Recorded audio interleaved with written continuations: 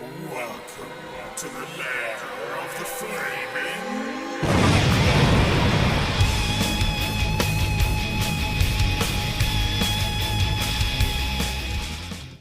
The Invisible Man, a grotesque romance by H.G. Wells, originally published in 1897.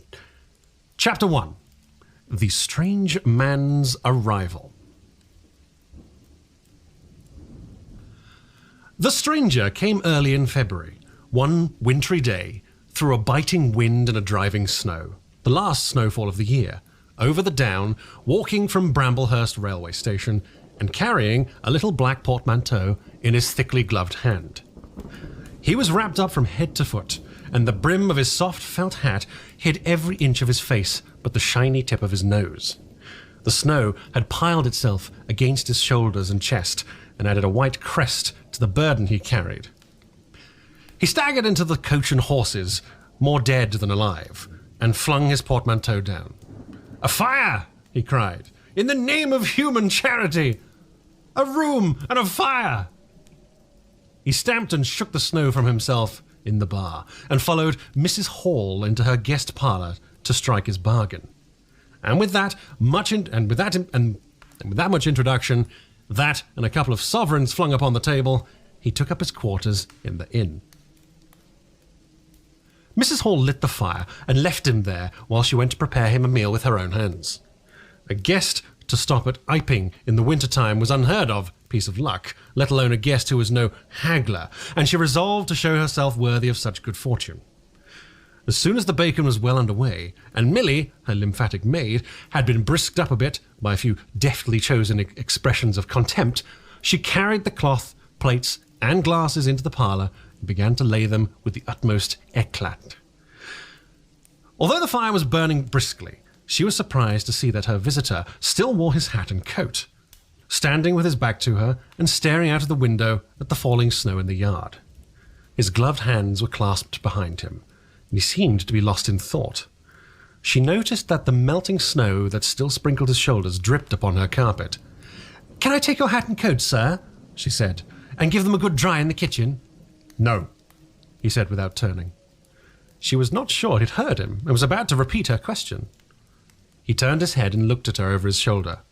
"I prefer to keep them on," he said with emphasis, and she noticed that he wore big blue spectacles with sidelights and had a bush side whisker over his coat collar that completely hid his cheeks and face. "Very well, sir," she said, "as you like. In a bit the room will be warmer." He made no answer, and had turned his face away from her again, and Mrs. Hall, feeling that her conversational advances were ill-timed, laid the rest of the table things in a quick staccato and whisked out of the room. When she returned, he was still standing there, like a man of stone, his back hunched, his collar turned up, his dripping hat brim turned down, hiding his face and ears completely. She put down the eggs and bacon with considerable emphasis and called, rather than said to him, "Your lunch is served, sir." "Thank you," he said at the same time, and did not stir until she was closing the door. Then he swung round and approached the table with a certain eager quickness. As she went behind the bar to the kitchen, she heard a sound repeated at regular intervals. Chirk, chirk, chirk, it went, the sound of a spoon being rapidly whisked around a basin. "That girl," she said. "There, I clean forgot it. It's her being so long." And while she herself finished mixing the mustard, she gave Milly a few verbal stabs for her excessive slowness. She'd cooked the ham and eggs, laid the table, and done everything, while Milly, help indeed, had only succeeded in delaying the mustard. And him a new guest and wanting to stay. Then she filled the mustard pot and, putting it with a certain stateliness upon a gold and black tea tray, carried it into the parlour. She rapped and entered promptly. As she did so, her visitor moved quickly, so that she got but a glimpse of a white object disappearing behind the table. It would seem he was picking something from off the floor. She rapped down the mustard pot on the table, and then she noticed the overcoat and hat had been taken off and put over a chair in front of the fire, and a pair of wet boots threatened rust to her steel fender. She went to these things resolutely. "I suppose I may have to dry them now." I suppose I may have them to dry now, she said in a voice that brooked no denial. Leave the hat, said her visitor in a muffled voice, and turning, she saw he'd raised his head and was sitting and looking at her. For a moment, she stood, gaping at him, too surprised to speak. He held a white cloth, it was a serviette he'd brought with him, over the lower part of his face, so that his mouth and jaws were completely hidden, and that was the reason of his muffled voice. But it was not that which startled Mrs. Hall. In fact, it was the fact that all of his forehead above his blue glasses was covered by a white bandage, and another covered his ears, leaving not a scrap of his face exposed, excepting only his pink, peaked nose. It was bright, pink and shiny, just as it had been at first. He wore a dark brown velvet jacket with a high back, linen-lined collar turned up about his neck. The thick black hair, escaping as it could below and between the cross bandages, projected in curious tails and horns, giving him the strangest appearance conceivable. This muffled and bandaged head was so unlike what she had anticipated that for a moment she was rigid. He did not remove the serviette, but remained holding it, as she saw now, with a brown gloved hand, and regarded her with his inscrutable blue glasses. "Leave the hat," he said, speaking very distinctly through the white cloth. Her nerves began to recover from the shock they'd received. She placed the hat on the chair again by the fire. I didn't know, sir," she began. "That—" and she stopped, embarrassed. "Thank you," he said dryly, glancing from her to the door and then at her again. "I'll have them dried nicely, sir, at once," she said, and carried his clothes out of the room. She glanced at his white swathed head and blue goggles again as she was going out of the door, but his napkin was still in front of his face. She shivered a little as she closed the door behind her, and her face was eloquent of her surprise and perplexity. "I never," she whispered.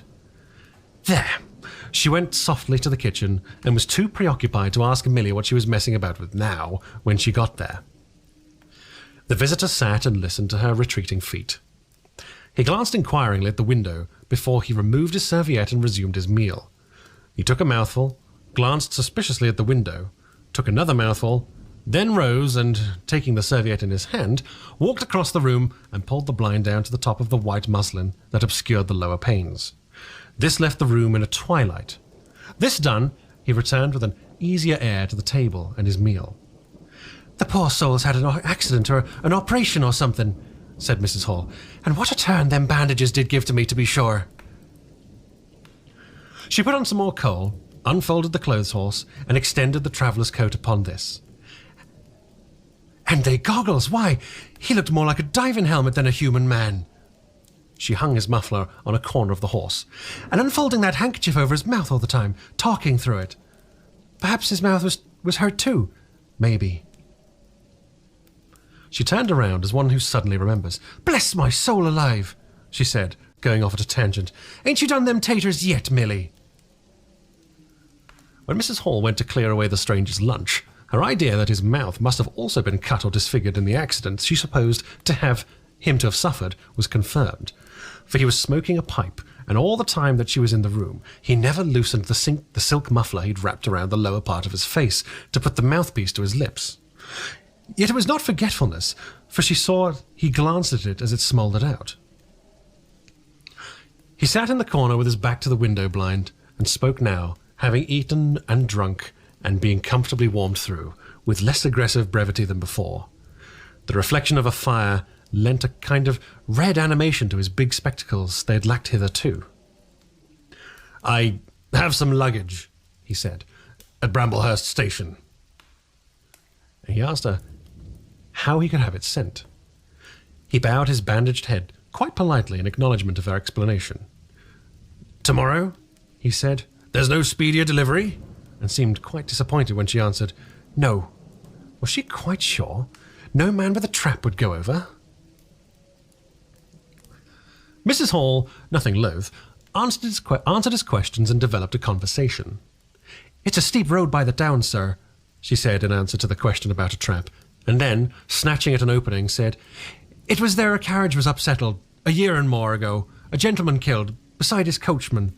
Accidents, sir, happen in a moment, don't they?" But the visitor was not to be drawn so easily. "They do," he said through his muffler, eyeing her quietly through his impenetrable glasses. "But they take long enough to get well, don't they? There was my sister's son Tom, just cut his arm with a scythe, tumbled on it on the hayfield, and, bless me, he was 3 months tied up, sir. You'd hardly believe it. It's regular giving me a dread of a scythe, sir." "I can quite understand that," said the visitor. "He was afraid, one time, that he'd have to have an operation, and that was bad, sir."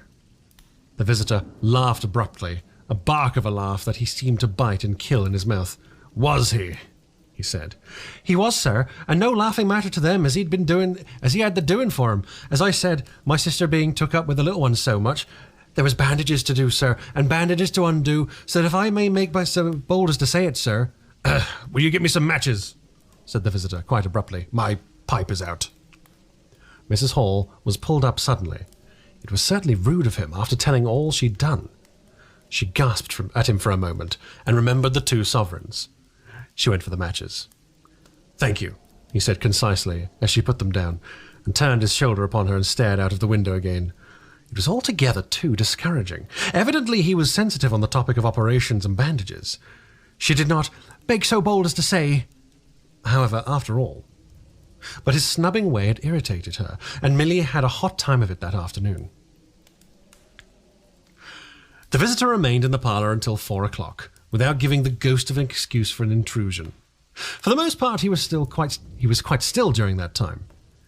It would seem he sat in the growing darkness, smoking in the firelight, perhaps dozing. Once or twice, a curious listener might have heard him at the coals, and for the space of 5 minutes he was audibly pacing the room. He seemed to be talking to himself. Then the armchair creaked as he sat down again. Chapter 2. Mr. Teddy Henfrey's First Impressions.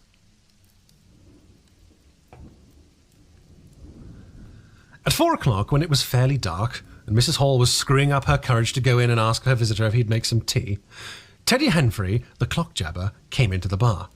My sakes, Mrs. Hall, but this weather is terrible for thin boots." The snow outside was falling faster. Mrs. Hall agreed, and then noticed he had his bag with him. "Now you're here, Mr. Teddy," said she, "I'd be glad if you'd give the old clock in the parlour a bit of a look. 'Tis going and strikes well and hearty, but the forehand won't do nothing but point at 6.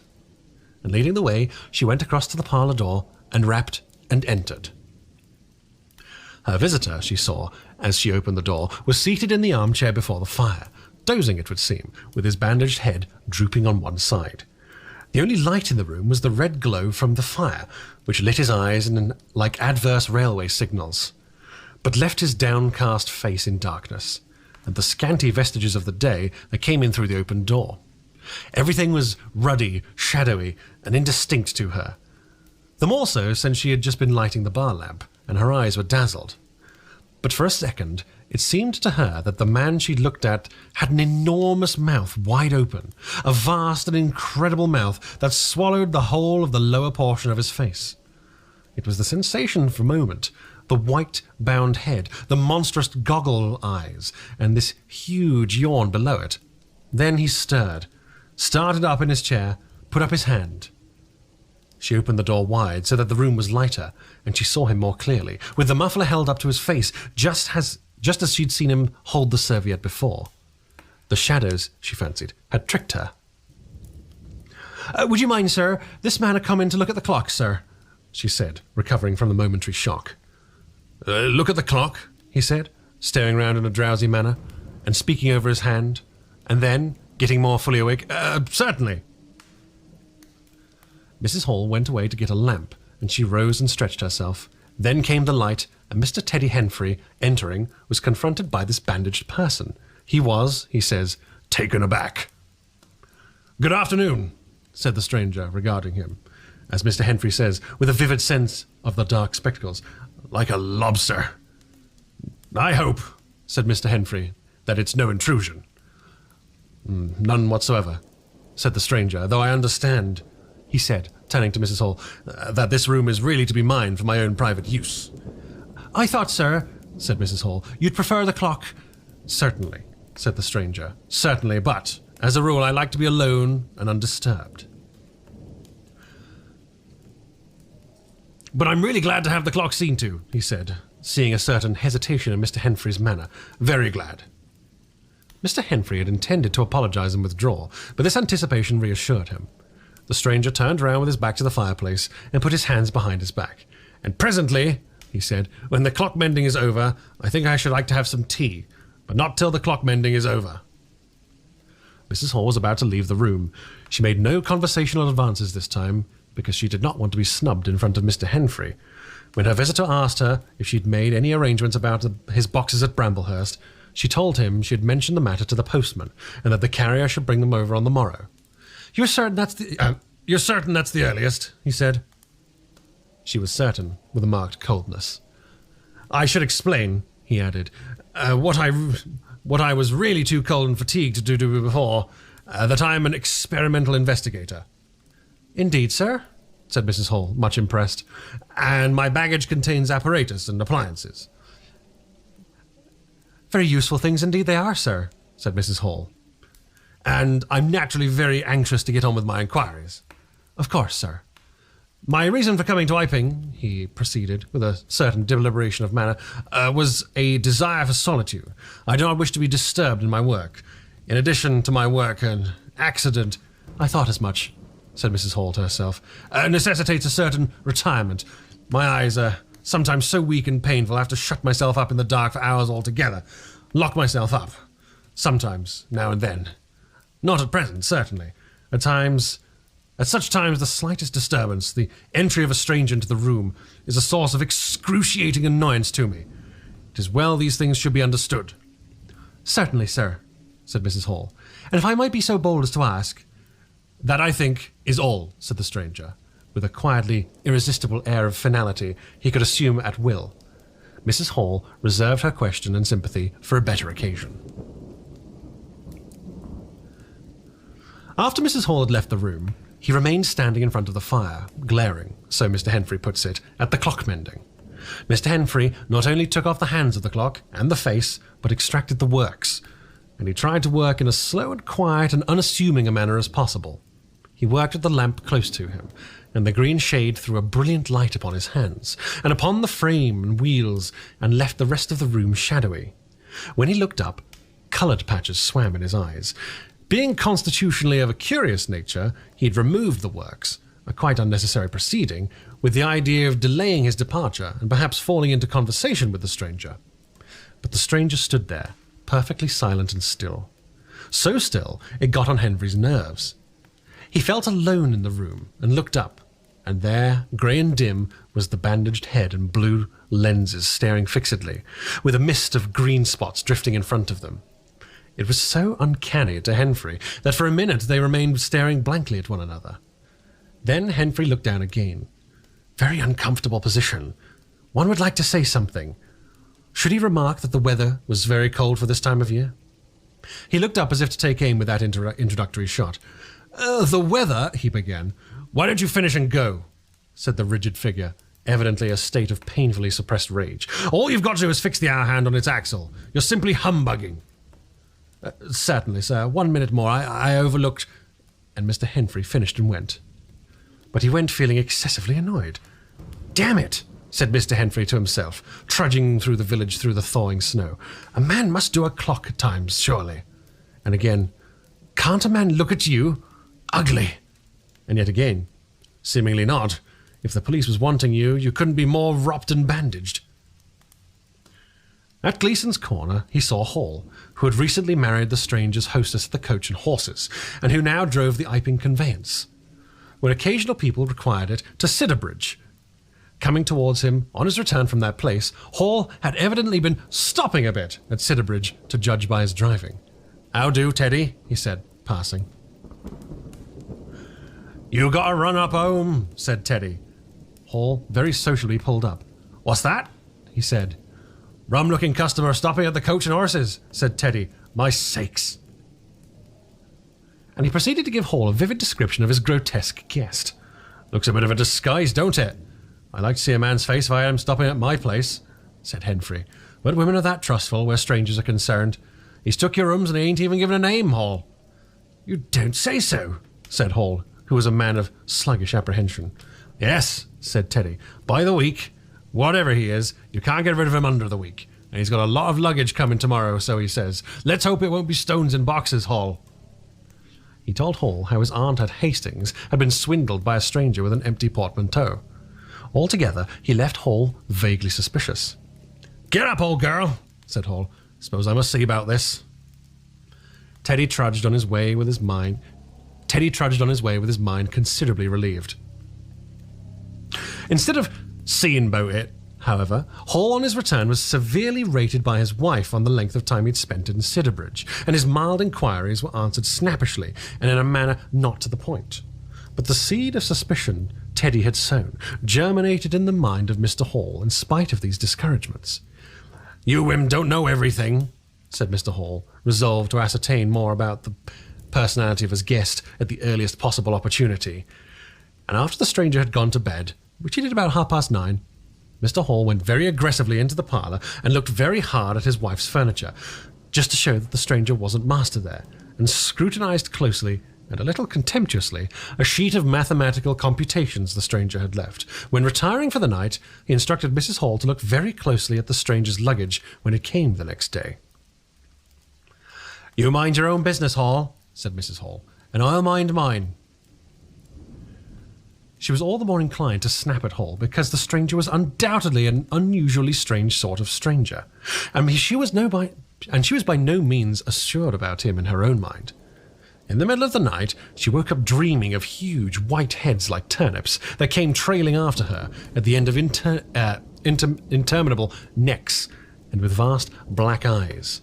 But being a sensible woman, she subdued her terrors and turned over and went to sleep again. Chapter 3. The 1001 Bottles. So it was that on the 29th day of February, at the beginning of the thaw, this singular person fell out of infinity into Iping village. Next day his luggage arrived through the slush, and very remarkable luggage it was. There were a couple of trunks indeed, such as a rational man might need, but in addition there were a box of books, big fat books, of which some were in just an incomprehensible handwriting, and a dozen or more crates, boxes, and cases containing objects packed in straw. As it seemed to Hall, tugging with a casual curiosity at the straw, glass bottles. The stranger, muffled in hat, coat, gloves, and a wrapper, came out impatiently to meet Fairnside's cart. While Hall was having a word or so of gossip preparatory to help bringing them in, out he came, not noticing Fairnside's dog, who was sniffing at a dilettante spirit at Hall's legs. "Come along with these boxes," he said. "I've been waiting long enough." And he came down the steps towards the tail of the cart as if to lay hands on the smaller crate. No sooner had Fairnside's dog caught sight of him, however, than it began to bristle and growl savagely. And when he rushed down the steps and gave it an undecided hop, and then sprang straight at his hand, "Whoop!" cried Hall, jumping back, for he was no hero with dogs, and Fairnside howled, "Lie down!" and snatched his whip. They saw the dog's teeth had slipped the hand, heard a kick, saw the dog execute a flanking jump and get home on the stranger's leg, and heard the rip of his trousering. Then the finer end of Fairnside's whip reached his property, and the dog, yelping with dismay, retreated under the wheels of the wagon. It was all the business of a swift half-minute. No one spoke. Everyone shouted. The stranger glanced swiftly at his torn glove and at his leg, made as if he would stoop to the latter, then turned and rushed swiftly up the stairs into the inn. They heard him go headlong across the passage and up the uncarpeted stairs to his bedroom. "You brute, you!" said Fairnside, climbing off the wagon with his whip in his hand, while the dog watched him through the wheel. "Come here," said Fairnside. "You'd better." Hall had stood gaping. "He was bit," said Hall. "I better go see to him." As he trotted after the stranger, he met Mrs. Hall in the passage. "Carrier's dog. Bitten." He went straight upstairs, and the stranger's door being ajar, he pushed it open and was entering without any ceremony, being of a naturally sympathetic turn of mind. The blind was down and the room dim. He caught a glimpse of a most singular thing. What seemed a handless arm waving towards him, and a face of 3 huge indeterminate spots on white, very like the face of a pale pansy. Then he was struck violently in the chest, hurled back, and the door slammed in his face and locked. It was so rapid that it gave him no time to observe. A waving of indecipherable shapes, a blow, and a concussion. There he stood on the dark little landing, wondering what it might be that he'd seen. A couple of moments later, he rejoined the little group that had formed outside the Coach and Horses. There was Ferenside telling about it all over again for the second time. There was Mrs. Hall saying his dog didn't have no business to bite her guests. There was Huckster, the general dealer from over the road, interrogative, and Sandy Wadgers from the Forge, judicial. Besides women and children, all of them saying fatuities. Wouldn't let him bite me, I knows. Doesn't have right have such dogs. What are you biting for then? And so forth. Mr. Hall, staring at them from the steps and listening, found it incredible that he'd seen anything so remarkable happen upstairs. Besides, his vocabulary was altogether too limited to express his impressions. You don't want no help, he said in answer to his wife's inquiry. We'd be better off taking his luggage in. He ought to have cauterized it at once, said Mr. Huckster, especially if it's all inflamed. I'd shoot him, that's what I'd do, said a lady in the group. Suddenly, the dog began growling again. Come along, cried an angry voice in the doorway, and there stood the muffled stranger with his collar turned up and his hat brim bent down. The sooner you get those things in, the better I'll be pleased. It is stated by an anonymous bystander that his trousers and gloves had been changed. Was you hurt, sir? Said Ferenside. I'm rare sorry for the dog. Not a bit, said the stranger. Never broke the skin. Hurry up with those things. He then swore to himself, so Mr. Hall asserts. Directly, the first crate was, in accordance with his directions, carried into the parlour.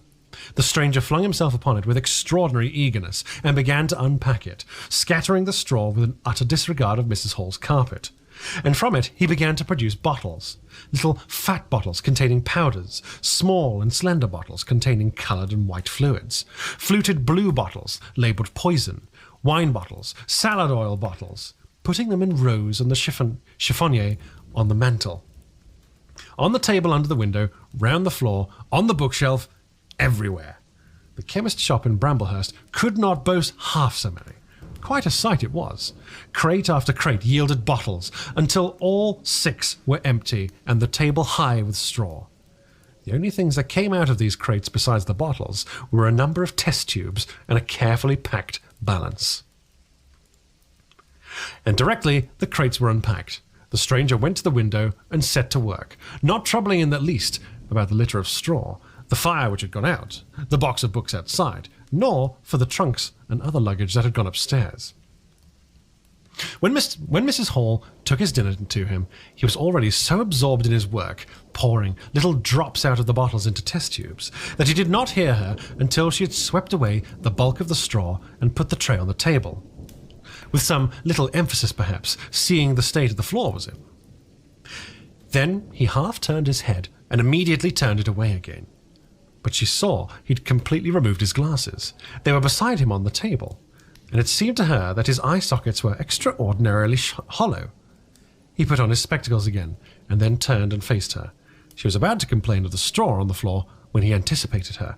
"I wish you wouldn't come in without knocking," he said in the tone of abnormal exasperation that seemed to so charismatic of him. "I knocked, but seemingly—" "Perhaps you did, but in my investigations, my really very urgent and necessary investigations, the slightest disturbance, the jar of a door, I must ask you—" "Certainly, sir. You can turn the lock if you're like that, any time." "A very good idea, too," said the stranger. "This straw, sir, if I might be so bold as to remark—" "Don't. If the straw makes trouble, put it down in the bill." And he mumbled at her, words suspiciously like curses. He was so odd standing there, so aggressive and explosive, bottle in one hand and test tube in the other, that Mrs. Hall was quite alarmed. But she was a resolute woman. "In which case I should like to know, sir, what you consider—" "A shilling. Put down a shilling. Surely a shilling's enough." "So be it," said Mrs. Hall, taking up the tablecloth and beginning to spread it over the table. "If you're satisfied, of course." "If you're satisfied, of course." He turned and sat down with his coat collar towards her. All the afternoon he worked with the door locked, and, as Mrs. Hall testifies, for the most part in silence. But once there was a concussion and a sound of bottles ringing together as though the table had been hit and the smash of a bottle flung violently down, and then a rapid pacing athwart the room. Fearing something was the matter, she went to the door and listened, not caring to knock. "I can't go on," he was raving. "I can't go on. 300,000, 400,000. The huge multitude, cheated. All my life it may take patience.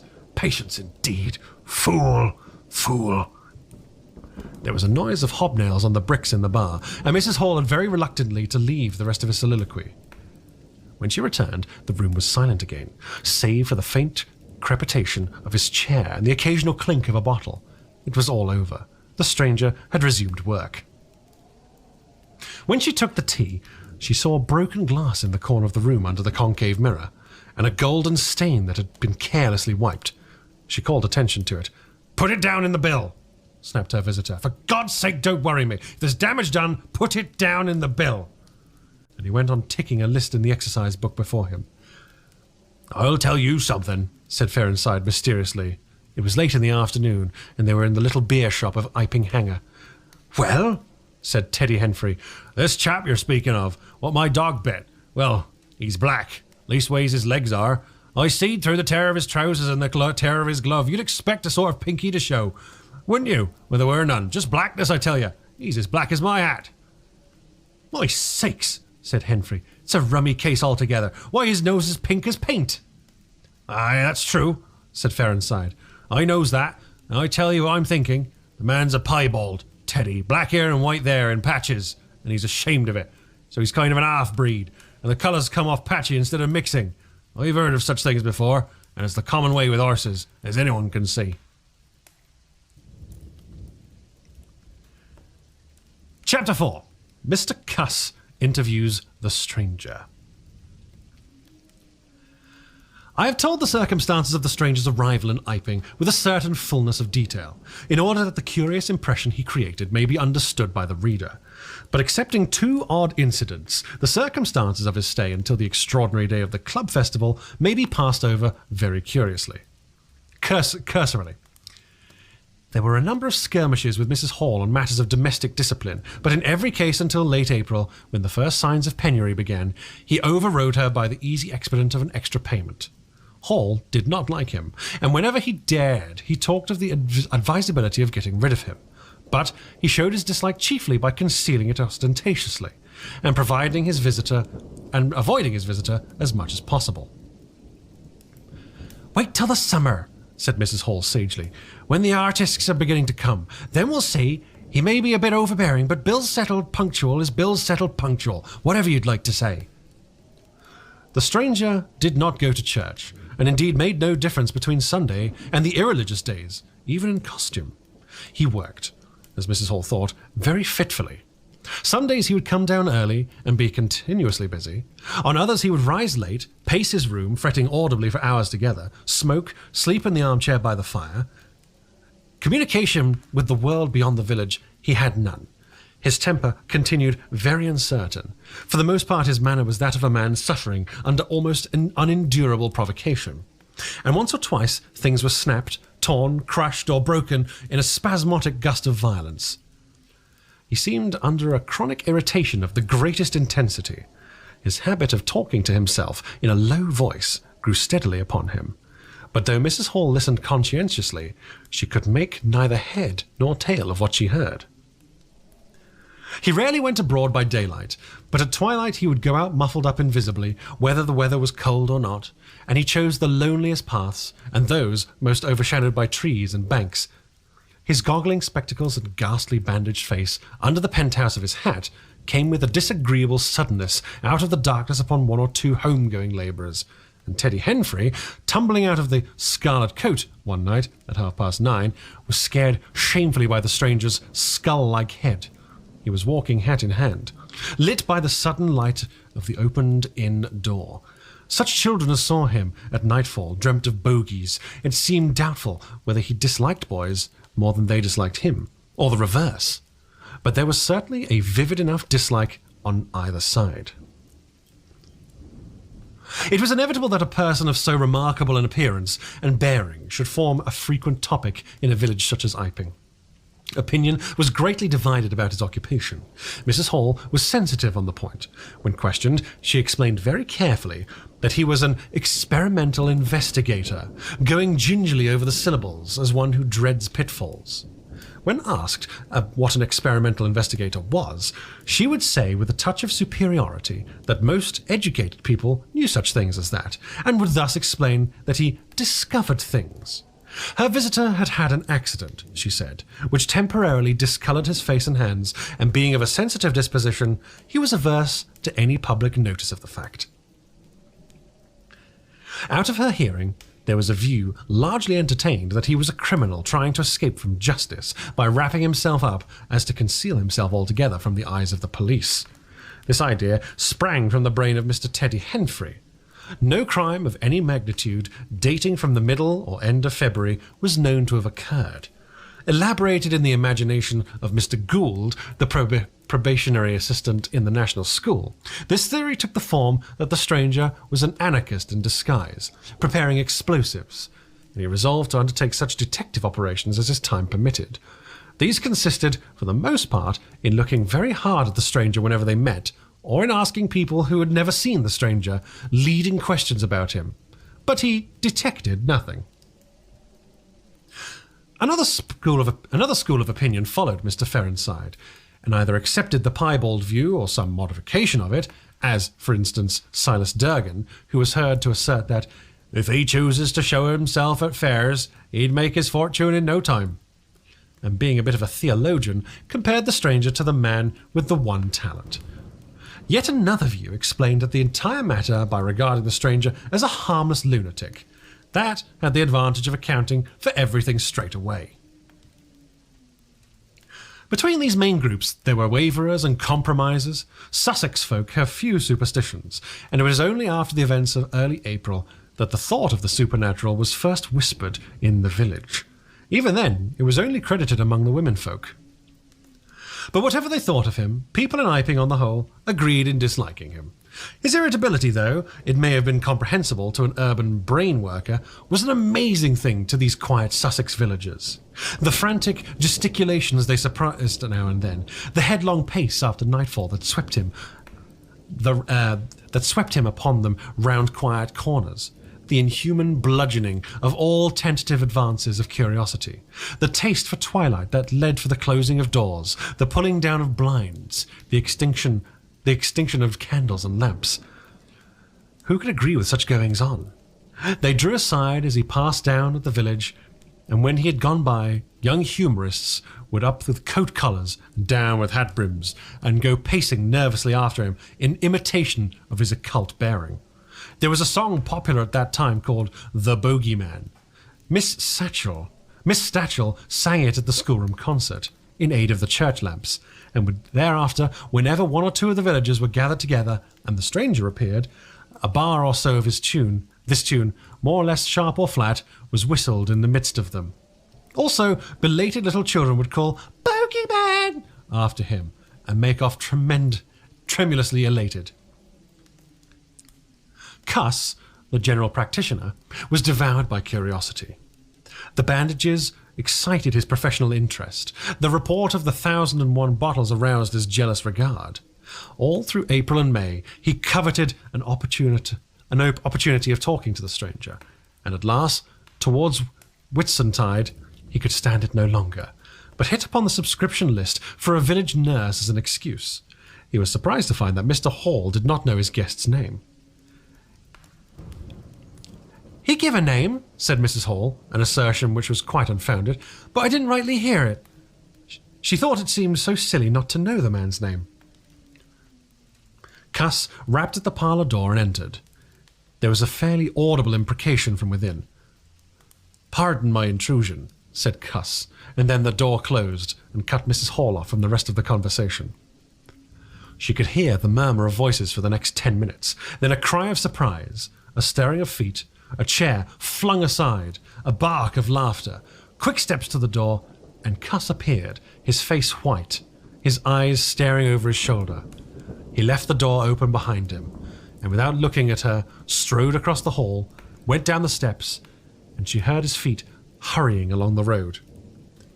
He carried his hat in his hand. She stood behind the door, looking at the open door of the parlour. Then she heard the stranger laughing quietly, and then his footsteps came across the room. She could not see his face where she stood. The parlour door slammed, and the place was silent again.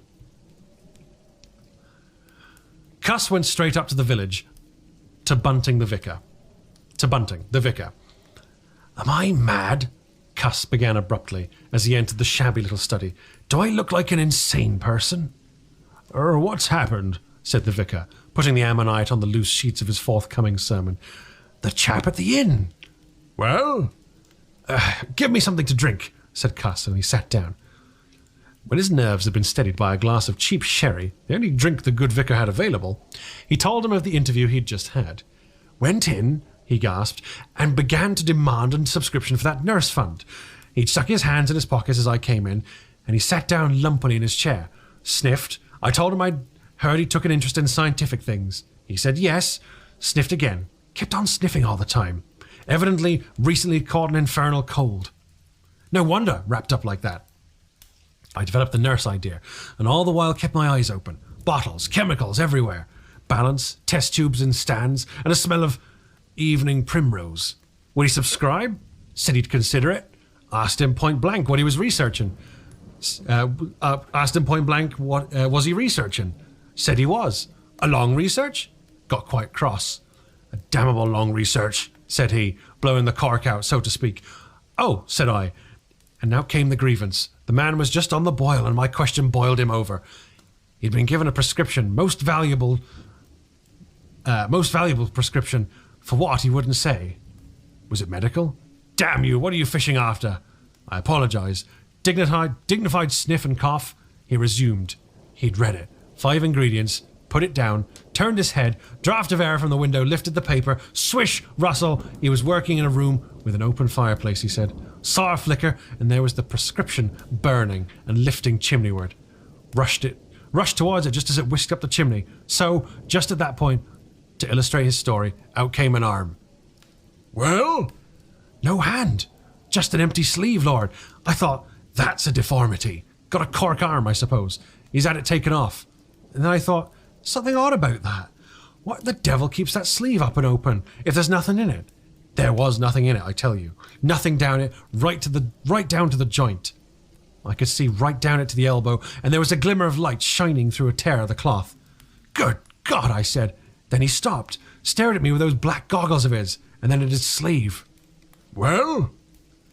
That's all. He never said a word, just glared and put his sleeve back in his pocket quickly. I was saying, said he, that there was a prescription burning, wasn't I? Interrogative cough. How the devil, said I. Can you move an empty sleeve like that? Empty sleeve? Yes, said I, an empty sleeve. It's an empty sleeve, is it? It's an empty sleeve, is it? You saw it as an empty sleeve? He stood up right away. I stood up too. He came towards me in 3 very slow steps and stood quite close. Sniffed venomously. I didn't flinch. Though I'm hanged if that bandage knob of his and those blinkers aren't enough to unnerve anyone coming quietly up to you. You said it was an empty sleeve, he said. Certainly, I said, and staring and saying nothing, a barefaced man, unspectacled, starched scratch. Then very quietly he pulled out his sleeve out of his pocket again and raised his arm towards me as though he would show it to me again. He did it very, very slowly. I looked at it. Seemed an age. Well, I said, clearing my throat, there's nothing in it. Had to say something. I was beginning to feel frightened. I could see right down it. He extended it straight towards me, slowly, just like that, until the cuff was 6 inches from my face. Queer thing to see an empty sleeve come at you like that. And then, well, something, exactly like a finger and thumb, it felt, nipped my nose. Bunting began to laugh. There wasn't anything there, said Cuss, his voice running up into a shriek at the there. It's all very well for you to laugh, but I tell you, I was so startled I hit his cuff hard and turned around and out of the building. I left him. Cuss stopped. There was no mistaking the sincerity of his panic. He turned around in a helpless way and took a second glass of the excellent vicar's very inferior sherry. "When I hit his cuff," said Cuss, "I tell you, it felt exactly like hitting an arm. And there wasn't an arm. There wasn't the ghost of an arm." Mr. Bunting thought it over. He looked suspiciously at Cuss. "It's a most remarkable story," he said. He looked very wise and grave indeed. "It's really," said Mr. Bunting with judicial emphasis, "a most remarkable story." Chapter 5. The Burglary at the Vicarage. The facts of the burglary at the vicarage came to us chiefly through the medium of the vicar and his wife. It occurred in the small hours of Whit Monday, the day devoted in Iping to the club festivities. Mrs. Bunting, it seems, woke up suddenly in the stillness that comes before the dawn, with a strong impression that the door of their bedroom had opened and closed. She did not arouse her husband at first, but sat up in bed listening. She then distinctly heard the pad, pad, pad of bare feet coming out of the adjoining dressing room and walking along the passage towards the staircase. As soon as she felt assured of this, she aroused the Reverend Mr. Bunting as quickly as possible. He did not strike a light, but putting on his spectacles, her dressing gown, and his bar slippers, he went out on the landing to listen.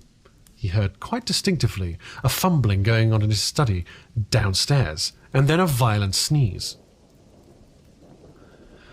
At that, he returned to his bedroom, armed himself with the most obvious weapon, the poker, and descended the staircase as noiselessly as possible. Mrs. Bunting came out on the landing. The hour was about 4, and the ultimate darkness of the night was past.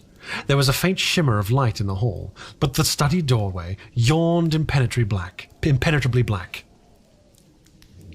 Everything was still, except the faint creaking under the stairs under Mr. Bunting's tread, and the slight movements in the study. Then something snapped. The drawer was opened, and then there was a rustle of papers. Then came an imprecation, and a match was struck, and the study was flooded with yellow light. Mr. Bunting was now in the hall, and through the crack of the door he could see the desk and the open drawer, and a candle burning on the desk. But the robber he could not see.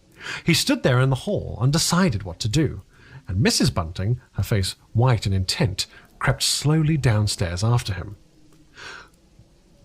One thing kept Mr. Bunting's courage, the persuasion that this burglar was a resident in the village.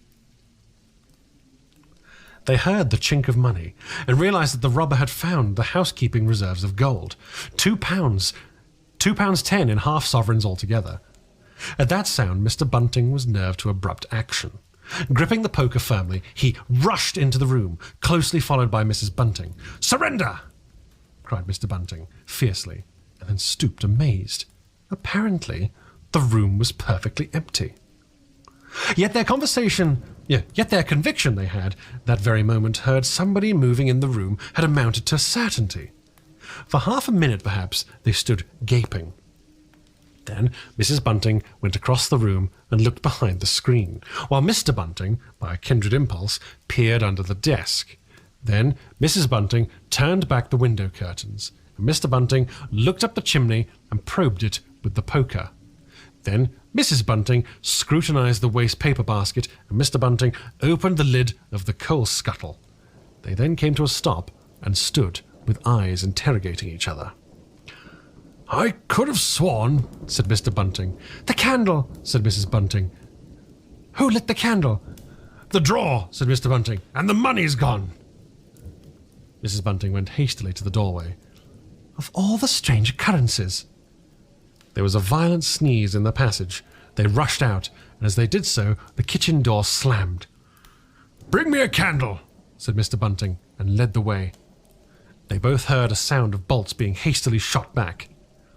As he opened the kitchen door, he saw, through the scullery, that the back door was just opening, and the faint light of early dawn displayed the dark masses of the garden beyond. He is certain that nothing went out of the door. It opened, stood open for a moment, and then closed with a slam. As it did so, the candle Mrs. Bunting was carrying from the study flickered and flared. It was a minute or more before they entered the kitchen. The place was empty. They refastened the back door, examined the kitchen, pantry, and scullery thoroughly, and went down into the cellar. There was not a soul to be found in the house, search as they would.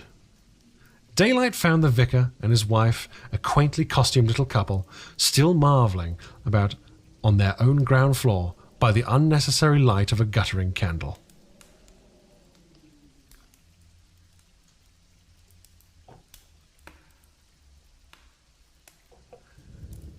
Chapter 6. The Furniture That Went Mad. Now it happened that in the early hours of Whit Monday, before Milly was hunted out for the day, Mr. and Mrs. Hall both rose and went noiselessly down into the cellar. Their business was of a private nature, and had something to do with the specific gravity of their beer. They had hardly entered the cellar when Mrs. Hall found that she had forgotten to bring down a bottle of sarsaparilla from their joint room. As she was the expert and principal officer in this affair, Hall very properly went upstairs for it. On the landing, he was surprised to see that the stranger's door was ajar. He went on into his own room and found the bottle as he'd been directed. But returning with the bottle, he noticed that the bolts of the front door had been shot back, that the door was in fact simply on the latch. And with a flash of inspiration, he connected this with the stranger's room upstairs and the suggestions of Mr. Teddy Henfrey. He distinctly remembered holding the candle while Mrs. Hall shot those bolts overnight. At the sight, he stopped, gaping. Then, with the bottle still in his hand, went upstairs again. He rapped at the stranger's door. There was no answer. He rapped again, then pushed the door wide open and entered. It was as he expected. The bed, the room also, was empty. And what was stranger, even to his heavy intelligence, on the bedroom chair and along the rail of the bed were scattered the garments, the only garments of so far that he knew, and the bandages of their guest. His big slouch hat, even, was cocked jauntily over the bedpost. As Hall stood there, he heard his wife's voice coming out of the depth of the cellar, with that rapid telescoping of the syllables, an interrogative cocking up of the final words to a high note, by which the West Sussex villager is wont to indicate a brisk importance. "George, you got what I want?" Yes, that's what it said. At that, he turned and hurried down to her. "Johnny," he said over the rail of the cellar steps, "'tis the truth what Henfrey says. He's not in his room, he ain't, and the front door's unbolted." At first, Mrs. Hall did not understand, and as soon as she did, she resolved to see the empty room for herself. Hall, still holding the bottle, went first. "If he ain't there," he said, "he's close are, and what's he's doing without his clothes then? 'Tis a most curious business." As they came up the cellar steps, they both, it was afterwards ascertained, fancied they heard the front door open and shut. But seeing it closed and nothing there, neither said a word to the other about it at the time. Mrs. Hall passed her husband in the passage and ran on first upstairs. Someone sneezed on the staircase. Hall, following 6 steps behind, thought he'd heard her sneeze. She, going on first, was under the impression that Hall was sneezing. She flung open the door and stood regarding the room. "Of all the curious," she said. She heard a sniff close behind her head, as it seemed, and turning, was surprised to see Hall a dozen feet off from the topmost stair. But in another moment, he was beside her. She bent forward and put her hand on the pillow, and then under the clothes. "Cold," she said. He's been up this hour or more." As she did so, a most extraordinary thing happened. The bedclothes gathered themselves together, leapt up suddenly into a sort of peak, and then jumped headlong over the bottom rail. It was exactly as if a hand had clutched them in the centre and flung them aside. Immediately after, the stranger's hat popped off the bedpost, described a whirling flight in the air, through the better part of a circle, and then dashed straight at Mrs. Hall's face. Then, as swiftly came the sponge from the washstand, and then the chair, flinging the stranger's coat and trousers carelessly aside, and laughing dryly in a voice singularly like the stranger's, turned itself up with its 4 legs at Mrs. Hall, seemed to take aim at her for a moment, and then charged at her. She screamed and turned, and the chair legs came gently but firmly against her back and impelled her and Hall out of the room. The door slammed violently and was locked. The chair and bed seemed to be executing a dance of triumph for a moment, and then abruptly everything was still. Mrs. Hall was left almost in a fainting condition in Mr. Hall's arms on the landing. It was with the greatest difficulty that Mr. Hall and Milly, who had been roused by her scream of alarm, succeeded in getting her downstairs and applying the restoratives customary in such cases. "'Tis spirits," said Mrs. Hall. "I know 'tis spirits. I've heard of papers and 'em, tables and chairs leaping and dancing." Take a drop more, Janny," said Hall. "'Twill steady ye." "Lock him out," said Mrs. Hall. "Don't let him come in again. I half guessed. I might have known, with them goggling eyes and bandaged head, and never going to church on Sunday, and all them bottles, more'n it's just right for any one to have. He's put the spirits into the furniture, my good old furniture. 'Twas in that very chair my poor mother dear used to sit when I was a little girl. To think it would rise up against me now." "Just a drop more, Janny," said Hall. "Your nerves are still upset."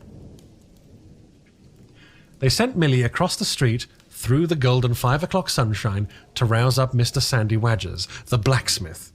Mr. Hall's compliments, and the furniture upstairs was behaving most extraordinarily. Would Mr. Wadgers come round? He was a knowing man, was Mr. Wadgers, and very resourceful. He took quite a grave view of the case. "I'm darned if they ain't witchcraft," was the view of Mr. Sandy Wadgers. "You want horseshoes for such gentry as he?" He came round greatly concerned. They wanted him to lead the way upstairs to the room, but he didn't seem to be in any hurry. He preferred to talk in the passage. Over the way Huxter's apprentice came out and began taking down the shutters of the tobacco window. He was called over to join the discussion. Mr. Huxter naturally followed over in the course of a few minutes. The Anglo-Saxon genius for parliamentary government asserted itself. There was a great deal of talk and no decisive action. "Let's have the facts first," insisted Mr. Sandy Wadgers. "Let's be sure we be acting perfectly right in busting that there door open. A door unburst is always open to bursting, but you can't unburst a door once you've burst it in." And suddenly, and most wonderfully, the door of the room upstairs opened of its own accord. And as they looked up in amazement, they saw descending the stairs the muffled figure of the stranger, staring more blackly and blankly than ever with those unreasonably large blue eyeglasses of his. He came down stiffly and slowly, staring all the time. He walked across the passage staring, and then stopped. "Look there," he said, and their eyes followed the direction of his gloved finger, and saw a bottle of sarsaparilla hard by the cellar door. Then he entered the parlour, and suddenly, swiftly, viciously slammed the door in their faces. Not a word was spoken until the last echoes of the slam had died away. They stared at one another. "Well, if that don't lick everything," said Mr. Wadgers, and left the alternative unsaid. "I'd go in and ask about it," said Wadgers to Mr. Hall, "and I'd demand an explanation." It took some time to bring the landlady's husband up to that pitch. At last he rapped, opened the door, and got as far as, "Excuse me." "Go to the devil," said the stranger in a tremendous voice. "Shut that door after you." So that brief interview terminated. Chapter 7. The Unveiling of the Stranger. The stranger went into the little parlour of the Coach and Horses about 5:30 in the morning, and there he remained until midday, the blinds down, the door shut, and none, after Hall's repulse, venturing near him. All that time he must have fasted. Thrice he rang his bell, the third time furiously and continuously, but no one answered him. "Emmon is go to the devil indeed," said Mrs. Hall. Presently came an imperfect rumour of the burglary at the vicarage, and two were put together. Hall, assisted by Wadgers, went off to find Mr. Shuckleforth, the magistrate, and take his advice. No one ventured upstairs. How the stranger occupied himself is unknown. Now and then he would stride violently up and down, and twice came an outburst of curses, a tearing of paper, and a violent smashing of bottles. The little group of scared but curious people increased. Mrs. Huxter came over. Some gay young fellows resplendent in black, ready-made jackets and piqué paper ties, for it was Whit Monday, joined the group with confused interrogations. Young Archie Harker distinguished himself by going up the yard and trying to peep under the window blinds. He could see nothing, but gave reason for supposing that he did, and others of the Iping youth presently joined him. It was the finest of all possible Whit Mondays, and down the village street stood a row of nearly a dozen booths, a shooting gallery, and on the grass by the forge there were 3 yellow and chocolate wagons, and some picturesque strangers of both sexes putting up a coconut shy. The gentlemen wore blue jerseys, the ladies wore yellow aprons and quite fashionable hats with heavy plumes. Wodger of the Purple Fawn and Mr. Jaggers, the cobbler, who also sold old second-hand ordinary bicycles, were stretching a string of Union Jacks and Royal Ensigns, which had originally celebrated the first Victorian Jubilee, across the road. And inside, in the artificial darkness of the parlour, into which only one thin jet of sunlight penetrated, the stranger, hungry we must suppose, and fearful, hidden in his uncomfortable hot wrappings, poured through his dark glasses upon his paper or chinked his dirty little bottles, and occasionally swore savagely at the boys, audible, if invisible, outside the windows. In the corner by the fireplace lay the fragments of 6 smashed bottles, and a pungent twang of chlorine tainted the air. So much we know from what was heard at the time and from what was subsequently seen in the room. About noon, he suddenly opened his parlour door and stood glaring fixedly at the 3 or 4 people in the bar. "Mrs. Hall," he said. Somebody went sheepishly and called for Mrs. Hall. Mrs. Hall appeared after an interval, a little short of breath, but all the fiercer for it. Hall was still out. She had deliberated over this scene, and she came holding a little tray with an unsettled bill upon it. "Is it the bill you're wanting, sir?" she said. "Why wasn't my breakfast laid? Why haven't you prepared my meals and answered my bell? Do you think I live without eating?" "Why isn't my bill paid?" said Mrs. Hall. "That's what I want to know." "I told you 3 days ago I was awaiting a remittance. I told you 2 days ago I wasn't going to await no remittances. You can't grumble if your breakfast waits a bit, if my bill's been waiting these 5 days, can you?" The stranger swore briefly but vividly. "Arr, arr," from the bar. "And I'd thank you kindly, sir, if you'd kept your swearing to yourself, sir," said Mrs. Hall. The stranger stood, looking more like an angry diving helmet than ever. It was universally felt in the bar that Mrs. Hall had the better of him. His next words showed as much. "Look here, my good woman," he began. "Don't you good woman me," said Mrs. Hall. "I've told you my remittance hasn't come." "Remittance, indeed," said Mrs. Hall. "Still, I dare say in my pocket." "You told me 3 days ago you hadn't anything but a sovereign's worth of silver upon you." "Well, I've found some more." "Uh-oh," from the bar. "I wonder where you found it," said Mrs. Hall. That seemed to annoy the stranger very much. He stamped his foot. "What do you mean?" he said. "That I wonder where you found it," said Mrs. Hall. "And before I take any bills or get any breakfasts or do any such things whatsoever, you got to tell me 1 or 2 things I don't understand. And what nobody don't understand, and what everyone is very anxious to understand, I want to know what you been doing to my chair upstairs. And I want to know how 'tis your room was empty and how you got in again. Them as stops in this house comes in by the doors. That's the rule of this house, and that you didn't do. And what I want to know is how you did come in. And I also want to know..." Suddenly, the stranger raised his gloved hands, clenched, stamped his foot, and said, "Stop!" with such extraordinary violence that he silenced her instantly. "You don't understand," he said, "who I am or what I am. I'll show you. By heaven, I'll show you." Then he put his open palm over his face and withdrew it.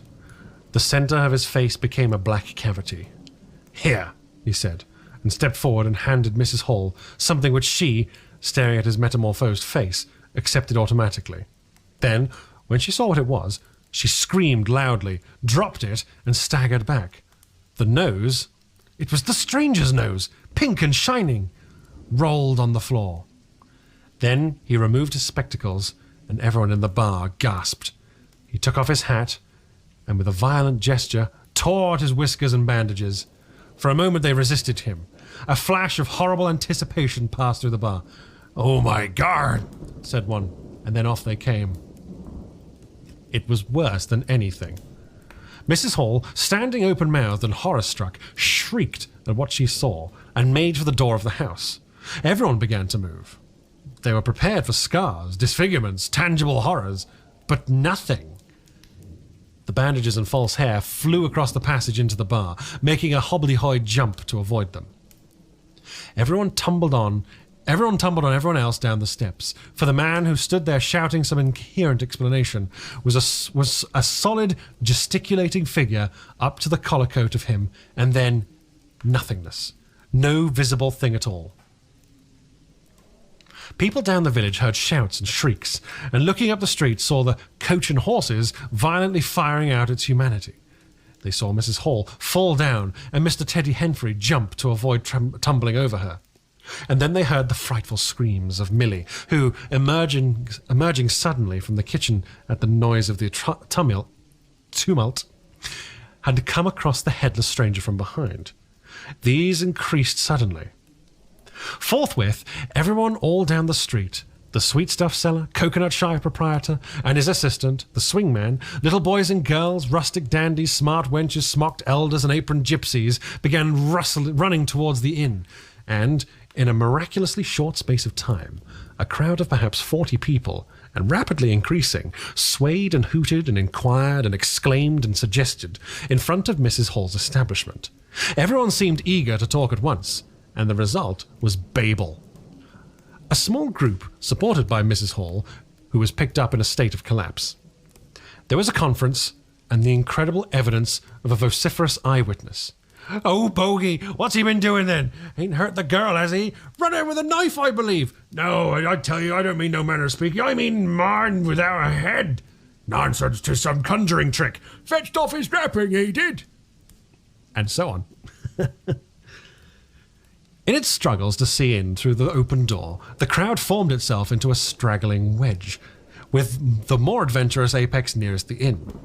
"He stood for a moment. I heard the gal scream, and he turned. I saw her skirts whisking after, and then went after her. Didn't take 10 seconds. Back he comes with a knife in his hand and a loaf. Just stood there as if he was staring. Not a moment ago. Went in that there door, I tell you, and I ain't got no head at all. He ain't got no head at all. You just missed him." There was a disturbance behind, and the speaker stopped to step aside for the little procession that was marching very resolutely towards the house. First Mr. Hall, very red and determined, then Mr. Bobby Jaffers, the village constable, and then the wary Mr. Wadgers. They had come now armed with a warrant. People shouted conflicting information of the recent circumstances.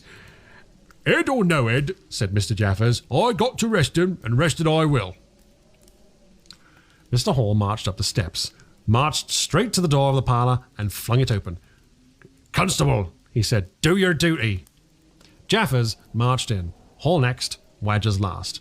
They saw in the dim light the features of the headless figure facing them, with a gnawed crust of bread in one gloved hand and the chunk of cheese in the other. "That's him," said Hall. "What the devil is this?" came in a tone of angry expostulation from above the collar of the figure. "You're a damned rum customer, mister," said Mr. Jaffers, "but Ed or no Ed, the warrant says body, and duty's duty." "Keep off," said the figure, starting back. Abruptly, he whipped down the bread and cheese, and Mr. Hall just grasped the knife on the table in time to save it. Off came the stranger's left glove and was slapped in Jaffers's face. In another moment, Jaffers, cutting short some statement concerning a warrant, had gripped him by the handless wrist and caught his invisible throat. He got a sounding kick on the shin that made him shout, but still he kept his grip. Hall sent the knife sliding along the table to Wadgers, who acted as goalkeeper for the offensive, so to speak, and then stepped forward as Jaffers and the stranger swayed and staggered towards him, clutching and hitting in. A chair stood in the way, and went aside with a crash as they came down together. "Get the feet," said Jaffers between his teeth.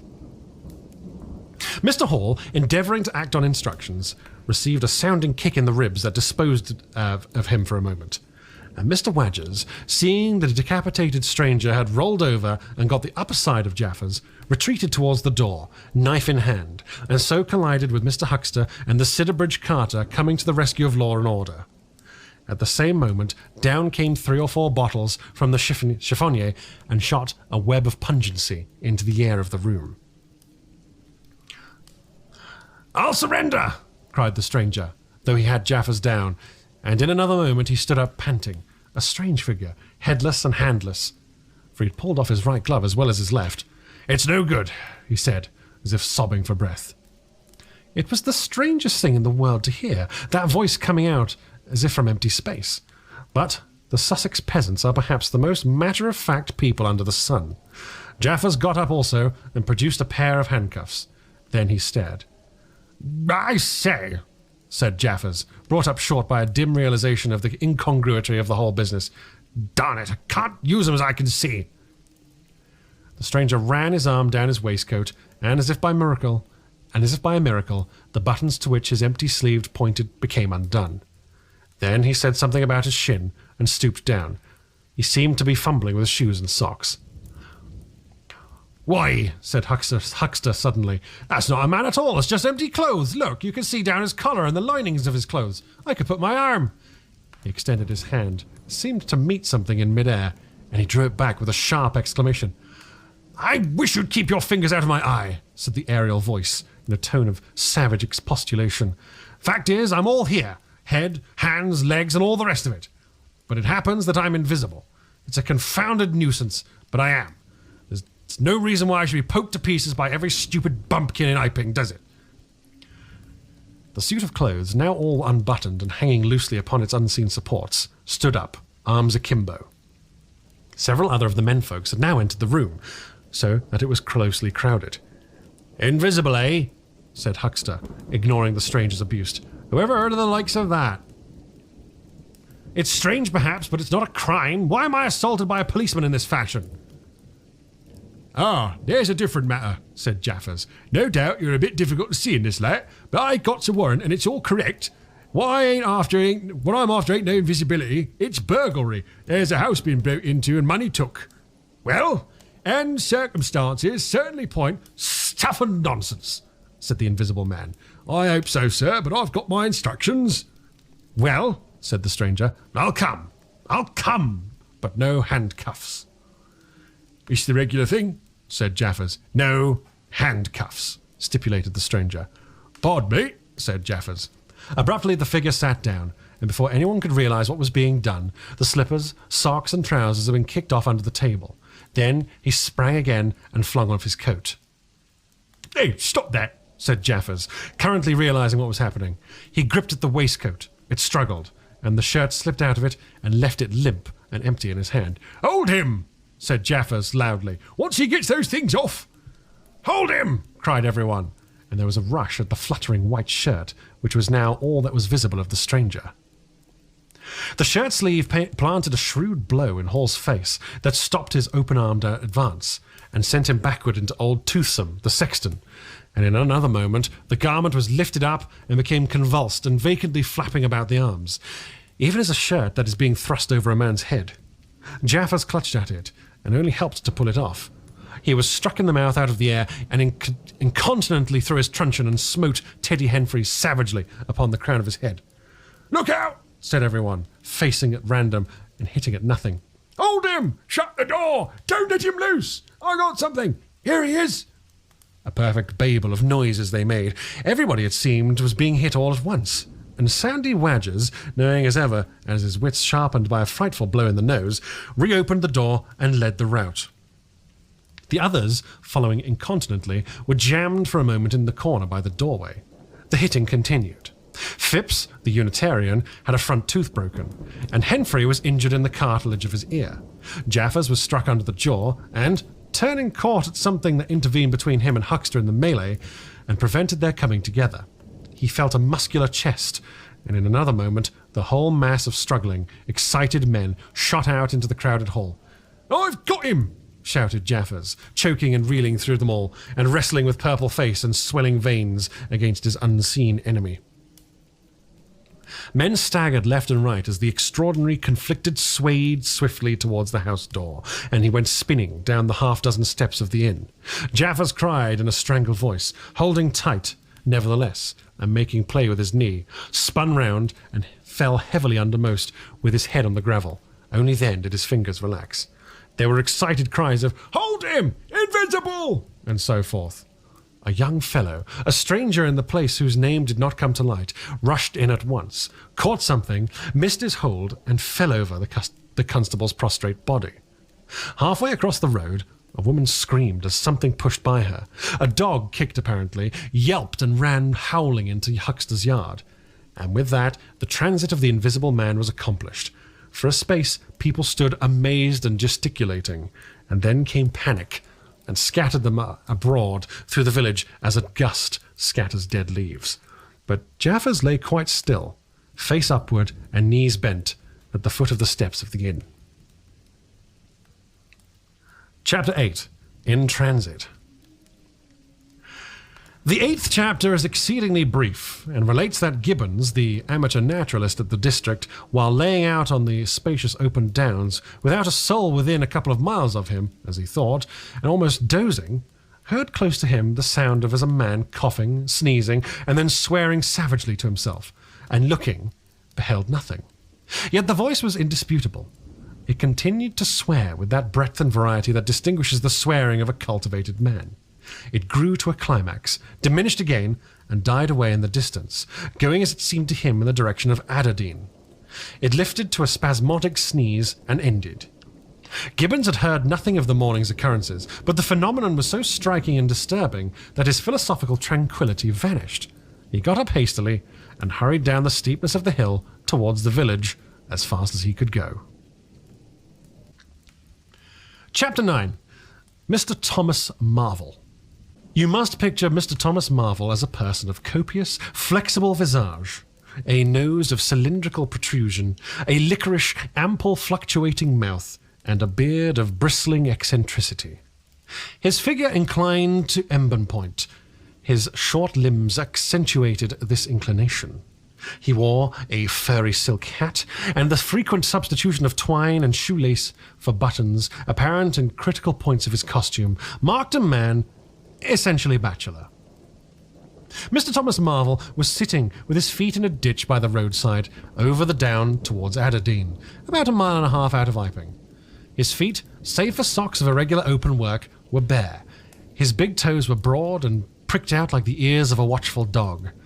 In a leisurely manner, he did everything in a leisurely manner, was contemplating trying on a pair of boots. They were the soundest boots he had ever come across for a long time, but too large for him, whereas the ones he had were, in dry weather, a very comfortable fit, but too thin-soled for damp. Mr. Thomas Marvel hated roomy shoes, but then he hated damp. He had never properly thought out which he hated most, and it was a pleasant day, and there was nothing better to do. So he put the 4 shoes in a graceful group on the turf and looked at them, and seeing them there among the grass and springing agrimony, it suddenly occurred to him that both pairs were exceedingly ugly to see. He was not at all startled by a voice behind him. "They're boots anyhow," cried the voice. "They are charity boots," said Mr. Thomas Marvel, with his head on one side regarding them just distastefully. "And which is the ugliest pair in the whole blessed universe, I'm darned if I know." Said the voice. "I've worn worse. In fact, I've worn none. But none so audaciously ugly, if you'll allow the expression. I've been cadging boots, in particular, for days, because I was sick of them. They're sound enough, of course, but a gentleman on tramp sees such a thundering lot of his boots.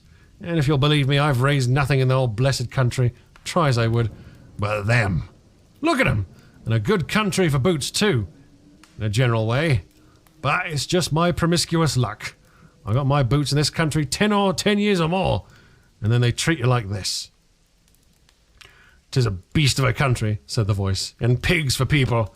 "Ain't it?" said Mr. Thomas Marvel. "Lord, by them boots, it beats it." He turned his head over his shoulder to the right, to look at the boots of his interlocutor with a view to comparisons, and lo, where the boots of his interlocutor should have been were neither legs nor boots. He was irradiated by the dawn of great amazement. "Where are you?" said Mr. Thomas Marvel over his shoulder, and coming on all fours. He saw a stretch of empty downs, with the wind swaying the remote green-pointed furze bushes. "Am I drunk?" said Mr. Marvel. Have I had visions? Was I talking to myself? What the... Don't be alarmed, said a voice. None of your ventriloquizing me, said Mr. Thomas Marvel, rising sharply to his feet. Where are you? Alarmed indeed. Don't be alarmed, repeated the voice. You'll be alarmed in a minute, you silly fool, said Mr. Thomas Marvel. Where are you? Let me get my mark on you. And you're buried? Are you buried? Said Mr. Thomas Marvel, after an interval. There was no answer. Mr. Thomas Marvel stood bootless and amazed, his jacket nearly thrown off. Peewit, said a peewit, very remote. Peewit indeed, said Mr. Thomas Marvel. Ain't no time for foolery. The down was desolate. Oh, ain't no time for foolery. The down was desolate, east and west, north and south. The road, with its shallow ditches and white bordering stakes, ran smooth and empty north and south, and save for that peewit, the blue sky was empty too. So help me, said Mr. Thomas Marvel, shuffling his coat on his shoulders again. Ah, it's the drink, I might have known. It's not the drink, said the voice. You keep your nerves steady. Oh, said Mr. Marvel. His face grew white amidst its patches. It's the drink! His lips repeated noiselessly. He remained staring about him, rotating slowly backwards. Could have swore I heard a voice, he whispered. Of course you did. It's there again, said Mr. Marvel, closing his eyes and clasping his hand on his brow with a tragic gesture. He was suddenly taken by the collar and shaken violently, and left more dazed than ever. Don't be a fool, said the voice. I'm off my bloomin' chump, said Mr. Marvel. It's no good, it's fretting about them blasted boots. I'm off my blessed bloomin' chump, or it's the spirits. Neither one thing nor the other, said the voice. Listen, chump, said Mr. Marvel. 1 minute, said the voice, penetratingly, tremulous with self-control. Well, said Mr. Thomas Marvel, with a strange feeling of having been dug in the chest by a finger. You think I'm just imagination. Just imagination.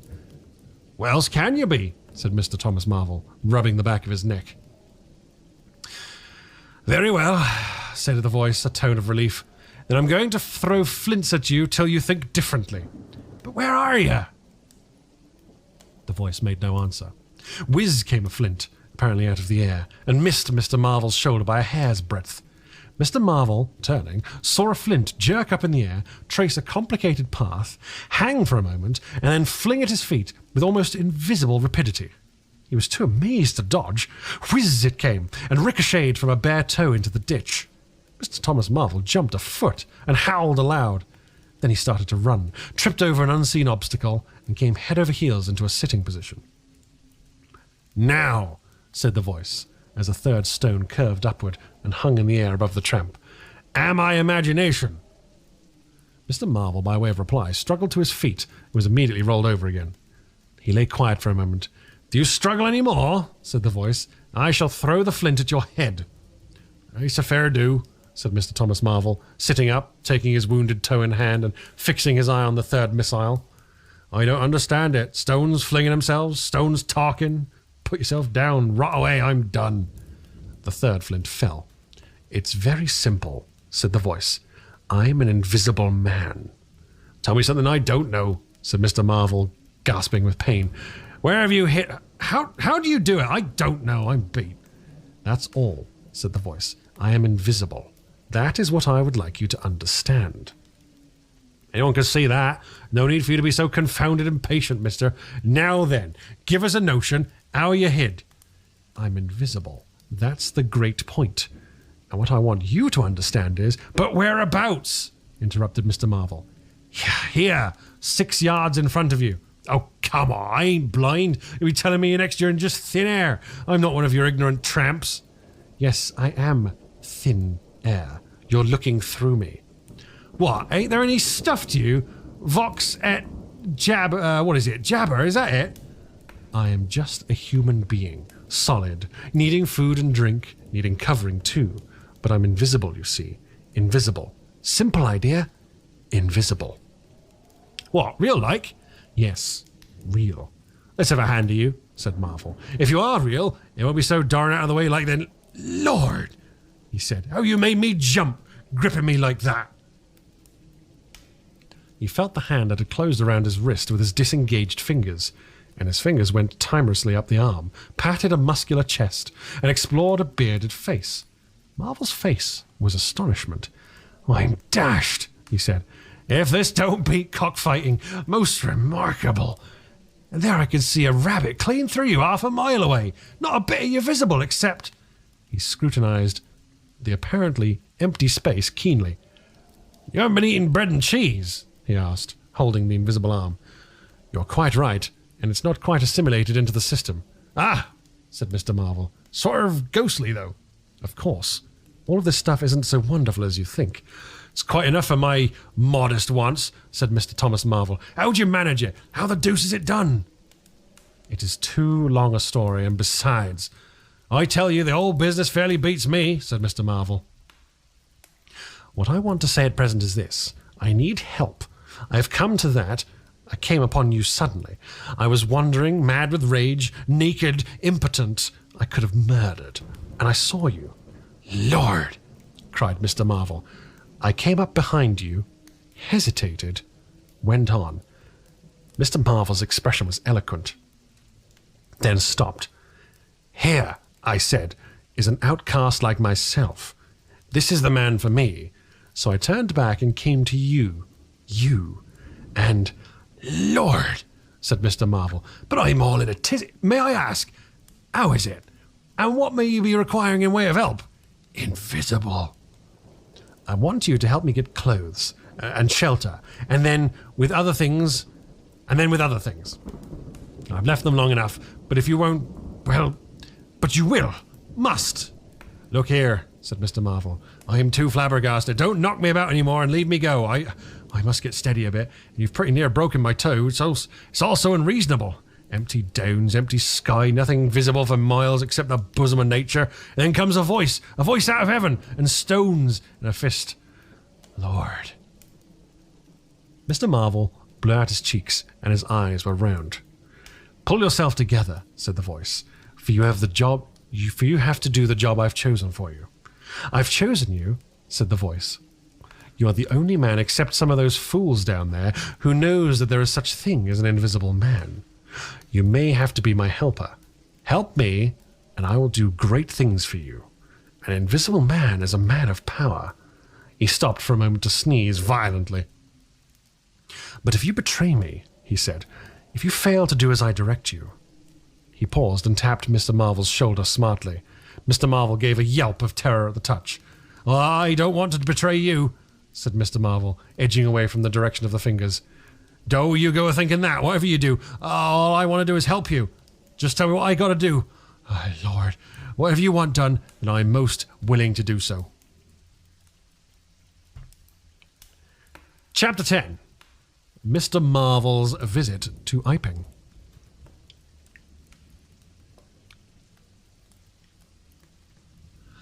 After the first gusty panic had spent itself, Iping became argumentative. Skepticism suddenly reared its head. Rather nervous skepticism, not at all assured of its back, but skepticism nonetheless. It is so much more easy not to believe in an invisible man, and those who had actually seen him dissolve into air, or felt the strength of his arm, could be counted on the fingers of 2 hands. And of these witnesses, Mr. Wadgers was presently missing, having retired impregnably behind the bolts and bars of his own house, and Jaffers was lying stunned in the parlour of the Coach and Horses. Great and strange ideas transcending experience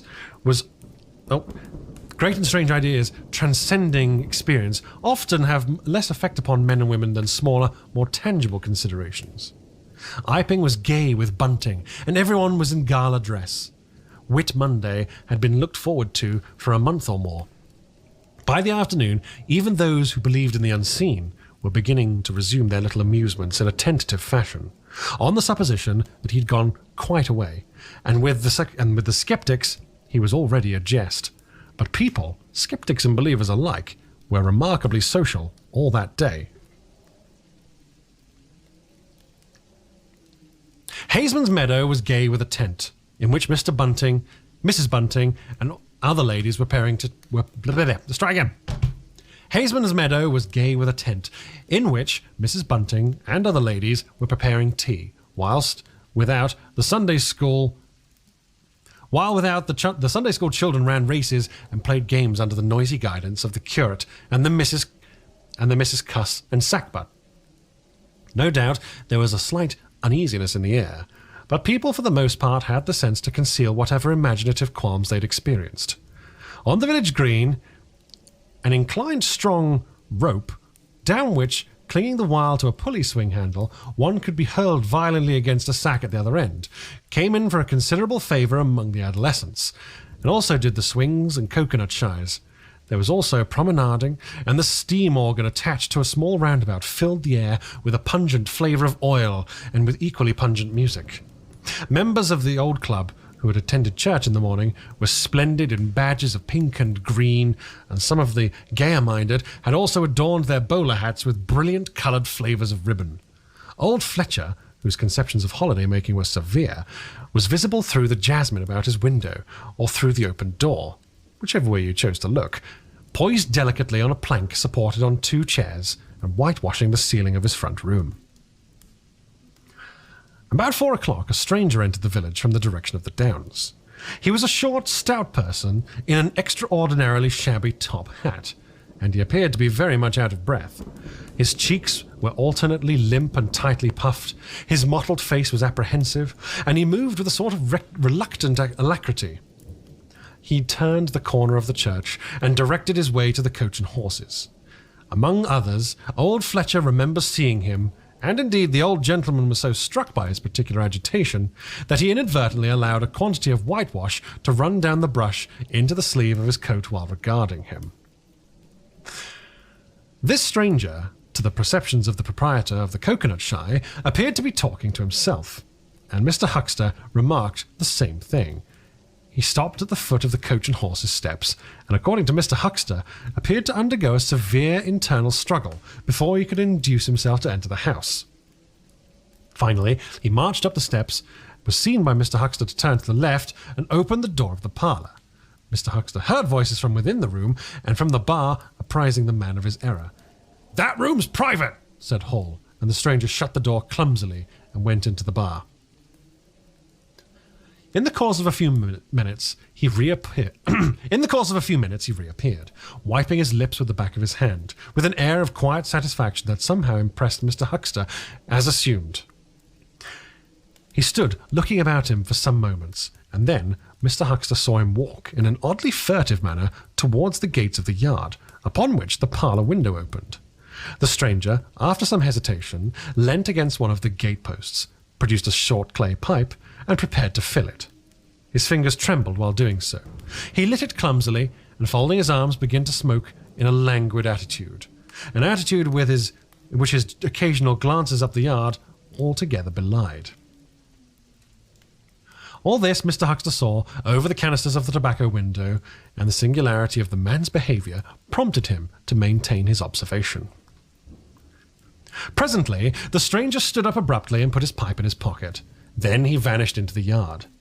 Forthwith, Mr. Huxter, conceiving he was witness of some petty larceny, leapt round the counter and ran out into the road to intercept the thief. As he did so, Mr. Marvel reappeared, his hat askew, a big bundle in a blue tablecloth in one hand, and 3 books tied together, as it proved afterwards with the vicar's braces in the other. Directly he saw Huxter,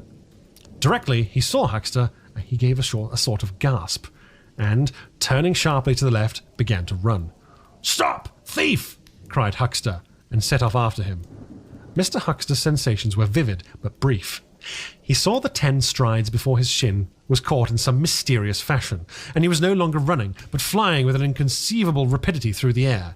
He saw the ground suddenly come close to his face. The world seemed to splash into a million whirling specks of light, and subsequent proceedings interested him no more. Chapter 11. In the Coach and Horses. Now, in order to clearly understand what has happened in the inn, it is necessary to go back to the moment when Mr. Marvel first came into the view of Mr. Huxter's window. At that precise moment, Mr. Cuss and Mr. Bunting were in the parlour. They were seriously investigating the strange occurrences of the morning, and were, with Mr. Hall's permission, making a thorough examination of the invisible man's belongings.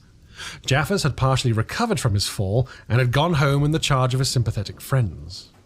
The stranger's scattered garments had been removed by Mrs. Hall, and the room tidied up. And on the table, under the window, where the stranger had been wont to work, Cuss had almost at once, on 3 big books in manuscript labelled Diary, had hit on. "Diary," said Cuss, putting the 3 books on the table. "Now, at any rate, we shall learn something." The vicar stood with his hands on the table. "Diary," repeated Cuss, sitting down, putting 2 volumes to support the 3rd, and opening it.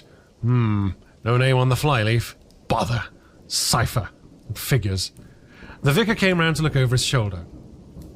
Cuss turned the pages over with a face suddenly disappointed. Dear me, it's all cipher. Bunting." "There are no diagrams?" said Mr. Bunting. "No illustrations throwing light?" "See for yourself," said Mr. Cuss. "Some of it's mathematical, and some of it's Russian or such language, to judge by the letters, and some of it's Greek. Now, the Greek I thought you—" "Of course," said Mr. Bunting, taking out and wiping his spectacles, and feeling suddenly very uncomfortable, for he had no Greek left in his mind worth talking about. "Yes, the Greek, of course, may furnish a clue." "I'll find you a place." "I'd rather glance through the volumes first," said Mr. Bunting, still wiping. "A general impression first." A general impression first, Cuss, and then, we can go looking for clues." He coughed, put on his glasses, arranged them fastidiously, coughed again, and wished something would happen to avert the seemingly inevitable exposure. Then he took the volume Cuss handed him in a leisurely manner, and then something did happen. The door opened suddenly. Both gentlemen started violently, looked around, and were relieved to see a sporadically rosy face beneath a furry silk hat. "Tap?" asked the face, and stood staring. No, said both gentlemen at once. "Over the other side, my man," said Mr. Bunting, "and please shut the door," said Mr. Cuss irritably. "All right," said the intruder, as it seemed in a low voice curiously different from the huskiness of its first inquiry. "Right you are," said the intruder in the former voice. "Stand clear." And he vanished and closed the door. "Sailor, I should judge," said Mr. Bunting. "Amusing fellows they are. Stand clear, indeed. A nautical term, referring to getting back out of the room, I suppose." "I dare say so," said Cuss. "My nerves are all loose today. Gave me quite the jump a door opening like that." Mr. Bunting smiled, as if he had not jumped. "And now," he said with a sigh, "these books." Someone sniffed as he did so. "One thing is indisputable," said Bunting, drawing a chair up to that of Cuss. "There certainly have been very strange things happen in Iping during the last few days. Very strange. I cannot, of course, believe this is absurd invisibility story." "It's incredible," said Cuss. "Incredible. But the fact remains that I saw what I saw. I certainly saw right down his sleeve." "But did you? Are you sure? Suppose a mirror, for instance. Hallucinations are so easily produced. I don't know if you've ever seen a really good conjurer." "I won't argue again," said Cuss. "We've thrashed that out, Bunting. And just now there's these books. Here's some of what I like to take to be Greek. Greek letters, certainly."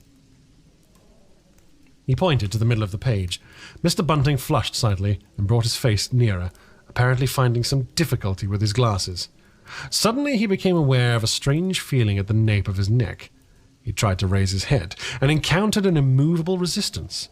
The feeling was a curious pressure, the grip of a firm, heavy hand, and it bore his chin irresistibly to the table. "Don't move, little men," whispered a voice, "or I'll brain you both."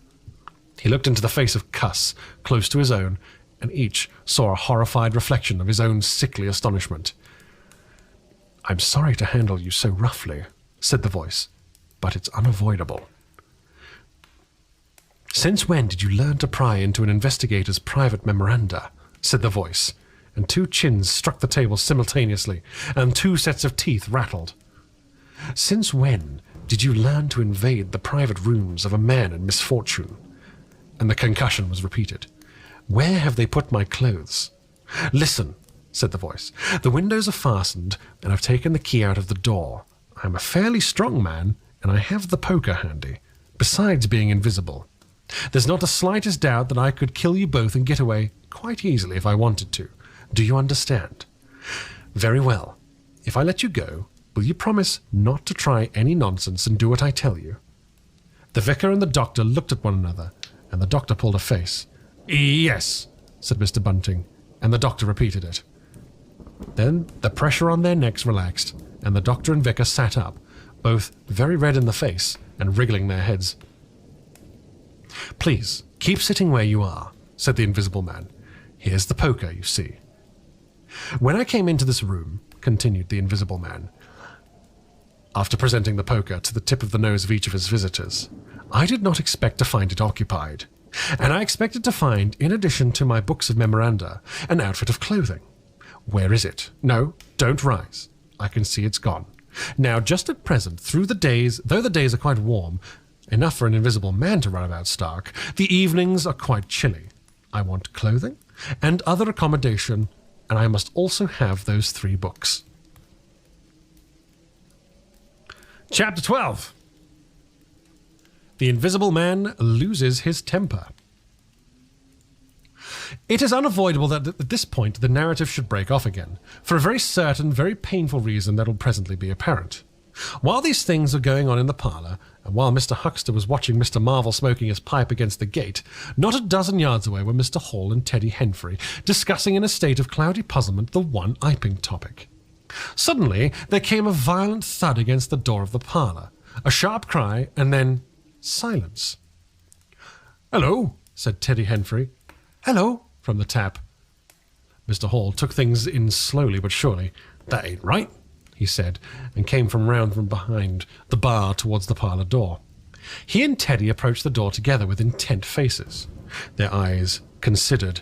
"Summat wrong," said Hall, and Henfrey nodded agreement. Whiffs of an unpleasant chemical odour met them. There was a muffled sound of conversation, very rapid and subdued.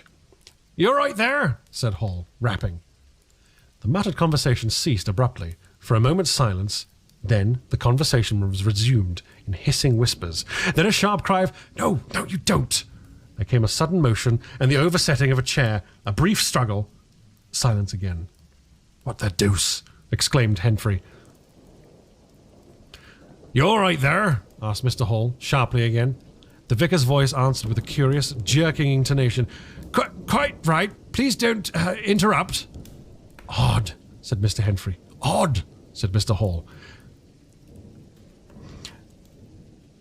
"Says don't interrupt," says Henfrey. "I heard'n," said Hall. "And a sniff," said Henfrey. They remained listening. The conversation was rapid and subdued.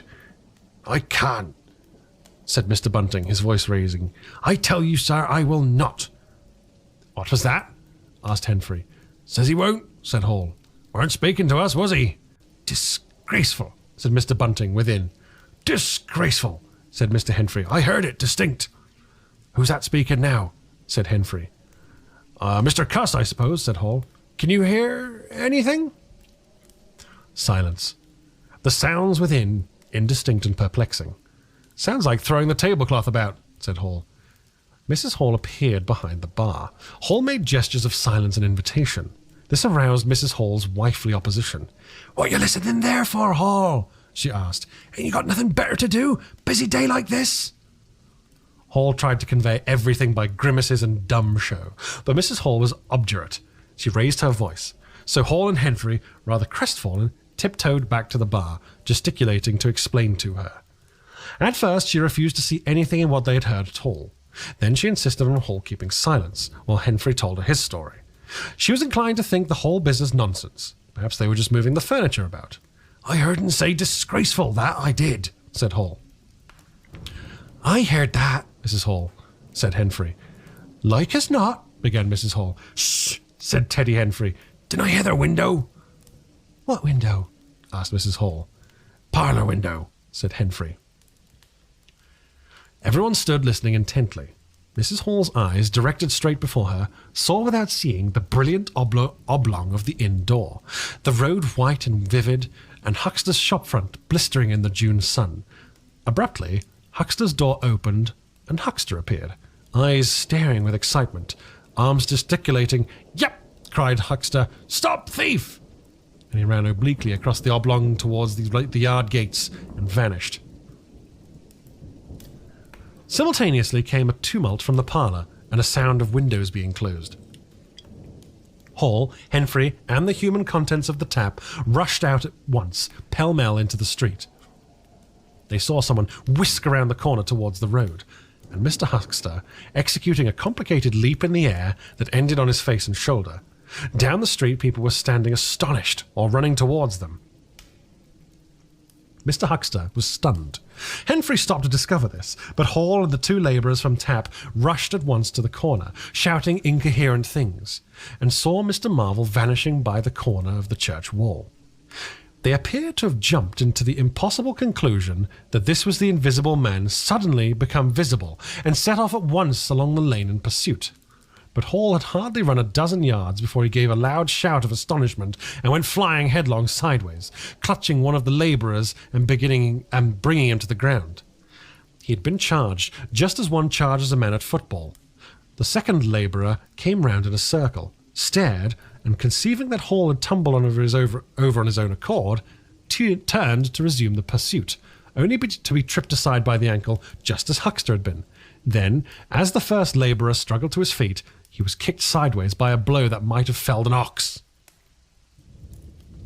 As he went down, the rush from the direction of the village green came round the corner. The first to appear was the proprietor of the Coconut Shy, a burly man in a blue jersey. He was astonished to see the lane empty save for the three men sprawling absurdly on the ground. And then something happened to the rearmost foot, and he went headlong and rolled sideways just in time to graze the feet of his brother and partner, following headlong. The two were then kicked, knelt on, fallen over, and cursed by quite a number of over-hasty people. Now, when Hall and Henfrey and the labourers ran out of the house, Mrs. Hall, who had been disciplined by years of experience, remained in the bar next to the till, and suddenly the parlour door was opened, and Mr. Cuss appeared, and without glancing at her, rushed at once down the steps towards the corner. "Hold him!" he cried. "Don't let him drop that parcel!" He knew nothing of the existence of Marvel, for the invisible man had handed over the books and bundle in the yard. The face of Mr. Cuss was angry and resolute, but his costume was defective, a sort of limp white kilt that could only have passed muster in Greece. "Hold him!" he bawled. "He's got my trousers and every stitch of the vicar's clothes!" "Tend to him in a minute," he cried to Henfrey as he passed the prostrate Huckster, and, coming round the corner to join the tumult, was promptly knocked off his feet into an indecorous sprawl. Somebody, in full flight, trod heavily on his finger. He yelled, struggled to regain his feet, was knocked against and thrown on all fours again, and became aware that he was involved not in a capture, but a rout. Everyone was running back to the village. He rose again and was hit severely behind the ear. He staggered and set off back to the coach and horses forthwith, leaping over the deserted Huckster, who was now sitting up on his way. Behind him, as he was halfway up the inn steps, he heard a sudden yell of rage, rising sharply out of the confusion of cries, and a cracking and a sounding smack in someone's face. He recognized the voice as that of the invisible man, and the note that was of a man suddenly infuriated by a painful blow. In another moment, Mr. Cuss was back in the parlour. "He's coming back, Bunting," he said, rushing in. "Save yourself!" Mr. Bunting was standing in the window, engaged in an attempt to clothe himself in the hearth rug and a West Surrey Gazette. "Who's coming?" he said, so startled that his costume narrowly escaped disintegration.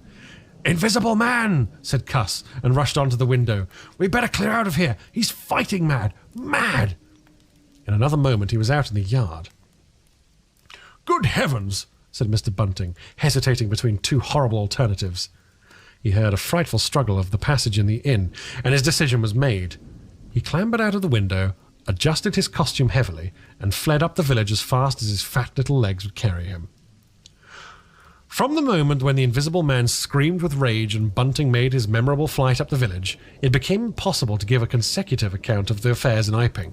Possibly the Invisible Man's original intention was simply to cover Marvel's retreats with the clothes and books, but his temper, at no time very good, seems to have gone completely at some chance blow, and forthwith he sets to smiting and overthrowing, for the mere satisfaction of hurting.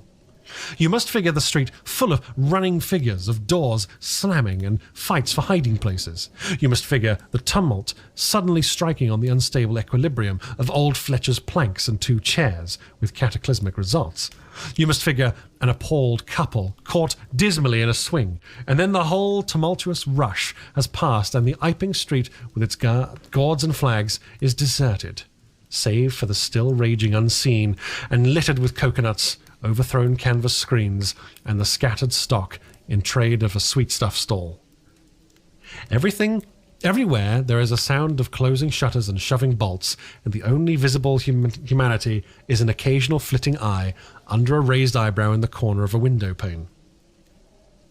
The Invisible Man amused himself for a little while by breaking all the windows in the coach and horses, and then he thrust a street lamp through the parlour window of Mrs. Gribble.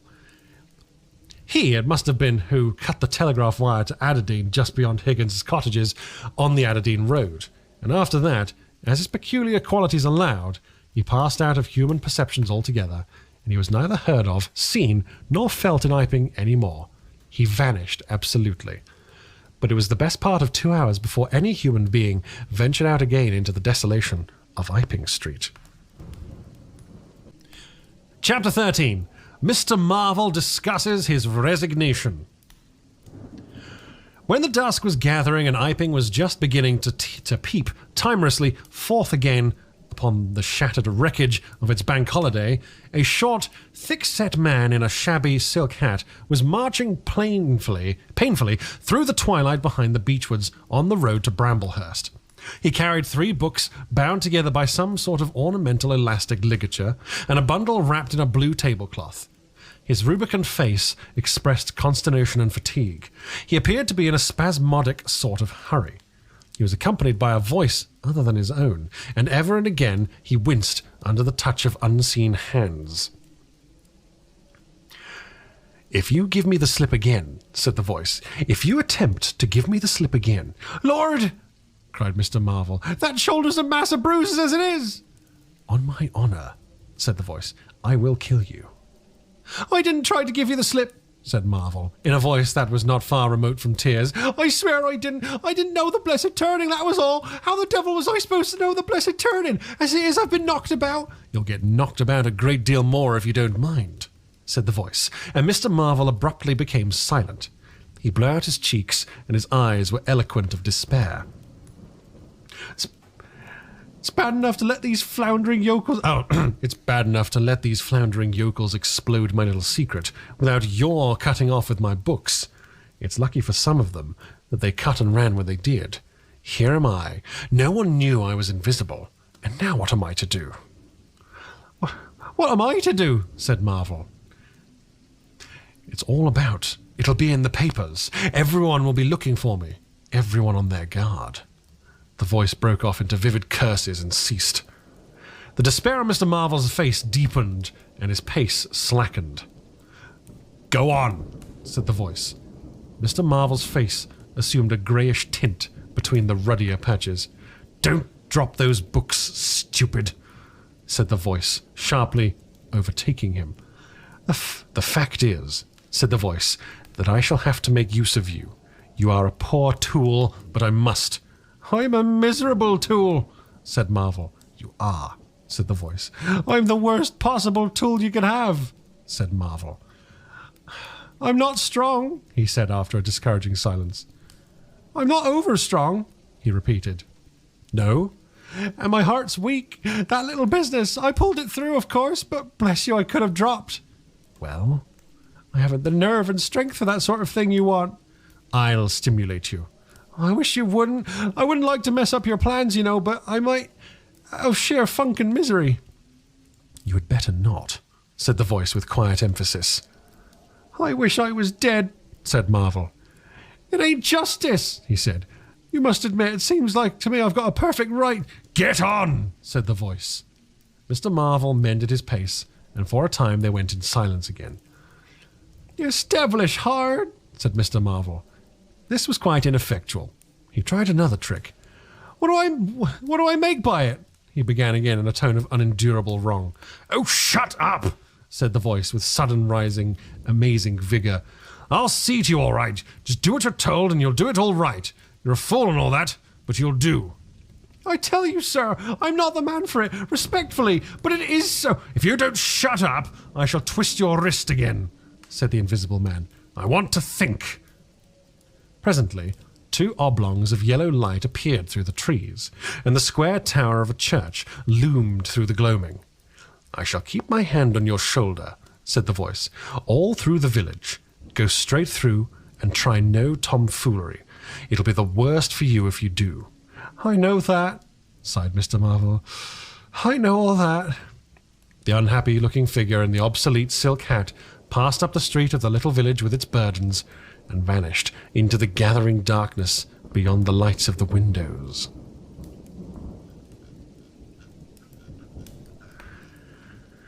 Chapter 14. At Port Stowe. 10 o'clock next morning found Mr. Marvel, unshaven, dirty and travel-stained, sitting with the books beside him and his hands deep in his pockets, looking very weary, nervous and uncomfortable, and inflating his cheeks at infrequent intervals, on the bench outside a little inn on the outskirts of Port Stowe. Beside him were the books, but now they were tied with string. The bundle had been abandoned in the pine woods beyond Bramblehurst, in accordance with a change of plans of the Invisible Man. Mr. Marvel sat on the bench. And although no one took the slightest notice of him, his agitation remained at fever heart. His hands would go ever and again into his various pockets with a curious, nervous fumbling. When he had been sitting for the best part of an hour, however, an elderly mariner carrying a newspaper came out of the inn and sat down beside him. Pleasant day, said the mariner. Mr. Marvel glanced about him with something very like terror. Very, he said. Just seasonable weather for the time of year, said the mariner, taking no denial. Quite, said Mr. Marvel. The mariner produced a toothpick and, saving his regard, was engrossed thereby for some minutes. His eyes, meanwhile, were at liberty to examine Mr. Marvel's dusty figure, and the books beside him. As he had approached Mr. Marvel, he had heard a sound like the dropping of coins into a pocket. He was struck by the contrast of Mr. Marvel's appearance with this suggestion of opulence. Thence his mind wandered back to a topic that had curiously taken firm hold of his imagination. Books, he said, noisily finishing with the toothpick. Mr. Marvel started and looked at them. Oh, yes, he said. They're books. Some extraordinary things in books, said the mariner. I believe you, said Mr. Marvel. And some extraordinary things out of 'em, said the mariner. True likewise, said Mr. Marvel. He eyed the interlocutor and then glanced around him. There's some extraordinary things in the newspapers, for example, said the mariner. There are. In this newspaper, said the mariner. Ah, said Mr. Marvel. There's a story, said the mariner, fixing Mr. Marvel with an eye that was firm and deliberate. There's a story about an invisible man, for instance. Mr. Marvel pulled his mouth askew and scratched his cheek and felt his ears glowing. What'll they be writing next? He asked faintly. Austria or America? Neither, said the mariner. Here. Lord, said Mr. Marvel, staring. When I say here, said the mariner, to Mr. Marvel's intense relief, I don't, of course, mean here in this place. I mean hereabouts. An invisible man, said Mr. Marvel. And what's he been up to? Everything, said the mariner, controlling Marvel with his eye and then amplifying. Every blessed thing. I ain't seen a paper in these 4 days, said Marvel. Iping's the place he started at, said the mariner. Indeed, said Mr. Marvel. He started there. That's where he came from. Nobody don't seem to know. Here it is. Peculiar story from Iping. And it says in this paper that the evidence is extraordinarily strong. Extraordinary. Lord, said Mr. Marvel. But then, it's an extraordinary story. There's a clergyman and a medical gent witness, Saw him all right and proper, or at least leastways didn't see him. He was saying, it says, at the Coach and Horses, and no one don't seem to have been aware of this misfortune. It says, aware of his misfortune until an altercation in the inn, it says. His bandages on his head was torn off, and was observed that his head was invisible. Attempts were made at once to secure him, but casting off his garments, it says he succeeded in escaping, but not until after a desperate struggle in which he'd inflicted serious injuries, it says, on our worthy and able constable, Mr. J.A. Jaffers. Pretty straight story, eh? Names and everything. Lord, said Mr. Marvel, looking nervously about him, trying to count the money in his pockets by his unaided sense of touch, full of a strange and novel idea. It sounds most astonishing. Don't it? Extraordinary, I call it. Never heard tell of invisible men before. I haven't. But nowadays one hears such a lot of extraordinary things. Things that... Is that all he did?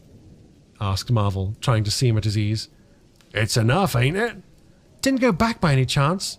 Asked Marvel. Just escaped it all, yeah? Oh, why, ain't that enough? Quite enough. I should think it was enough, said the mariner. I don't think it was enough. I should think it was enough. He didn't have any pals. They don't say he had any pals, does it? Asked Mr. Marvel, anxious. Ain't one of us sort enough for you? Asked the mariner. No, thank heaven, as one might say. He didn't. He nodded his head slowly. It makes me regular uncomfortable, the bare thought of that chap running about the country. He is at present at large, and from certain evidence it's supposed that he has took, I suppose they mean, the road to Port Stowe. You see, we're right in it. None of your American wonders this time, and just think of the things he might do. Where'd you be if he took a drop over and above and had fancy to go for you? Suppose he wants to rob, who can prevent him? He can trespass, he can burgle, he can walk through the cordon of policemen as easy as you as me could give the slip to a blind man. Easier. For these here blind chaps here uncommon sharp, I'm told, and wherever there's liquor he fancied. He's got a tremendous advantage, surely, added Mr. Marvel. And, well, you're right, said the manager. He has. All of this time, Mr. Marvel has been glancing around him intently, listening for faint footfalls, trying to detect imperceptible movements. He seemed on the point of some great resolution. He coughed behind his hand. He looked about him again, listened, bent towards the mariner and lowered his voice. The fact of it is, I happen to know just a thing or two about this invisible man from private sources. Oh, said the mariner, interested. You? Yes, said Mr. Marvel. Me? Indeed, said the mariner. And may I ask? You'll be astonished, said Mr. Marvel behind his hand. It's tremendous. Indeed, said the mariner. The fact is, began Mr. Marvel, eagerly in a confidential undertone. Suddenly, his expression changed marvellously. Ow! He said. He rose stiffly in his seat. His face was eloquent of physical suffering. Wow! He said. What's up? Said the mariner, concerned. Toothache, said Mr. Marvel, and put his hand to his ear. He caught hold of his books. You must be getting on, I think, he said. He edged in a curious way along the seat away from his interlocutor. But you was just going to tell me about this invisible man, protested the mariner. Mr. Marvel seemed to consult with himself. Hoax, said a voice. It's a hoax, said Mr. Marvel. But it's in the paper, said the mariner. Hoax all the same, said Marvel. I know the chap that started the lie. There ain't no visible man whatsoever. Blimey. But what about this here paper? Do you mean to say? Not a word of it, said Marvel, stoutly. The mariner stared, paper in hand. Mr. Marvel jerkily faced about. Wait a bit, said the mariner, rising and speaking slowly. Do you mean to say? Oh, I do, said Mr. Marvel. Then why did you let me go on and tell you all this blasted stuff then? What do you mean by letting man make a fool of himself like that for, eh? Mr. Marvel blew out his cheeks. The mariner was suddenly a very beet red indeed. He clenched his hands. I've been talking here this 10 minutes, and he said, and you little pot-bellied, leathery-faced son of an old boot, can't have the elementary manners. Don't you come bandying words with me, said Mr. Marvel. Bandying words. I'm a jolly good mind. Come up. said a voice, and Mr. Marvel was suddenly whirled about and started marching off in a curious spasmodic manner. "You better move on," said the mariner. "Who's moving on?" said Mr. Marvel. He was receding obliquely with a curious hurrying gait, with occasional violent jerks forward. Some way along the road he began a muttered monologue, protests and recriminations. "Silly devil," said the mariner, legs wide apart, elbows akimbo, watching the receding figure. "I'll show you, you silly ass, hoaxing me. It's here, on the paper." Mr. Marvel retorted incoherently, and, receding, was hidden by a bend in the road. But the mariner still stood magnificent in the midst of the way, until the approach of a butcher's cart dislodged him. Then he turned himself towards Port Stowe. "Full of horse extraordinary asses," he said to himself, "just to take me down a bit. That was his silly game. It's on the paper." And there was another extraordinary thing he was presently to hear, that had happened quite close to him, and that was a vision of a fistful of money, no less, travelling without visible agency.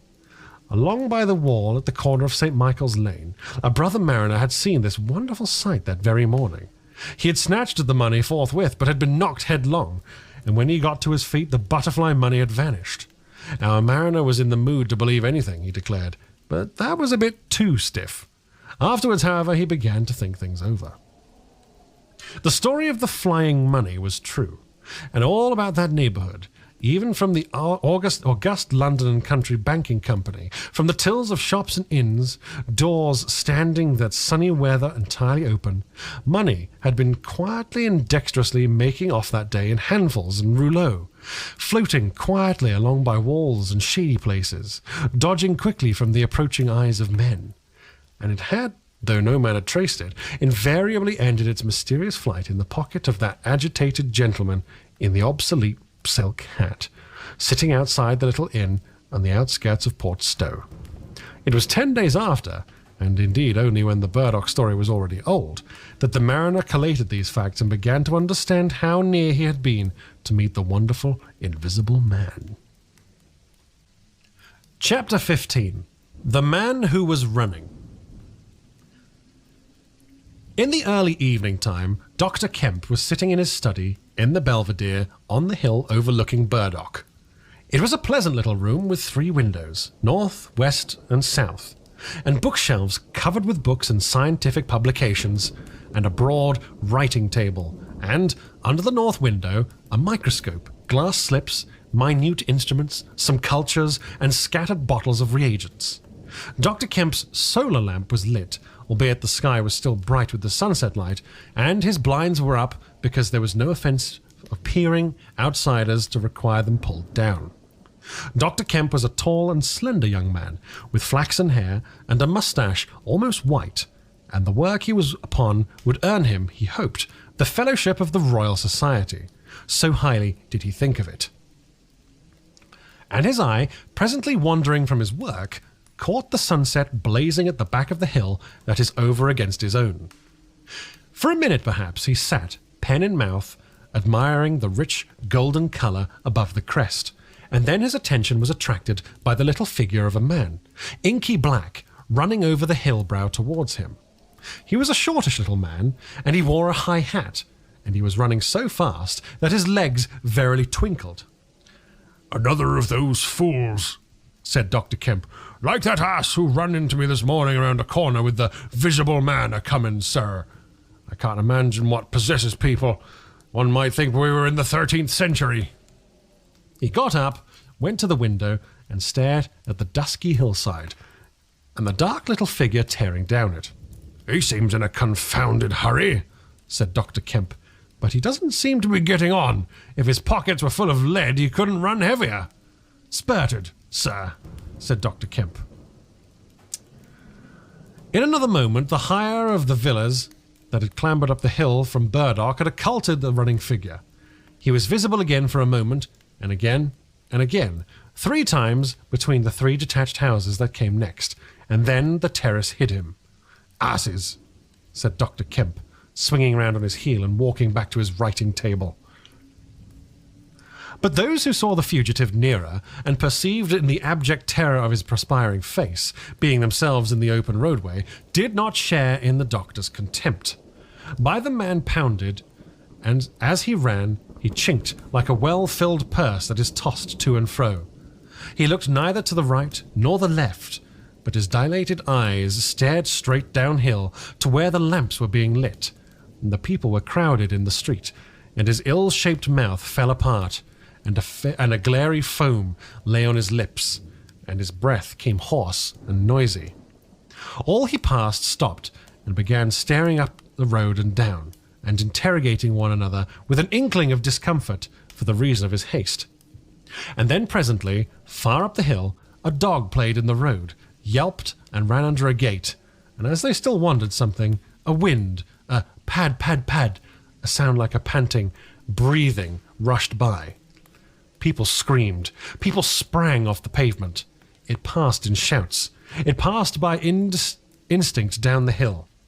They were shouting in the street before Marvel was halfway there. They were bolting into houses and slamming the doors behind them with the news. He heard it and made one last desperate spurt. Fear came striding by, rushed ahead of him, and in a moment had seized the town. "The Invisible Man is coming! The Invisible Man!"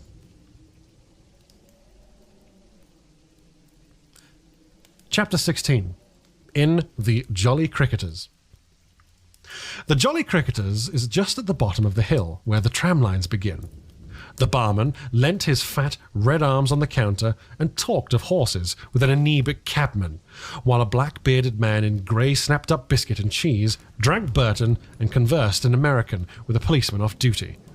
"What's all the shouting about?" said the anaemic cabman, going off at a tangent, trying to see up the hill over the dirty yellow blind in the low window of the inn. Somebody ran by outside. "Fire, perhaps," said the barman. Footsteps approached, running heavily. The door was pushed open violently, and Marvel, weeping and dishevelled, his hat gone, the neck of his coat torn open, rushed in, made a convulsive turn, and attempted to shut the door. It was held half open by a trap. "Coming!" he bawled, his voice shrieking with terror. "He's coming! The Visible Man! After me! For God's sake, help! Help!" "Shut the doors," said the policeman. "Who's coming? What's the row?" He went to the door, released the trap, and it slammed. The American closed the other door. "Let me go inside," said Marvel, staggering and weeping, but still clutching the books. "Let me go inside. Lock me in somewhere. I tell you, he's after me. I gave him the slip. He said he'd kill me, and he will." "You're safe," said the man with the black beard. "The door's shut. What's it all about?" "Let me go inside," said Marvel, and shrieked aloud as a blow suddenly made the fastened door shiver and was followed by a hurried rapping and shouting outside. "Hello?" cried the policeman. "Who's there?" Mr. Marvel began to make frantic dives at panels that looked like doors. "He'll kill me! He's got a knife or something, for God's sake!" "Here you are," said the barman. "Come in here." He held up the flap of the bar. Mr. Marvel rushed behind the bar as the summons outside was repeated. "Don't open the door!" he screamed. "Please don't open the door! Where shall I hide?" "This is the Invisible Man, then?" asked the man with the black beard, with one hand behind him. "I guess it's about time we saw him." The window of the inn was suddenly smashed in, and there was a screaming and running to and fro in the street. The policeman had been standing on the settee, staring out, craning out, to see who was at the door. He got down with raised eyebrows. It's that," he said.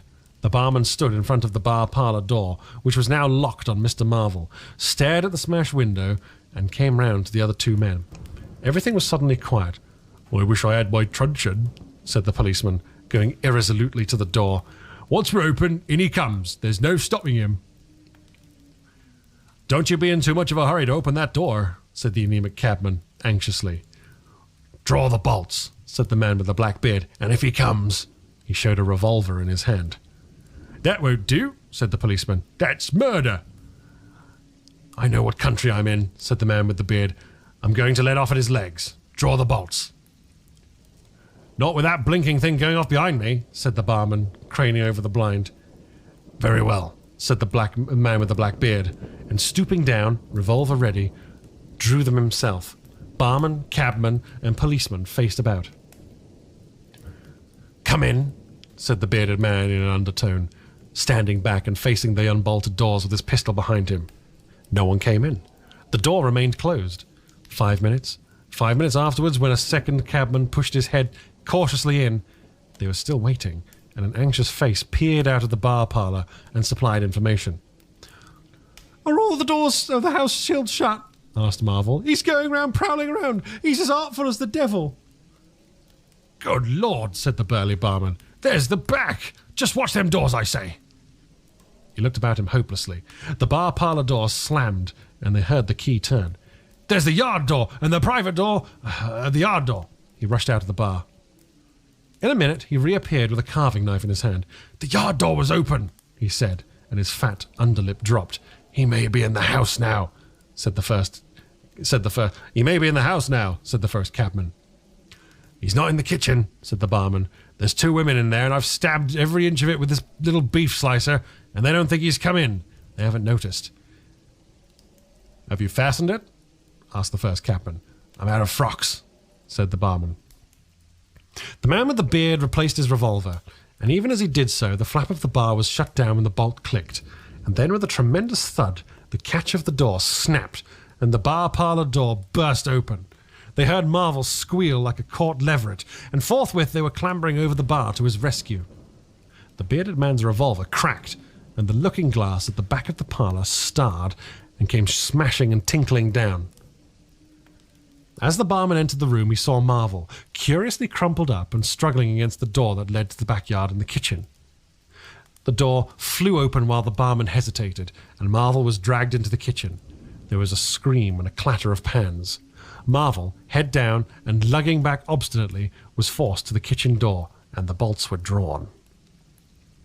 Then the policeman who had been trying to pass the barman rushed in, followed by one of the cabmen, gripped the wrist of the invisible hand that collared Marvel, was hit in the face, and went reeling back. The door opened, and Marvel made a frantic effort to obtain lodgment behind it. Then the cabman collared something. I got him," said the cabman. The barman's red hands came clawing at the unseen. "Here he is." Mr. Marvel, released, suddenly dropped to the ground and made an attempt to crawl behind the legs of the fighting men. The struggle blundered round the edge of the door. The voice of the invisible man was heard for the first time, yelling out sharply as the policeman trod on his foot. Then he cried out passionately, and his fists flew round like flails. The cabman suddenly whooped and doubled up, kicked under the diaphragm. The door into the bar parlour from the kitchen slammed and covered Mr. Marvel's retreat. The men in the kitchen found themselves clutching air and struggling with empty air. "Where's he gone?" cried the man with the beard. "Out?" "This way," said the policeman, stepping out into the yard and stopping. A piece of tile whizzed by his head and smashed among the crockery on the kitchen table. "I'll show him," shouted the man with the black beard, and suddenly a steel barrel shone over the policeman's shoulder, and 5 bullets had followed one another into the twilight whence the missile had come. As he fired, the man with the beard moved his hand in a horizontal curve, so that his shots radiated out into the narrow yard like spokes from a wheel. A silence followed. "5 cartridges," said the man with the black beard. "That's the best of all. 4 aces and a joker. Get a lantern, someone, and come feel about for his body."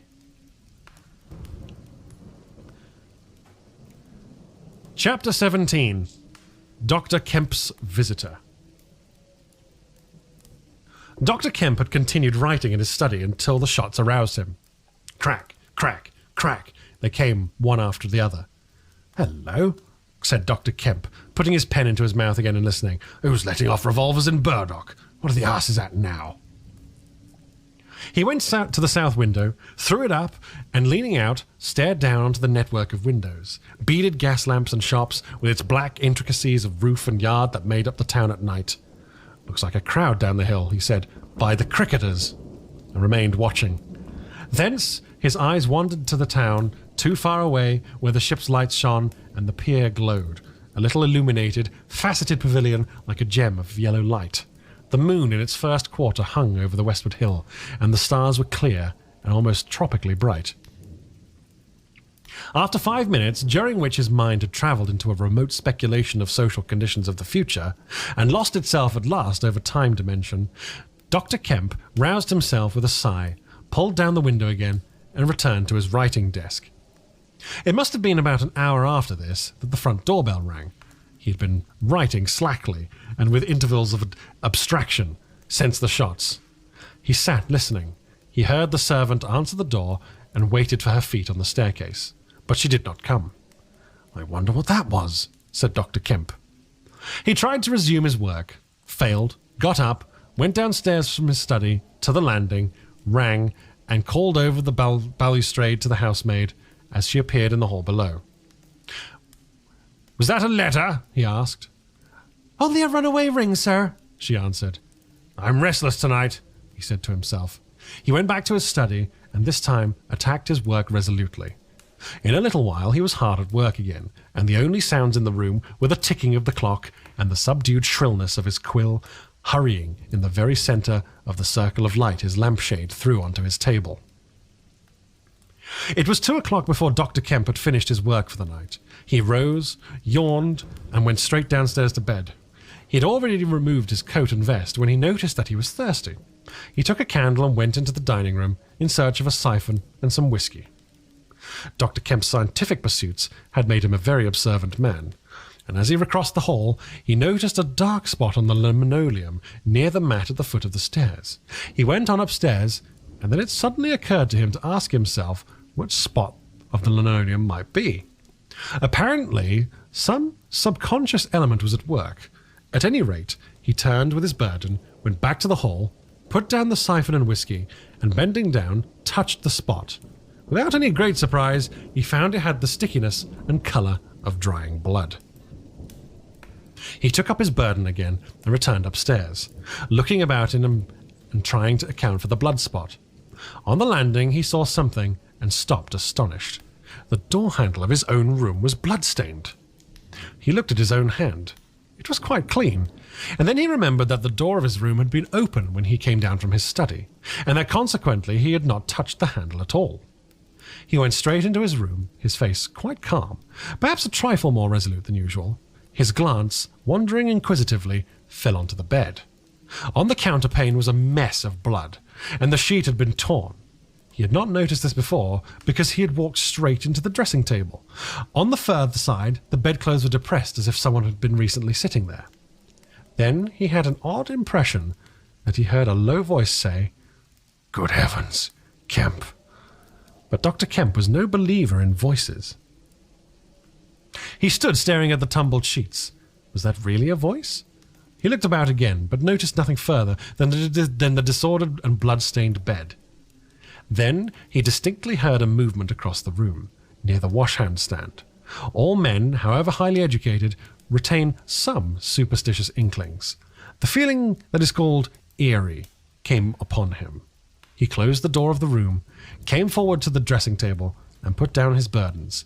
Suddenly, with a start, he perceived a coiled and blood-stained bandage of a linen rag hanging in mid-air, between him and the wash-hand stand. He stared at this in amazement. It was an empty bandage, a bandage tied properly, but quite empty. He would have advanced to grasp it, but a touch arrested him, and a voice speaking quite close to him. "Kemp," said the voice. "Eh?" said Kemp, with his mouth open. "Keep your nerve," said the voice. "I'm an invisible man." Kemp made no answer for space, simply stared at the bandage. "Invisible man," he said. "I am an invisible man," repeated the voice. The story he'd been active to ridicule only that morning rushed through Kemp's brain. He does not appear to have been either very much frightened or very greatly surprised at the moment. Realization came later. "I thought it was all a lie," he said. The thought uppermost in his mind was the reiterated arguments of the morning. "Have you a bandage on?" he asked. "Yes," said the invisible man. "Oh," said Kemp, and then roused himself. "I say, isn't this nonsense? It's some trick." He stepped forward suddenly, and his hand, extended towards the bandage, met invisible fingers. He recoiled at the touch, and his colour changed. Keep steady, Kemp, for God's sake. I want help badly. Stop." The hand gripped his arm. He struck at it. "Kemp," cried the voice. "Kemp, keep steady." And the grip tightened. A frantic desire to free himself took possession of Kemp. The hand of the bandaged arm gripped his shoulder, and he was suddenly tripped and flung forwards upon the bed. He opened his mouth to shout, and the corner of the sheet was thrust between his teeth. The invisible man had him down grimly, but his arms were free and he struck and tried to kick savagely. "Listen to reason, will you?" said the invisible man, sticking to him in spite of a pounding in the ribs. "By heaven, you'll madden me in a minute." "Lie still, you fool," bawled the invisible man in Kemp's ear. Kemp struggled for another moment, and then lay still. "If you shout, I'll smash your face," said the invisible man, relieving his mouth. "I am an invisible man. It's no foolishness and no magic. I really am an invisible man, and I want your help. I don't want to hurt you, but if you behave like a frantic rustic, I must. Don't you remember me, Kemp? Griffin, of University College." "Let me get up," said Kemp. "I'll stop where I am, and let me sit quiet for a moment." He sat up and felt his neck. "I am Griffin, of University College, and I have made myself invisible. I am just an ordinary man, a man you have known, made invisible." "Griffin?" said Kemp. "Griffin," answered the voice. "A younger student than you were, almost an albino, 6 feet high, broad, a pink and white face and red eyes. We won the medal for chemistry." "I'm confused," said Kemp. "My brain is rioting. What's this got to do with Griffin?" "I am Griffin." Kemp thought. "That's horrible," he said. "But what devilry must happen to make a man invisible?" "It's no devilry. It's a process, sane and intelligible enough." "It's horrible," said Kemp. "How on earth—" "It's horrible enough, but I'm wounded and in pain and tired. Great God, Kemp, you are a man. Take it steady. Give me some food and drink, and let me sit down here." Kemp stared at the bandage as it moved across the room, then saw a basket chair dragged across the floor and come to rest near the bed. It creaked, and the seat was depressed a quarter of an inch or so. He rubbed his eyes and felt his neck again. "This beats ghosts," he said, and laughed stupidly. "That's better. Thank heaven you're getting sensible." "Or silly," said Kemp, and knuckled his eyes. "Give me some whiskey. I'm near dead." "I didn't feel so. Where are you? If I get up, shall I run into you?" "There, all right. Whiskey. Here. Where shall I give it to you?" The chair creaked, and Kemp felt the glass drawn away from him. He let it go by an effort. His instinct was all against it, and it came to rest poised 20 inches above the front edge of the seat of the chair. He stared at it in infinite perplexity. "This must be hypnotism. You have suggested you are invisible." "Nonsense," said the voice. "It's frantic." "Listen to me. I demonstrated conclusively this morning," began Kemp, "that invisibility—" "Never mind what you've demonstrated. I am starving," said the voice, "and the night is chilly to a man without clothes." "Food?" said Kemp. The tumbler of whiskey tilted itself. "Yes," said the invisible man, wrapping it down. "Have you a dressing gown?" Kemp made some exclamation in an undertone. He walked to a wardrobe and produced a robe of dingy scarlet. "This do?" he said. It was taken from him. It hung limp for a moment in mid-air, fluttered weirdly, stood full and decorous, buttoning itself, and sat down in his chair. "Drawers, socks, slippers would be a comfort," said the unseen curtly, "and food." "Anything. But this is the insanest thing I was ever in my life." He turned out his drawers for the articles, and then went downstairs to ransack his larder. He came back with some old cold cutlets and bread, pulled up a light table, and placed them before his guest. "Never mind knives," said his visitor. "Oh, never mind knives," said his visitor, and a cutlet hung in mid-air with the sound of gnawing. "Invisible," said Kemp, and sat down on a bedroom chair. "I always like to get something about me before I eat," said the invisible man, with a mouth full, eating greedily. "Queer fancy." "I suppose that wrist is all right," said Kemp. "Trust me," said the invisible man. "Of all the strange and wonderful—" "Exactly. But it's odd how I should blunder into your house to get my bandaging. My first stroke of luck. Anyhow, I meant to sleep in this house tonight. You must stand that. It's a filthy nuisance, my blood showing. Quite a clot over there. Gets visible as it coagulates, you see." It's the only living tissue I've changed, and only for as long as I'm alive. I've been in the house 3 hours. But how it's done, began Kemp, in a tone of exasperation. Confound it, this whole business! It's unreasonable, from beginning to end. Quite reasonable, said the Invisible Man. Perfectly reasonable. He reached over and secured the whiskey bottle. Kemp stared at the devouring dressing gown. A ray of candlelight penetrating a torn patch in the right shoulder made a triangle of light under the left ribs. What were the shots? He asked. How did the shooting begin? There was a real fool of a man, a sort of confederate of mine, curse him, who tried to steal my money. Has done so.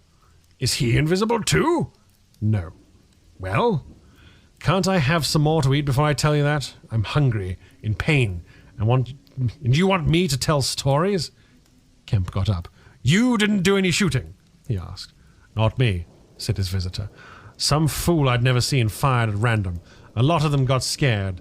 They all got scared at me. Curse them. I say, I want more to eat than this, Kemp. I'll see what there is to eat downstairs, said Kemp. Not much, I'm afraid. After he had done eating, and he'd made a heavy meal, the Invisible Man demanded a cigar. He bit the end savagely before Kemp could find a knife, and cursed when the outer leaf loosened. It was strange to see him smoking. His mouth and throat, pharynx and nares became visible as a sort of whirling smoke cast. This blessed gift of smoking, he said, and puffed vigorously. I'm lucky to have fallen upon you, Kemp. You must help me. Fancy tumbling on you just now. I'm in a devilish scrape. I've been mad, I think, the things I've been through. But we will do things yet, let me tell you. He helped himself to more whiskey and soda. Kemp got up, looked about him, and fetched a glass from his spare room. It's wild, but I suppose I may drink. You haven't changed much, Kemp, these dozen years. You fair men don't. Cool and methodical. After the first collapse, I must tell you, we will work together. But how was it all done? Said Kemp. And how did you get like this? For God's sake, let me smoke in peace for a little while, and then I will begin to tell you. But the story was not told that night. The Invisible Man's wrist was growing painful. He was feverish, exhausted, and his mind came round to brood upon his chase down the hill and the struggle about the inn. He spoke in fragments of marvel. He smoked faster. His voice grew angry. Kemp tried to gather what he could. He was afraid of me. I could see that he was afraid of me, said the Invisible Man many times over. He meant to give me the slip. He was always casting about. What a fool I was. The cur! I should have killed him. Where did you get the money? Asked Kemp abruptly. The Invisible Man was silent for a space. I can't tell you tonight, he said. He groaned suddenly and leant forward, supporting his invisible head on invisible hands. Kemp, he said, I've had no sleep for near 3 days, except a couple of dozes of an hour or so. I must sleep soon. Well, have my room. Have this room. But how can I sleep? If I sleep, he'll get away. What does it matter? What's the shot wound? Asked Kemp abruptly. Nothing. Scratch and blood. Oh, God, I want sleep. Why not? The Invisible Man appeared to be regarding Kemp. Because I have a particular objection to being caught by my fellow man, he said slowly. Kemp started. Fool that I am, said the Invisible Man, striking the table smartly. I've put the idea into your head. Chapter 18. The Invisible Man Sleeps. Exhausted and wounded as the Invisible Man was, he refused to accept Kemp's word that his freedom should be respected. He examined the 2 windows of the bedroom, drew up the blinds and opened the sashes to confirm Kemp's statement that a retreat by them would be possible. Outside, the night was very quiet and still, and the new moon was setting over the down. Then he examined the keys of the bedroom and the 2 dressing-room doors to satisfy himself that these could also be made of an assurance of freedom. Finally, he expressed himself satisfied. He stood on the hearth rug, and Kemp heard the sound of a yawn. I'm sorry, said the Invisible Man, if I cannot tell you all that I have done tonight, but I am worn out. It's grotesque, no doubt. It's horrible. But believe me, Kemp, in the spite of your arguments of this morning, it is quite a possible thing. I have made a discovery. I meant to keep it to myself. I can't. I must have a partner. And you. We can do such things. But tomorrow. Now, Kemp, I feel as though I must sleep or perish. Kemp stood in the middle of the room staring at the headless garment. I suppose I must leave you, he said. It's incredible. 3 things happening like this, overturning all my preconceptions, would make me insane. But it's real. Is there anything more I can get you? Only bid me good night, said Griffin. Good night, said Kemp, and shook an invisible hand. He walked sideways to the door. Suddenly the dressing gown walked quickly towards him. Understand me, said the dressing gown. No attempts to hamper me or capture me or... Kemp's face changed a little. I thought I gave you my word, he said. Kemp closed the door softly behind him, and the key was turned upon him forthwith. Then, as he stood with an expression of passive amazement on his face, the rapid feet came to the door of the dressing room, and that too was locked. Kemp slapped a brow with his hand. Am I dreaming? Has the world gone mad? Or have I? He laughed and put his hand to the locked door. Barred out of my own bedroom by a flagrant absurdity, he said. He walked to the head of the staircase, turned, and stared at the locked doors. It's fact, he said. He put his fingers to his slightly bruised neck. Undeniable fact. But...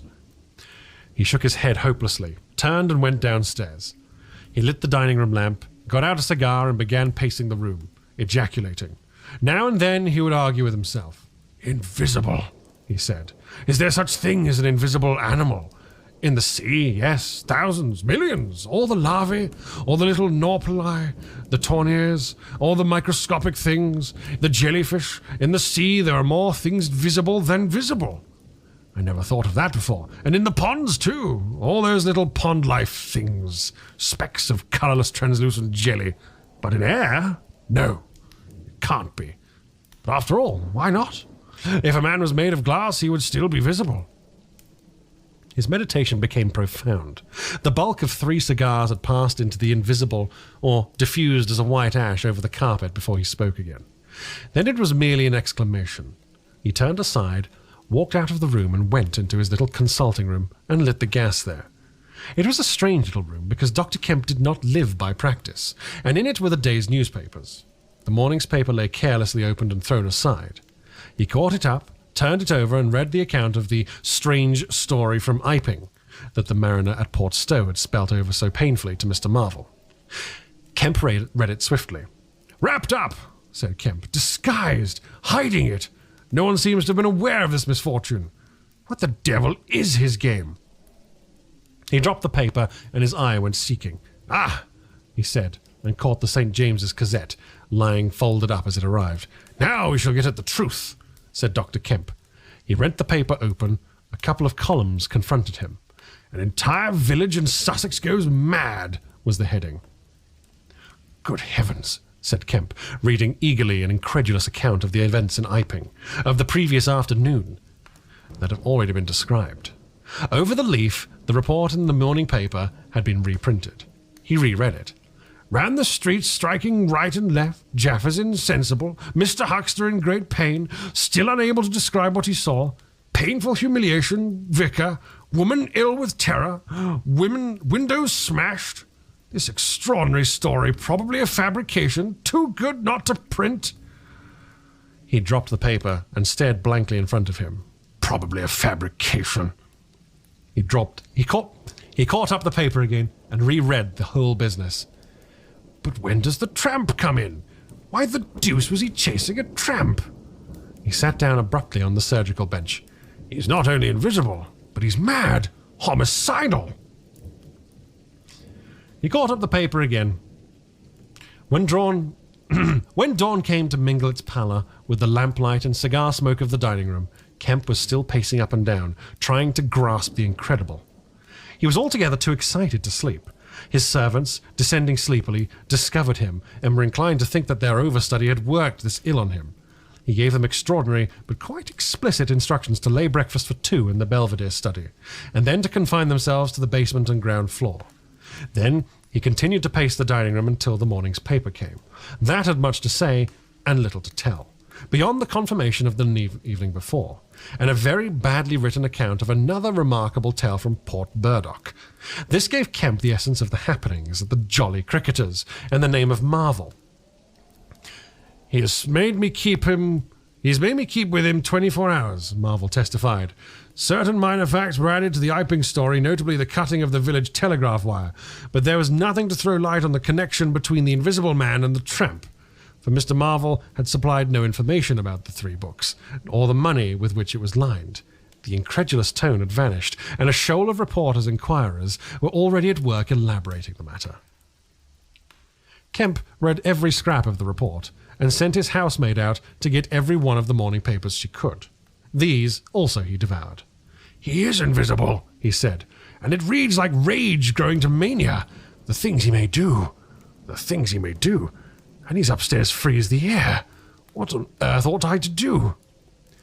For instance, would it be a breach of faith if... No." He went to a little untidy desk in the corner and began a note. He tore this up half-written and wrote another. He read it over and considered it. Then he took an envelope and addressed it to Colonel Adai, Port Burdock. The Invisible Man awoke, even as Kemp was doing this. He awoke in an evil temper, and Kemp, alert for every sound, heard his pattering feet rush suddenly across the bedroom overhead. Then a chair was flung over, and the washstand tumbler smashed. Kemp hurried upstairs and rapped eagerly. Chapter 19. Certain First Principles. "What's the matter?" asked Kemp when the Invisible Man admitted him. "Nothing," was the answer. "But confound it, the smash!" "Fit of temper," said the Invisible Man. "Forgot this arm and it's sore." "You're rather liable to that sort of thing." "I am." Kemp walked across the room and picked up the fragments of broken glass. "All the facts are out about you," said Kemp, standing up with the glass in his hand. "All that happened in Iping and down the hill, the world has become aware of its invisible citizen. But no one knows you're here." The Invisible Man swore. "The secret's out. I gather it was a secret. I don't know what your plans are, but of course I'm anxious to help you." The Invisible Man sat down upon the bed. "There's breakfast upstairs," said Kemp, speaking as easily as possible, and he was delighted to find his strange guest rose willingly. Kemp led the way up the narrow staircase to the Belvedere. "Before we do anything else," said Kemp, "I must understand a little more about this invisibility of yours." He had sat down after one nervous glance out of the window with the air of a man who has talking to do. His doubts of the sanity of the entire business flashed and vanished again as he looked across to where Griffin sat at the breakfast table, a headless, handless dressing gown, wiping unseen lips on a miraculously held serviette. "It's simple enough and credible enough," said Griffin, putting the serviette aside and leaning the invisible head on an invisible hand. "No doubt to you, but..." Kemp laughed. "Well, yes, to me it seemed first wonderful, no doubt, but now, great God! But we will do great things yet. I came on the stuff first at Chesilstowe. "Chesilstowe?" "After I went there, I left London. You know, I dropped medicine and took up physics. Well, no, I did. Light fascinated me." "Ah!" "Optical density. The whole subject is a network of riddles, a network with solutions glimmering elusively through. And being but 22 and full of enthusiasm, I said, I will devote my life to this. This is worthwhile. You know what fools we are at 22. "Fools then, or fools now?" said Kemp, as though knowing could be any satisfaction to a man. But I went to work like a slave, and I had hardly worked and thought about the matter 6 months before light came through one of the meshes suddenly, blindingly. I found a general principle of pigments and refraction, a formula, a geometrical expression involving 4 dimensions. Fools, common men, even modern mathematicians do not know anything of what some general expression may mean to the student of molecular physics. In the books that the tramp has hidden, there are marvels, miracles. But this was not a method. It was an idea that might lead to a method by which it could be possible, without changing any other property of matter, except in some instances colors, to lower the refractive index of a substance, solid or liquid, to that of air, so far as all practical purposes are concerned. Phew, said Kemp. that's odd, but I still don't see quite... I can understand that thereby you could spoil a valuable stone, but personal invisibility is a far cry. Precisely, said Griffin.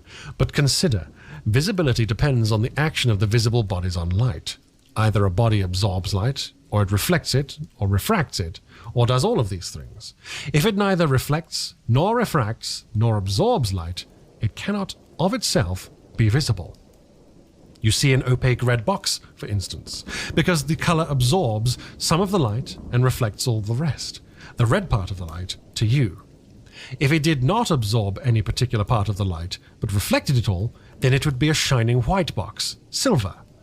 A diamond box would either absorb much of the light nor reflect much from the general surface, but just here and there would be surfaces where favorable, so the light would be reflected and refracted, so that you would get a brilliant appearance of flashing reflections and translucencies, a sort of skeleton of light. A glass box would not be so brilliant, nor so clearly visible, as a diamond box, because there would be less refraction and reflection. See that? From certain points of view, you would be quite clearly able to see through it. Some kinds of glass would be more visible than others. A box of flint glass would be brighter than a box of ordinary window glass. A box of very thin common glass would be hard to see in a bad light, because it would absorb hardly any light and reflect and refract rather little. And if you put a sheet of common white glass in water, still more, if you put it in some denser liquid than water, it would vanish almost altogether. Because light passing from water to glass is only refracted slightly, or reflected, or indeed affected in any way. It is almost as invisible as a jet of coal gas or hydrogen is in the air, and for precisely the same reason. Yes, said Kemp, that is pretty plain sailing. And here is another fact you will know to be true. If a sheet of glass is smashed, Kemp, and beaten into a powder, it becomes much more visible while it is in the air. At least, it becomes at least an opaque white powder. This is because the powdering multiplies the surfaces of the glass at which refraction and reflection occur. In the sheet of glass, there are only two surfaces. In the powder, the light is reflected or refracted by each grain it passes through. And very little gets right through the powder, but if the white powdered glass is put into water, it forthwith vanishes. The powdered glass and water have much the same refractive index. That is, the light undergoes very little refraction or reflection in passing from one to the other. You make the glass invisible by putting it into a liquid of nearly the same refractive index. A transparent thing becomes invisible if it is put in any medium of almost the same refractive index.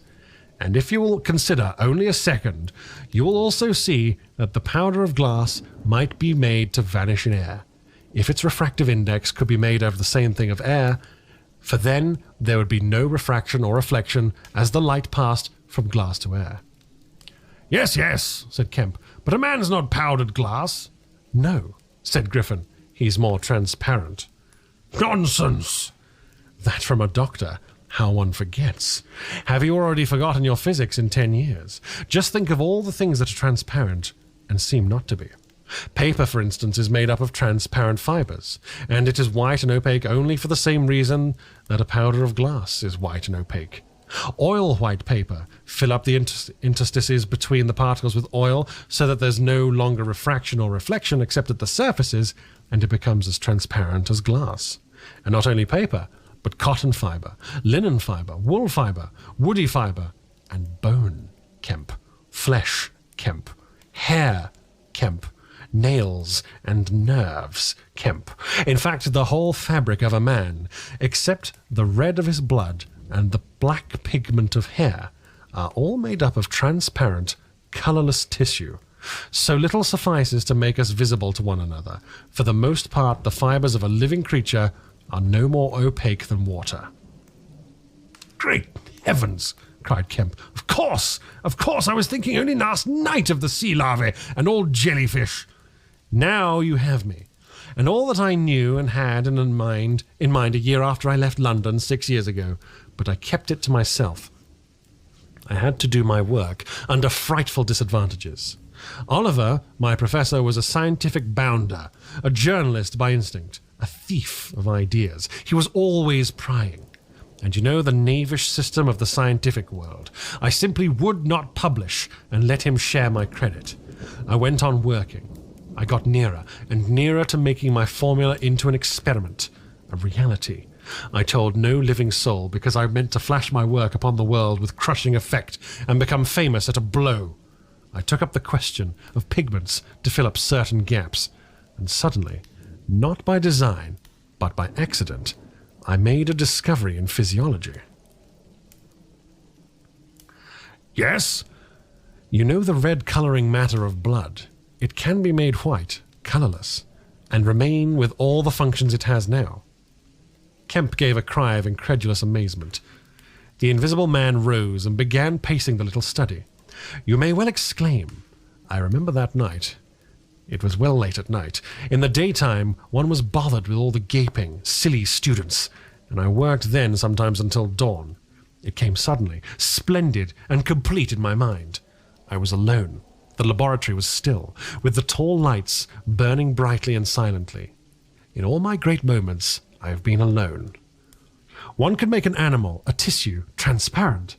One could make it invisible. All except the pigments. I could be invisible, I said, suddenly realizing what it meant to be an albino with such knowledge.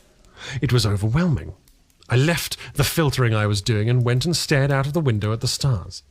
I could be invisible, I repeated.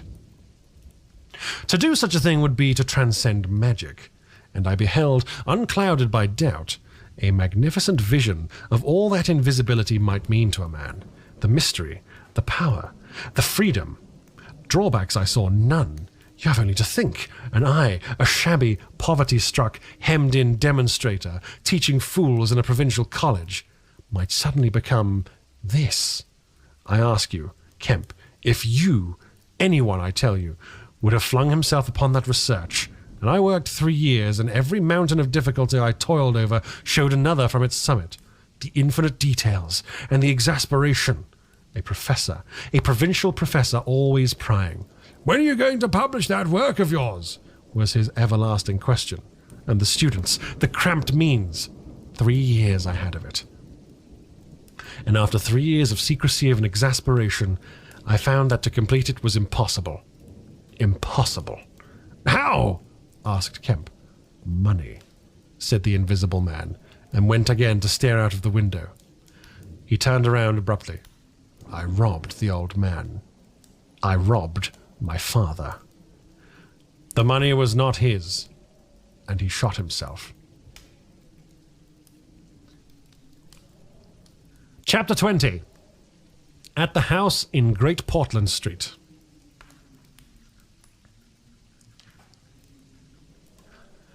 For a moment, Kemp sat in silence, staring at the back of the headless figure at the window. Then he started, struck by a thought, rose, took the Invisible Man's arm, and turned him away from the outlook. You are tired, he said, and while I sit, you walk about. Have my chair. He placed himself between Griffin and the nearest window. For a space, Griffin sat silent, and then he resumed abruptly.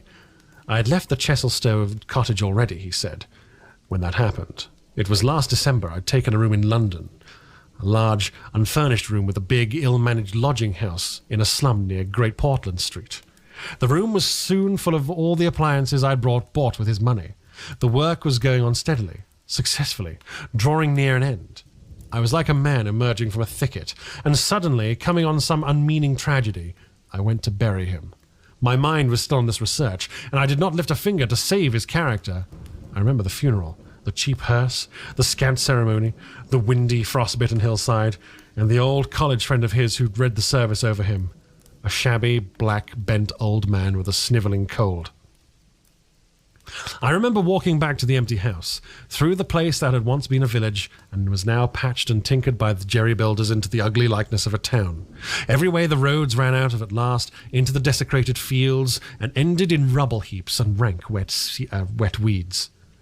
I remember myself as a gaunt black figure, going among the slippery, shiny pavement, and the strange sense of detachment I felt from the squalid respectability, the sordid commercialism of the place.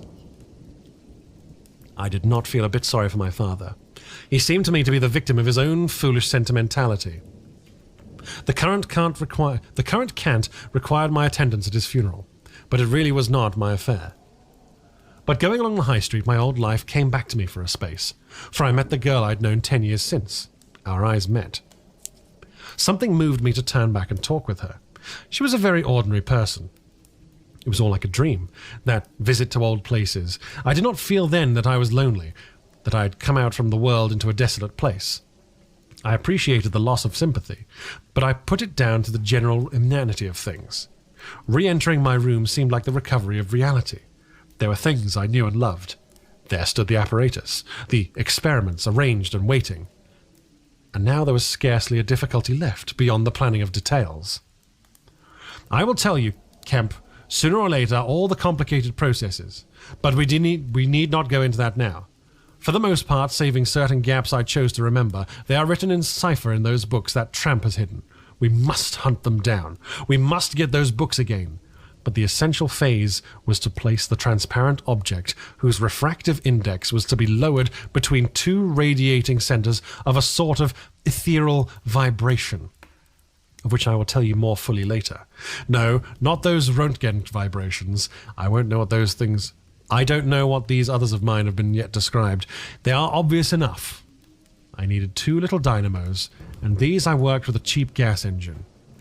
My first experiment was a bit of white wool fabric. It was the strangest thing in the world to see it in the flicker of the flashes soft and white, and then to watch it fade like a wreath of smoke and vanish.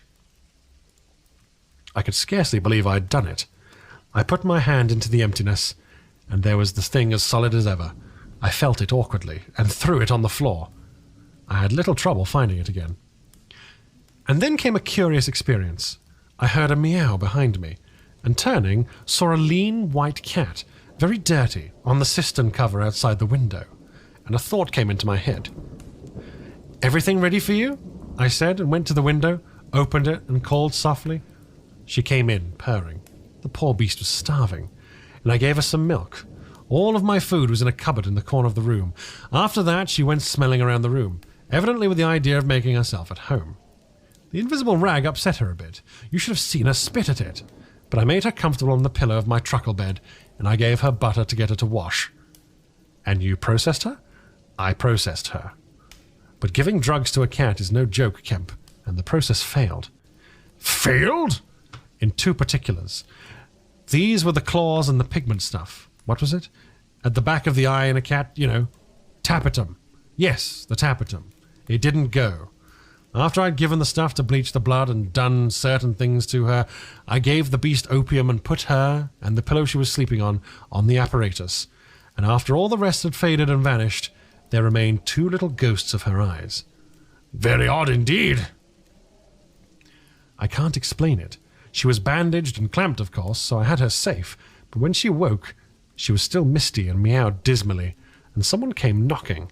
It was an old woman from downstairs who suspected me of vivisecting, a drink-sodden old creature, with only a white cat to care for in all the world.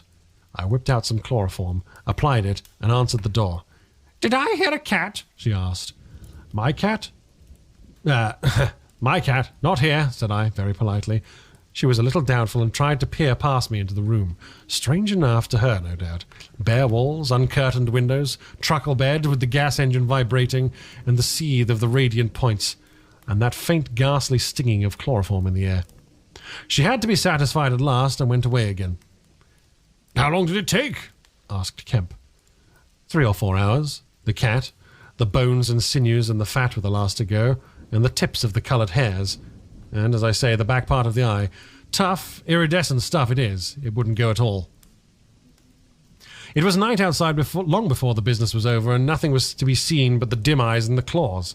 I stopped the gas engine, felt for and stroked the beast, which was still insensible, and then, being tired, left it sleeping on the invisible pillow and went to bed. I found it hard to sleep. I lay awake thinking weak, aimless stuff, going over the experiment over and over again, or dreaming feverishly of things growing misty and vanishing about me, until everything, the ground I stood on, vanished, and so I came to that sickly falling nightmare one gets. About 2, the cat began meowing about the room. I tried to hush it by talking to it, and then I decided to turn it out. I remember the shock I had when striking a light. There were just the round eyes shining green, and nothing round them. I would have given it milk, but I hadn't any. It wouldn't be quiet. It just sat down and meowed at the door. I tried to catch it with an idea of putting it out of the window, but it wouldn't be caught. It vanished, and then it began meowing in different parts of the room. At last I opened the window, made a bustle, and I suppose it went out at last, and I never saw any more of it. Then, heaven knows why, I fell thinking of my father's funeral again, and the dismal, windy hillside, until the day had come. I found sleeping was hopeless, and, locking my door after me, wandered out into the morning streets. "You don't mean to say there's an invisible cat at large?" said Kemp. "If it hasn't been killed," said the invisible man. "Why not?" "Why not? I didn't mean to interrupt." "It's very probably been killed," said the invisible man. "It was alive 4 days after, I know, and down a grating in Great Titchfield Street because I saw a crowd round the place trying to see whence the meowing came." He was silent for the best part of a minute. Then he resumed abruptly. "I remember that morning before the change very vividly. I must have gone up Great Portland Street. I remember the barracks in Albany Street, and the horse soldiers coming out, and at last I found the summit of Primrose Hill. It was a sunny day in January, one of those sunny, frosty days that come before the snow this year. My weary brain tried to formulate the position, to plot out a plan of action. I was surprised to find, now that my prize was within my grasp, how inconclusive its attainment seemed. After a matter of fact was worked out, the intense stress of nearly 4 years' continuous work left me incapable of any strength of feeling. I was apathetic, and I tried in vain to recover the enthusiasm of my first inquiries. The passion of discovery that enabled me to compass even the downfall of my father's grey hairs. Nothing seemed to matter. I saw pretty clearly this was the transient mood due to overwork and want of sleep, that either by drugs or rest it would be possible to recover my energies. All I could think clearly was that the thing had to be carried through, and the fixed idea still ruled me. And soon, for the money I had was almost exhausted, I looked about me at the hillside, with children playing and girls watching them, and tried to think of all the fantastic advantages an invisible man would have in the world. After a time I crawled home, took some food and a strong dose of strychnine, and went to sleep in my clothes on my unmade bed. Strychnine is a grand tonic, Kemp, to take the flabbiness out of a man. "It's the devil," said Kemp. "It's the Paleolithic in a bottle." I awoke, vastly invigorated and rather irritable, you know. I know the stuff. And there was a man rapping at the door. It was my landlord with threats and inquiries, an old Polish Jew in a long grey coat and greasy slippers. I had been tormenting the cat in the night, he was sure. The old woman's tongue had been busy. He insisted on knowing all about it. The laws in this country against vivisection were very severe. He might be liable. I denied the cat. Then the vibration of the little gas engine could be felt all over the house. He said that was true, certainly. He edged me around into the room, peering about over his German silver spectacles, and a sudden dread came into my mind that he might carry away something of my secret. I tried to keep between him and the concentrating apparatus I'd arranged, and that only made him more curious. What was I doing? Why was I always alone and secretive? Was it legal? Was it dangerous? I paid nothing but the usual rent. His had always been a most respectable house, in a disreputable neighborhood. Suddenly, my temper gave way. I told him to get out. He began to protest, to jabber of his right of entry. In a moment, I had him by the collar. Something ripped, and he went spinning out into his own passage. I slammed and locked the door and sat down quivering. He made a fuss outside, which I disregarded, and after a time, he went away. But this brought matters to a crisis. I did not know what he would do, nor even what he had the power to do. To move to fresh apartments would have meant delay, although I had barely £20 left in the world, for the most part in the bank, and I could not afford that. Vanish. It was irresistible. Then there would be an enquiry, the sacking of my room. At the thought of the possibility of my work being exposed or interrupted at its very climax, I became very angry and active. I hurried out of with my 3 books of notes, my checkbook, the tramp has them now, and directed them from the nearest post office to a house of call for letters and parcels in Great Portland Street. I tried to go out noiselessly. Coming in, I found my landlord going quietly upstairs. He had heard the door close, I suppose. You would have laughed to see him jump aside on the landing as I came tearing after him. He glared at me as I went by him, and I made the house quiver with the slamming of my door. I heard him shuffling up to my floor, hesitate, and go down. I set to work on my preparations forthwith. It was all done that evening and night, while I was still sitting under the sickly, drowsy influence of the drugs that decolorized blood. There came a repeated knocking at the door. It ceased. Footsteps went away and returned, and the knocking was resumed. There was an attempt to push something under the door, a blue paper. Then, in a fit of irritation, I rose and went and flung the door wide open. "Now then," said I. It was my landlord, with a notice of ejectment or something. He held it out to me, saw something odd about my hands, I expect, and lifted his eyes to my face. For a moment he gaped. Then he gave a sort of inarticulate cry, dropped candle and writ together, and went blundering down the dark passage to the stairs. I shut the door, locked it, and went to the looking-glass. Then I understood his terror. My face was white, like white stone. But it was all horrible. I had not expected the suffering. A night of racking anguish, sickness, and fainting. I set my teeth, though my skin was perfectly afire, all my body afire. But I lay there like grim death. I understand now how it was the cat had howled until I chloroformed it. Lucky it was I lived alone and untended in my room. There were times when I sobbed and groaned and talked, but I stuck to it because I became insensible and woke languid in the darkness. The pain had passed, I thought. I was killing myself and did not care. I shall never forget that dawn, and the strange horror of seeing that my hands had become as clouded glass, and watching them grow clearer and thinner as the day went by, until, at last, I could see the sickly disorder of my room through them. Though I closed my transparent eyelids, my limbs became glassy. The bones and arteries faded, vanished, and little white nerves went last. I gritted my teeth and stayed there to the end. At last, only the dead tips of the fingernails remained, pallid and white, and the brown stain of some acid upon my fingers. I struggled up. At first I was as incapable as a swathed infant. Stepping with limbs I could not see, I was weak and very hungry. I went and stared at nothing in my shaving glass, at nothing save where an attenuated pigment still remained behind the retina of my eyes, fainter than mist. I had to hang onto the table and press my forehead against the glass. It was only by frantic effort of will that I dragged myself back to the apparatus and completed the process. I slept during the afternoon, pulling the sheet over my eyes to shut out the light, and about midday I was awakened again by knocking. My strength had returned, so I sat up and listened and heard a whispering. I sprang to my feet and, as noiselessly as possible, began to detach the connections of my apparatus and to distribute it around the room, so as to destroy the suggestions of its arrangement. Presently, the knocking was renewed and voices called, first my landlord's and then 2 others. To gain time, I answered them.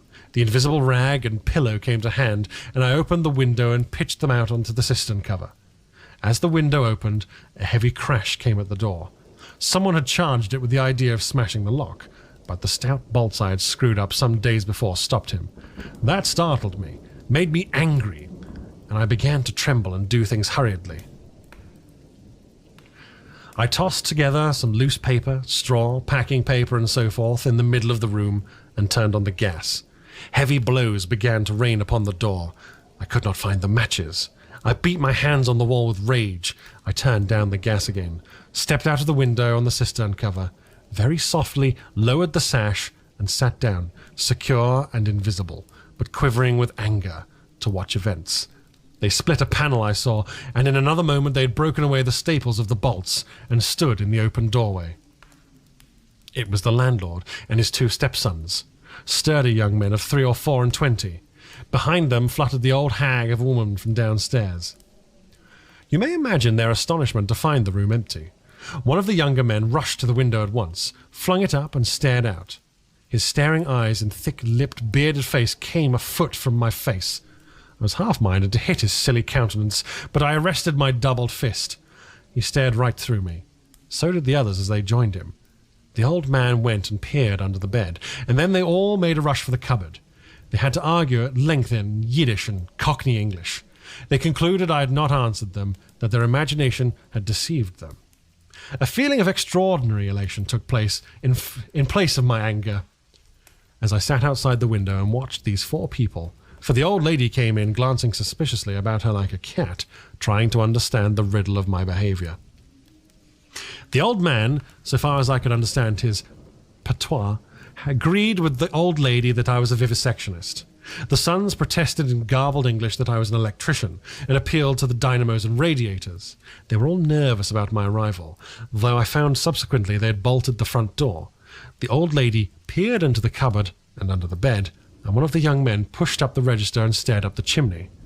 One of my fellow lodgers, a costermonger who shared the opposite room with a butcher, appeared on the landing, and he was called in and told incoherent things.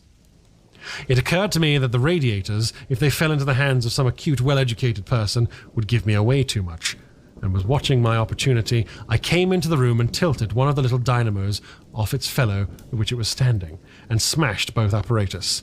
Then, while they were trying to explain the smash, I dodged out of the room and went softly downstairs.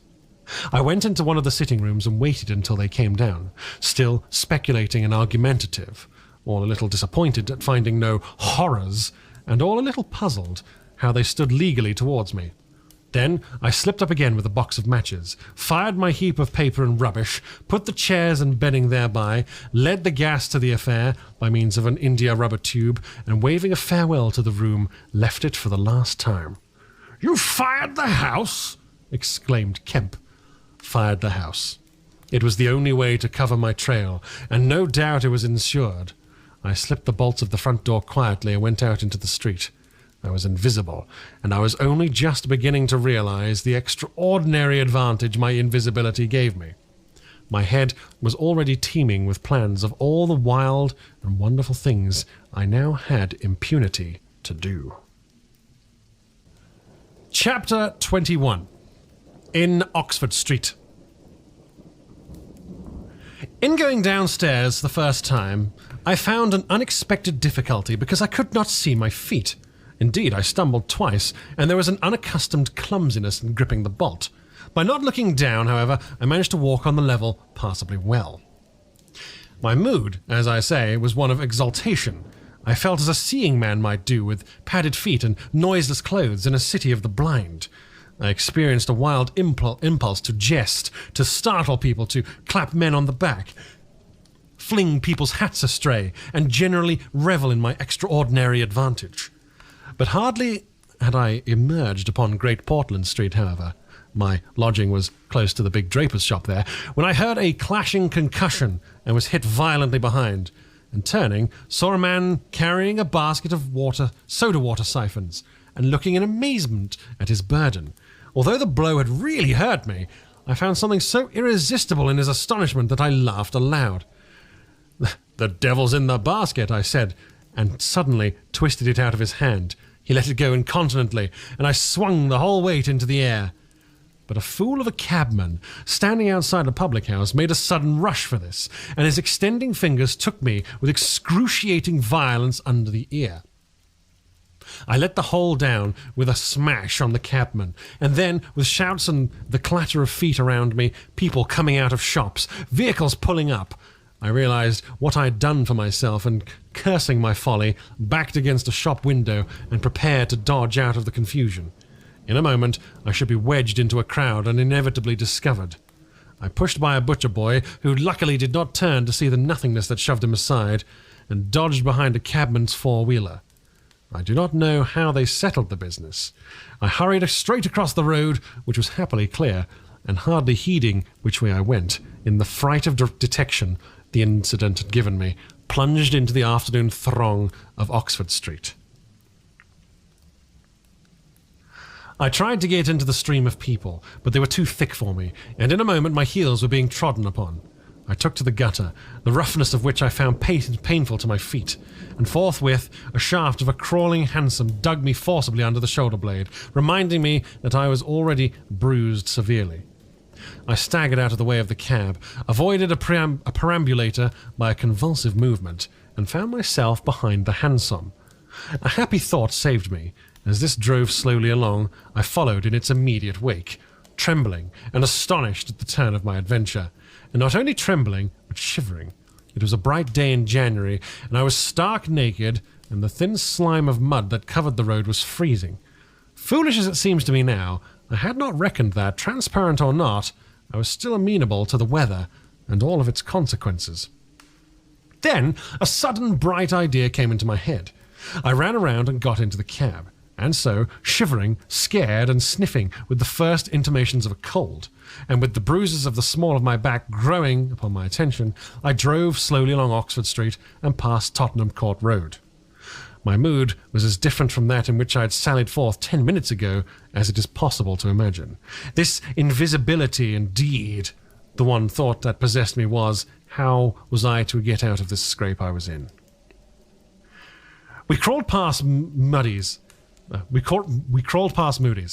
there was a tall woman with 5 or 6 yellow-labelled books hailed my cab, and I sprang out just in time to escape her, shaving a railway van narrowly in my flight. I made off up the roadway to Bloomsbury Square, intending to strike north past the museum, and so to get into the quiet district. I was now cruelly chilled, and the strangeness of my situation so unnerved me that I whimpered as I ran. At the northward corner of the square, a little white dog ran out of the Pharmaceutical Society's offices, and incontinently made for me, nose down. I had never realized it before, but the nose is to the mind of a dog what the eye is to the mind of a seeing man. Dogs perceive the scent of a man moving as men perceive his vision. This brute began barking and leaping, showing, as it seemed to me, only too plainly that he was aware of me. I crossed Great Russell Street, glancing over my shoulder as I did so, and went some way along Montague Street before I realized what I was running towards. Then I became aware of a blare of music, and looking along the street saw a number of people advancing out of Russell Square, red shirts, and the banner of the Salvation Army to the fore. Such a crowd, chanting in the roadway and scoffing on the pavement. I could not hope to penetrate, and dreading to go back and farther from home again, and deciding on the spur of the moment, I ran up the white steps of the house facing the museum railings, and stood there until the crowd should have passed. Happily, the dog stopped at the noise of the band too, hesitated, and turned tail, running back to Bloomsbury Square again. On came the band, bawling with unconscious irony some hymn about "When shall we see his face?" And it seemed an interminable time to see me before the tide of the crowd washed along the pavement by me. Thud, thud, thud came the drum with a vibrating resonance, and for the moment I did not notice 2 urchins stopping at the railings by me. "See 'em?" said one. "See what?" said the other. "Why, them footmarks, bare, like what you makes in mud." I looked down and saw that the youngsters had stopped and were gaping at the muddy footmarks I'd left behind me up the newly whitened steps. The passing people elbowed and jostled them, but their confounded intelligence was arrested. Thud, thud, thud. When thud, shall we see thud, his face thud, thud. "There's a barefoot man gone up them steps, or I don't know nothing," said one, "and he ain't never come down again, and his foot was a-bleeding." The thick of the crowd had already passed. "Looky there, Ted," quoth the younger of the detectives, with the sharpness of surprise in his voice, and pointed straight at my feet. I looked down and saw at once the dim suggestion of their outline sketched in splashes of mud. For a moment I was paralysed. "Why, that's rum," said the elder. "Dash rum. It's just like the ghost of a foot, innit?" He hesitated and advanced with an outstretched hand. A man pulled up short to see what he was catching, and then a girl. In another moment he would have touched me. Then I saw what to do. I made a step. The boy started back with an exclamation, and with a rapid movement I swung myself over the portico of the next house. But the smaller boy was sharp-eyed enough to follow the movement, and before I was well down the steps and on the pavement, he had recovered from his momentary astonishment and was shouting out that the feet had gone over the wall. They rushed around and saw my new footmarks flash into being on the lower step and upon the pavement. What's up? asked someone. Feet, look, feet running. Everybody in the road, except my 3 pursuers, was pouring along after the Salvation Army, and this blow not only impeded me, but them. There was an eddy of surprise and interrogation, at the cost of bowling over one young fellow I got through, and in another moment, I was rushing headlong around the circuit of Russell Square, with 6 or 7 astonished people following my footmarks. There was no time for explanation, or else the whole host would have been after me. Twice I doubled round corners, thrice I crossed the road and came back upon my tracks, and then, as my feet grew hot and dry, the damp impressions began to fade.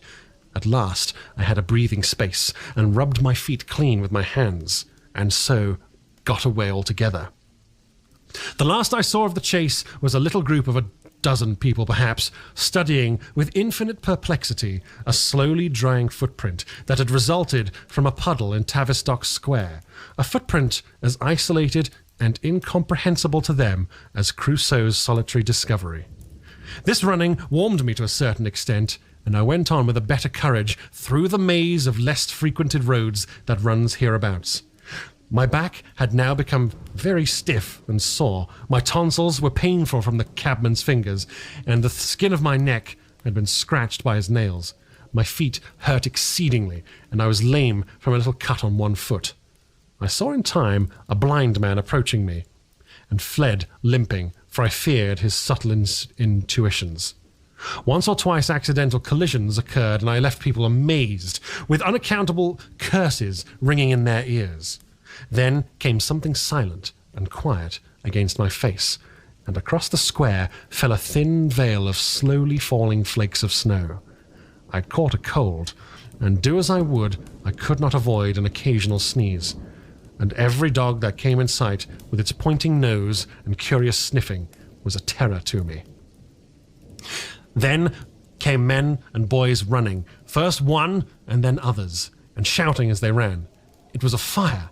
They ran in the direction of my lodging, and looking back down the street, I saw a mass of black smoke streaming up above the roofs and telephone wires. It was my lodging burning, my clothes, my apparatus, all my resources indeed, except my checkbook, and the 3 volumes of memoranda that awaited me in Great Portland Street were there. Burning. I had burnt my boats, if ever a man did. The place was blazing. The invisible man paused and thought. Kemp glanced nervously out of the window. Yes, he said. Go on. Chapter 22. In the Emporium. So last January, with the beginning of a snowstorm in the air about me, and if it settled on me, it would betray me, weary, cold, painful, inexpressibly wretched, and still but half convinced of my invisible quality, I began this new life to which I am committed. I had no refuge, no appliances, no human being in the world in whom I could confide.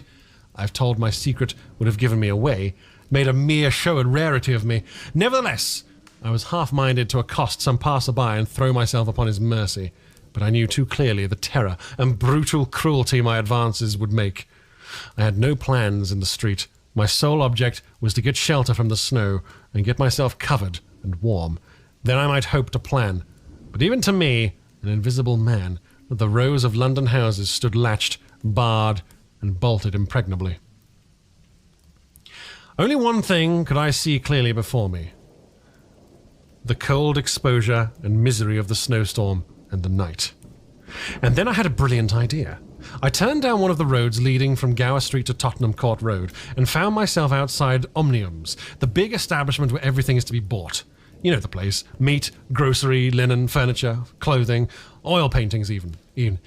A huge, meandering collection of shops, rather than a shop. I thought I should find the doors open, but they were closed. And as I stood in the wide entrance, a carriage stopped outside, and a man in uniform, you know, the kind of personage with Omnium on his cap, flung open the door. I contrived to enter, and walking down the shop, it was a department where they were selling ribbons and gloves and stockings and that kind of thing, came to a more spacious region devoted to picnic baskets and wicker furniture. I did not feel safe there. However, people were going to and fro, and I prowled restlessly until I came upon a huge section in an upper floor containing multitudes of bedsteads, and over those I clambered, and found a resting place at last among a huge pile of folded flock mattresses. The place was already lit up and agreeably warm. I decided to remain where I was, keeping a cautious eye on the 2 or 3 sets of shopmen and customers who were meandering through the place until closing time came. Then I should be able, I thought, to rob the place for food and clothing, and disguised, prowl through it and examine its resources, perhaps sleep on some of the bedding. That seemed an acceptable plan. My idea was to procure clothing to make myself a muffled but acceptable figure, to get money, and then to recover my books and parcels where they awaited me, take a lodging somewhere, and elaborate plans for the complete realization of the advantages my invisibility gave me, as I still imagined, over my fellow men. Closing time arrived quickly enough. It could not have been more than an hour after I took up my position on the mattresses before I noticed the blinds of the windows being drawn and customers being marched doorward. Then a number of brisk young men began with remarkable alacrity to tidy up the goods that remained disturbed. I left my lair as the crowds diminished and prowled cautiously out onto the less desolate parts of the shop. I was really surprised to observe how rapidly the young men and women whipped away the goods displayed for sale during the day. All the boxes of goods, the hanging fabrics, the festoons of lace, the boxes of sweets in the grocery section, the displays of this and that were being whipped down, folded up, slapped into tidy receptacles, and everything that could not be taken down and put away had sheets of some coarse stuff like sacking flung over them. Finally, all the chairs were turned up onto the counters, leaving the floor clear. Directly each of these young people had done, he or she made promptly for the door with such an expression of animation that I have rarely observed in a shop assistant before. Then came a lot of youngsters scattering sawdust and carrying pails and brooms. I had to dodge and get out of the way as it was. My ankle got stung with the sawdust. For some time, wandering through the swathed and darkened apartments, I could hear the brooms at work, and at last, a good hour or more after the shop had been closed, came a noise of the locking of doors. Silence came upon the place, and I found myself wandering through the vast and intricate shops, galleries, showrooms of the place, alone. It was very still. In one place I remember passing near one of the Tottenham Court Road entrances and listening to the tapping of boot heels of the passers-by. My first visit was to the place where I had seen stockings and gloves for sale. It was dark, and I had the devil of a hunt after matches, which I found at last in the drawer of the little cash desk. Then I had to get a candle. I had to tear down wrappings and ransack a number of boxes and drawers, but at last I managed to turn out what I sought. A box label called them lambswool pants and lambswool vests, then socks, a thick comforter, and then I went to the clothing place and got trousers, a lounge jacket, an overcoat, and a slouch hat, a clerical sort of hat with the brim turned down. I began to feel a human being again, and my next thought was food. Upstairs was a refreshment department, and there I got cold meat. There was still coffee in the urn, and I lit the gas and warmed it up again. And altogether, I did not do too badly. Afterwards, prowling through the place in search of blankets, I had to put up with at last a heap of down quilts. I came upon a grocery section with a lot of chocolate and candied fruits, more than was good for me indeed, and some white burgundy. And near that was a toy department, and I had a brilliant idea. I found some artificial noses, dummy noses, you know, and I thought of dark spectacles. But Omniums had no optical department. My nose had been a difficulty indeed. I had thought of paint, but the discovery set my mind running on wigs and masks and the like. Finally, I went to sleep in a heap of down quilts, very warm and comfortable. My last thoughts before sleeping were of the most agreeable I had had since the change. I was in a state of physical serenity, and that was reflected in my mind. I thought that I should be able to slip out unobserved in the morning with my clothes upon me, muffling my face with a white wrapper I had taken, purchase, with the money I had taken, spectacles and so forth. And so, completing my disguise, I lapsed into disorderly dreams of all the fantastic things that had happened during the last few days. I saw the ugly little Jew of a landlord vociferating in his rooms. I saw his 2 sons marvelling and the wrinkled old woman's gnarled face as she asked for her cat. I experienced again the strange sensation of seeing the cloth disappear, and so I came round to the windy hillside and sniffing old clergyman, mumbling, "Earth to earth, ashes to ashes, dust to dust," at my father's open grave. "You also," said a voice, and suddenly I was being forced towards the grave. I struggled, shouted, appealed to the mourners, but they continually stonily followed the service. The old clergyman, too, never faltered, droning and sniffing through the ritual. I realized I was invisible and inaudible, that overwhelming forces had their grip on me. I struggled in vain. I was forced over the brink. The coffin rang hollow as I fell upon it, and gravel came flying after me in spadefuls. Nobody heeded me. Nobody was aware of me. I made convulsive struggles and awoke. The pale London dawn had come, and the place was full of a chilly, grey light that filtered round the edges of the window blinds. I sat up, and for a time I could not think where this ample apartment, with its counters, its piles of rolled stuff, its heap of quilts and cushions, its iron pillars, might be. Then, as recollection came back to me, I heard voices in conversation. Then, far down the place, in the brighter light of some department which had already raised its blinds, I saw two men approaching. I scrambled to my feet, looking about me for some way of escape. And even as I did so, the sound of my movement made them aware of me. I suppose they merely saw a figure moving quietly and quickly away. "Who's that?" cried one. "Stop there!" shouted the other. I dashed around a corner, and it came full tilt.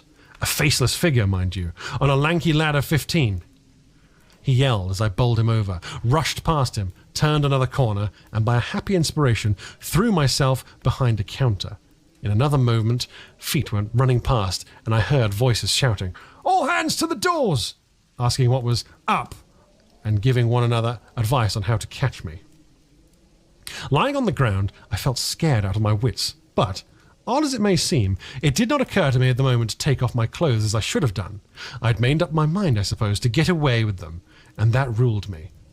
And then down the vista of the counters came a bawling of, "Here he is!" I sprang to my feet, whipped a chair off the counter, and sent it whirling at the fool who had shouted, turned, came into another round a corner, sent him spinning, and rushed up the stairs. He kept his footing, gave a view hallow, and then came up the staircase hot after me. Up the staircase were piled a multitude of those bright-coloured pot things. What are they? "Art pots," suggested Kemp. "That's it, art pots." Well, I turned at the top step and swung round, plucked one out of a pile, and smashed it on his silly head as he came at me. The whole pile of pots went headlong, and I heard shouting and footsteps running from all parts. I made a mad rush for the refreshment place, and there was a man in white like a man-cook, who took up the chase. I made one last desperate turn, and found myself among lamps and ironmongery. I went behind the counter of his, and waited for my cook, and as he bolted and in the head of the chase, I doubled him up with a lamp.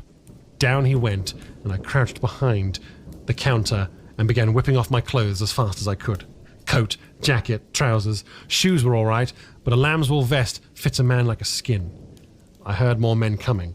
My cook was lying quiet on the other side of the counter, stunned or scared speechless, and I had to make another dash for it, like a rabbit hunted out of a woodpile. "This way, policeman!" I heard someone shouting. I found myself in my bedstead storeroom again, and at the end of a wilderness of wardrobes, I rushed among them, went flat, got rid of my vest after infinite wriggling, and stood a free man again, panting and scared, as the policeman and three of the shopmen came round the corner. They made a rush for the vest and pants, and collared the trousers. "He's dropping his plunder! He must be somewhere here!" But they did not find me all the same. I stood watching them hunt for me for a time, and cursing my ill luck in losing the clothes. Then I went into the refreshment room, drank a little milk I found there, and sat down by the fire to consider my position. In a little while, two assistants came in and began to talk over the business very excitedly, and like the fools they were, I heard a magnified amount of my depredations and other speculations as to my whereabouts. Then I fell to scheming again.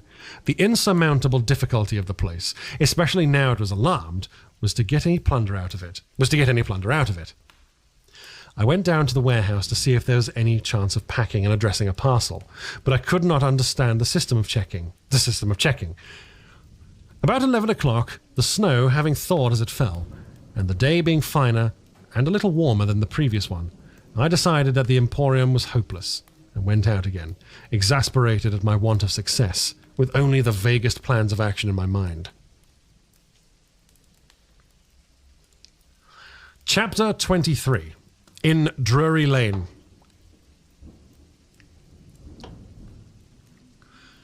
"But you now begin to realize," said the Invisible Man, "the full disadvantage of my condition. I had no shelter, no covering. To get clothing was to forego all of my advantage, to make myself a strange and terrible thing. I was fasting, for to eat, to fill myself with unassimilated matter, would be to become grotesquely visible again." "I never thought of that," said Kemp. Nor had I, and the snow had warned me of other dangers. I could not go abroad in snow. It would settle on me and expose me. Rain, too, would make a watery outline, the glistening surface of a man. A bubble and fog.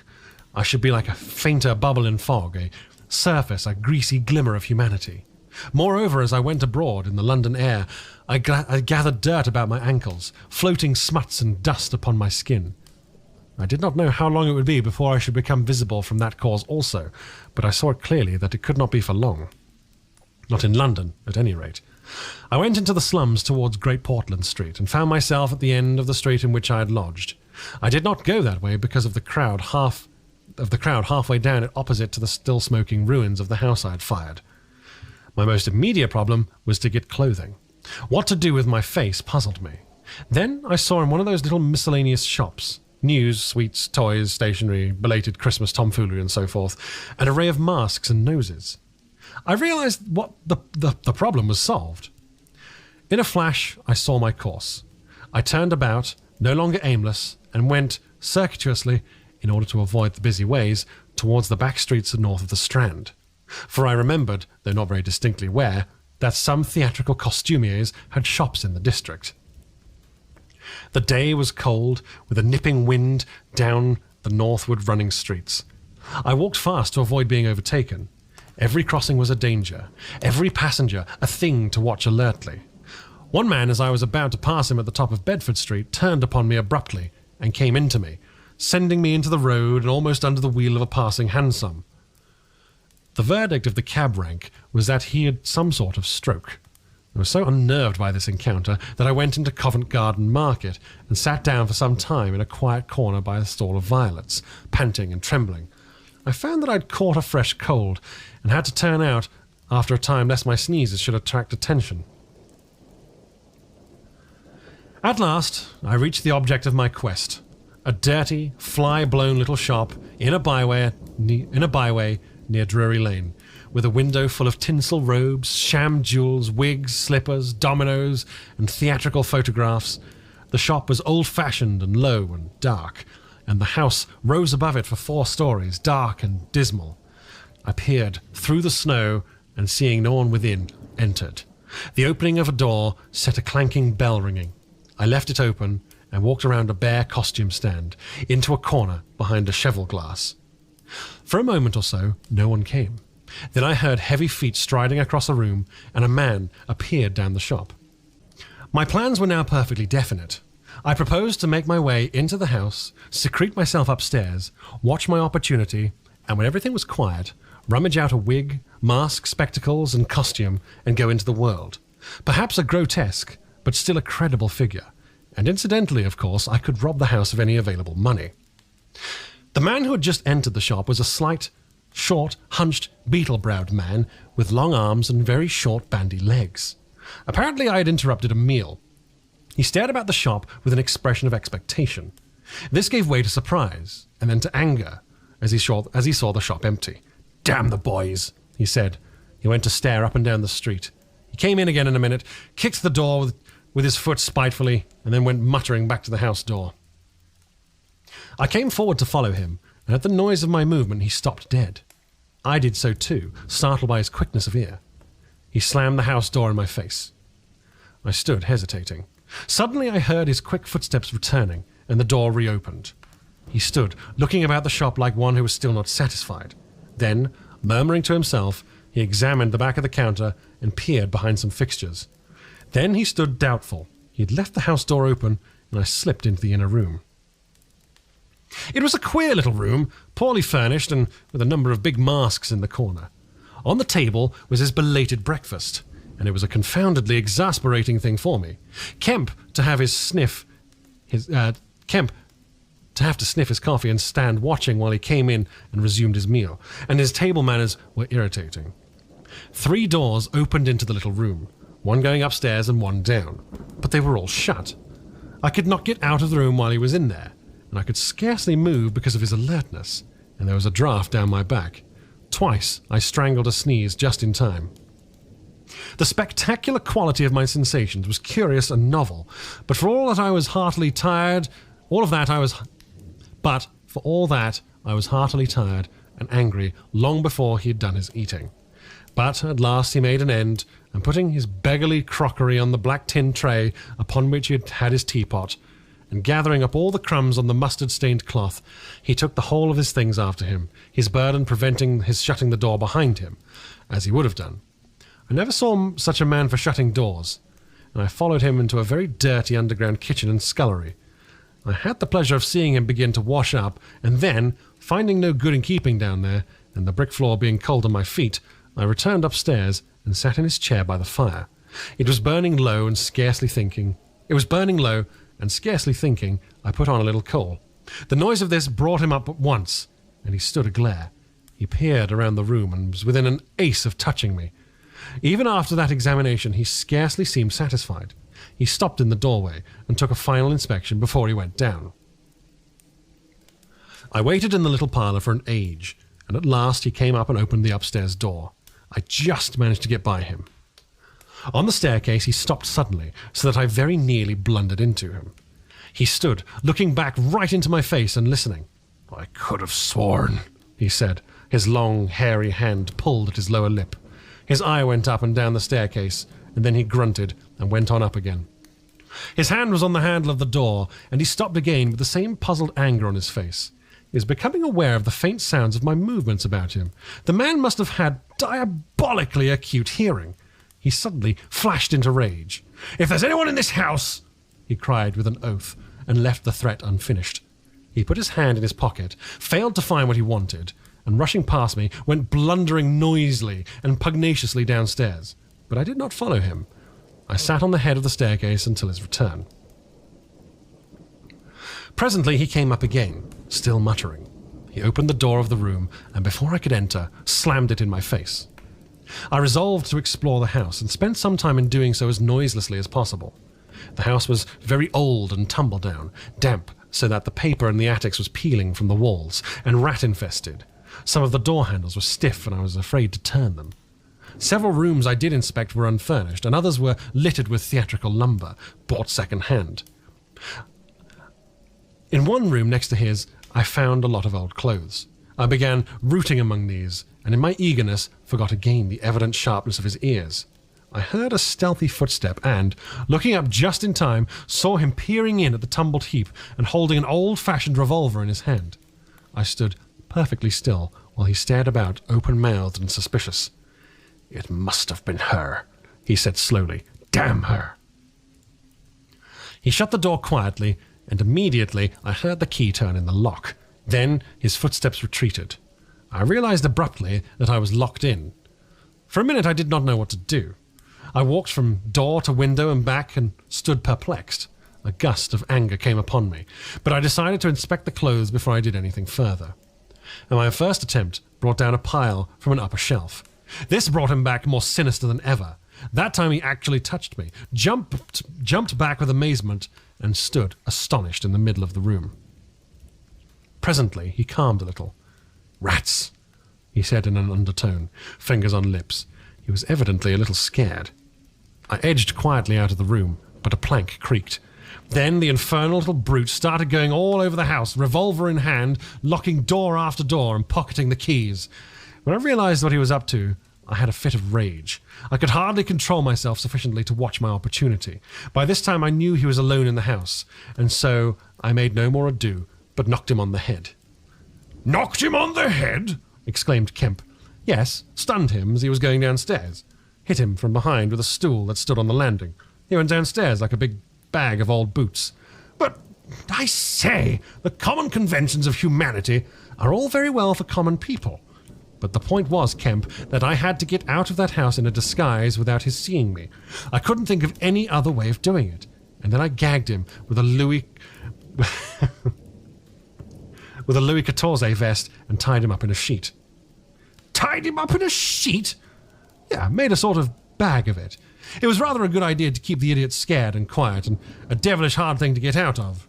Head away from the string. My dear Kemp, it is no good your sitting glaring as though I was a murderer. It had to be done. He had his revolver. If once he saw me, he would be able to describe me. But still, said Kemp, in England, today, and the man was in his own house, and you were, well, robbing. Robbing? Confound it, you'll call me a thief next. Surely, Kemp, you're not fool enough to dance on the old strings. Can't you see my position? And his too, said Kemp. The invisible man stood up sharply. What do you mean to say? Kemp's face grew a trifle hard. He was about to speak and checked himself.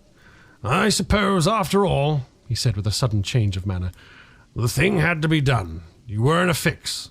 But still, of course I was in a fix. An infernal fix, and he made me wild too, hunting me about the house, fooling me with his revolver, locking and unlocking doors. He was exasperating. You don't blame me, do you? You don't blame me. I don't blame anyone, said Kemp. It's quite out of fashion. What did you do next? I was hungry. Downstairs I found a loaf and some rank cheese, more than sufficient to satisfy my hunger. I took some brandy and water, and then went upstairs past my impromptu bag. He was laying quite still, to the room containing the old clothes. This looked out upon the street. 2 lace curtains, brown with dirt, guarding the window. I went and peered out through their interstices. Outside, the day was bright. By contrast with the brown shadows of the dismal house in which I found myself, dazzlingly bright, a brisk traffic was going by. Fruit carts, a hansom, a four-wheeler with a pile of boxes, a fishmonger's cart. I turned with spots of colour swimming before my eyes to the shadowy fixtures behind me. My excitement was giving place to a clear apprehension of my position again. The room was full of a faint scent of benzoline, used, I suppose, in cleaning the garments. I began a systematic search of the place. I should judge the hunchback had been alone in the house for some time. He was a curious person. Everything that could possibly be of service to me I collected in the clothes storeroom, and then made a deliberate selection. I found a handbag I thought suitable possession, and some powder, rouge, and sticking plaster. I had thought of painting and powdering my face, and all of that there was to show of me, in order to render myself visible. But the disadvantage of this lay in the fact that I would require turpentine and appliances and considerable amount of effort before I should be able to vanish again. Finally, I chose a mask of the better type, slightly grotesque, but not more than many human beings. Dark glasses, greyish whiskers, and a wig. I could find no underclothing, but that I could buy subsequently, and for the time I swathed myself in calico dominoes and some white cashmere scarves. I could find no socks, but the hunchback's boots were rather a loose fit and sufficed. In a desk in the shop were 3 sovereigns and about 30 shillings worth of silver, and in a locked cupboard I burst in the inner room were £8 in gold. I could go forth into the world again equipped. Then came a curious hesitation. Was my appearance really credible? I tried myself with a little bedroom-looking glass, inspecting myself from every point of view to discover any forgotten chink, but it all seemed sound. I was grotesque to the theatrical pitch, a stage miser, but I was certainly not a physical impossibility. Gathering confidence, I took my looking-glass down into the shop, pulled down the shop blinds, and surveyed myself from every point of view with the help of the cheval-glass in the corner. I spent some minutes screwing up my courage, and then unlocked the shop door and marched out into the street, leaving the little man to get out of his sheet again when he liked. In 5 minutes, a dozen turnings intervened between me and the costumier's shop. No one appeared to notice me very pointedly. My last difficulty seemed overcome. He stopped again. "Are you troubled no more about the hunchback?" said Kemp. "No," said the invisible man, "nor have I heard what became of him. I suppose he untied himself or kicked himself out. The knots were pretty tight." He became silent and went to the window and stared out. What happened when you went out into the Strand? Oh, disillusionment again. I thought my troubles were over. Practically, I thought I had impunity to do whatever I chose. Everything, save to give away my secret, so I thought. Whatever I did, whatever the consequences may be, was nothing to me. I had merely to fling aside my garments and vanish. No person could hold me. I could take my money where I found it. I decided to treat myself to a sumptuous feast and then put up at a good hotel and accumulate a new outfit of property. I felt amazingly confident. It's not particularly pleasant recalling that I was an ass. I went into a place and was already ordering lunch when it occurred to me that I could not eat unless I exposed my invisible face.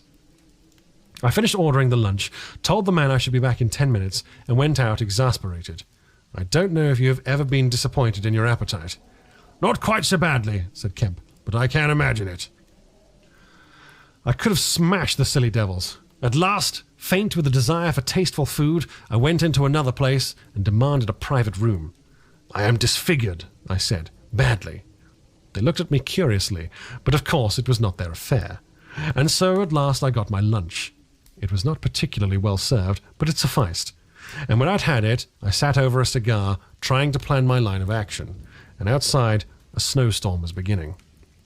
The more I thought of it, Kemp, the more I realized what a helpless absurdity the invisible man was. An invisible man was. In a cold and dirty climate and a crowded civilized city, before I had made this mad experiment, I had dreamt of 1,000 advantages. That afternoon, it seemed all disappointment. I went over the heads of things a man reckons desirable. No doubt invisibility made it possible to get them, but it made it impossible to enjoy them when they got them. Ambition. What is the good of pride of place when you cannot appear there? What is the good of the love of woman when her name must needs be Delilah? I have no taste for politics, for the blackguardisms of fame, of philanthropy, for sport. What was I to do? And for this I had become a wrapped up mystery, a swathed and bandaged caricature of a man. He paused, his attitude suggesting a roving glance at the window. But how did you get to Iping? Said Kemp, anxious to keep his guest busy talking. I went there to work. I had only one hope. It was a half idea. I have it still. It's a full-blown idea now. A way of getting back, of restoring what I have done. When I have done all I mean to do invisibly, and that is what I chiefly want to talk to you about now. You went straight to Iping? Yes. I had simply to get my 3 volumes of memoranda and my checkbook, my luggage and underclothing, order a quantity of chemicals to work out this idea of mine. I will show you the calculations as soon as I get my books. And then I started.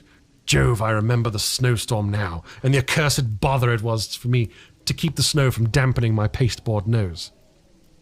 At the end, said Kemp, the day before yesterday, when they found you out, you rather, to judge by the papers...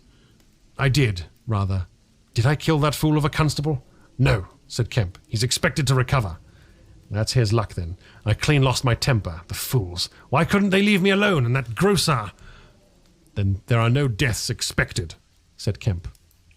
I don't know about that tramp of mine, said the invisible man with an unpleasant laugh. By heaven, Kemp, you don't know what rage is. To have worked for years, to have planned... To have planned and plotted, and then to get some fumbling, purblind idiot messing across your course. Every conceivable sort of silly creature that has ever been created has been sent to cross me. If I have much more of it, I shall go wild. I shall start mowing them. As it is, they've made things 1,000 times more difficult. No doubt it's exasperating, said Kemp dryly. Chapter 24. The Plan That Failed. But now, said Kemp, with a side glance out of the window, what are we to do? He moved nearer his guest as he spoke in such a manner as to prevent the possibility of a sudden glimpse of the 3 men who were advancing up the hill road with an intolerable slowness, as it seemed to Kemp. What are you planning to do when you were heading for Port Burdock? Had you any plan? I was going to clear out of the country, but I've altered that plan rather since meeting you. I thought it would be wise, now that the weather is hot and invisibility possible, to make for the south, especially as my secret was known, and everyone would be on the lookout for a masked and muffled man. You have a line of steamers from here to France. My idea was to get aboard one and run the risks of the passage. Steamers, not streamers. Thence, I could go by train to Spain, or else get to Algiers. It would not be difficult. There, a man might always be invisible, and yet live, and do things. I was using that tramp as a money box and luggage carrier until I decided how to get my books and things sent over to meet me. That's clear. And then the filthy brute must needs to try and rob me. He has hidden my books, Kemp. Hidden my books. If I can lay my hands on him. Best plan to get the books out of him first. But where is he? Do you know? He's in the town police station, locked up by his own request, in the strongest cell in the place. Cur. But that hangs your plans up a little. We must get those books. Those books are vital. Certainly, said Kemp, a little nervously, wondering if he heard footsteps outside. Certainly we must get those books, but that won't be difficult if he doesn't know they're for you. No, said the Invisible Man, and thought. Kemp tried to think of something to keep the talk going, but the Invisible Man resumed of his own accord. Blundering into your house, Kemp... Blundering into your house, Kemp, he said, changes all of my plans, for you are a man that can understand. In spite of all that has happened, in spite of this publicity, of the loss of my books, of what I have suffered, there still remain great possibilities, huge possibilities. You've told no one I'm here? He asked abruptly. Kemp hesitated. That was implied, he said. No one? Insisted Griffin. Not a soul. Now. The Invisible Man stood up and, sticking his arms akimbo again, began to pace the study. I made a mistake, Kemp. A huge mistake in carrying this thing through alone. I've wasted strength, time, opportunities. Alone, it is wonderful how little a man can do alone. To rob a little, to hurt a little, and there is the end. What I want, Kemp, is a goalkeeper, a helper, and a hiding place, an arrangement whereby I can sleep and eat and rest in peace and unsuspected. I must have a confederate. With a confederate, with food and rest, 1,000 things are possible. Hitherto I have gone on vague lines. We have to consider all that invisibility means. All that it does not mean. It means little advantage for eavesdropping and so forth. One makes sounds. It's of little help, a little help perhaps, in housebreaking and so forth. Once you've caught me, you could easily imprison me. But on the other hand, I am hard to catch. This invisibility, in fact, is only good in 2 cases. It's useful in getting away, it's useful in approaching. It's particularly useful, therefore, in killing. I can walk around a man, whatever weapon he has, choose my point, strike as I like, dodge as I like, escape as I like.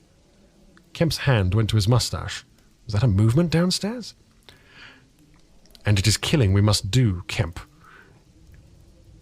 It is killing we must do, repeated Kemp. I'm listening to your plan, Griffin, but I'm not agreeing. Why killing? Not wanton killing, but a judicious slaying. The point is, they know there is an invisible man, as well as we know there is an invisible man. And that invisible man, Kemp, must now establish a reign of terror. Yes, it's no doubt startling, but I mean it. A reign of terror. He must take some town like your Burdock and terrify and dominate it.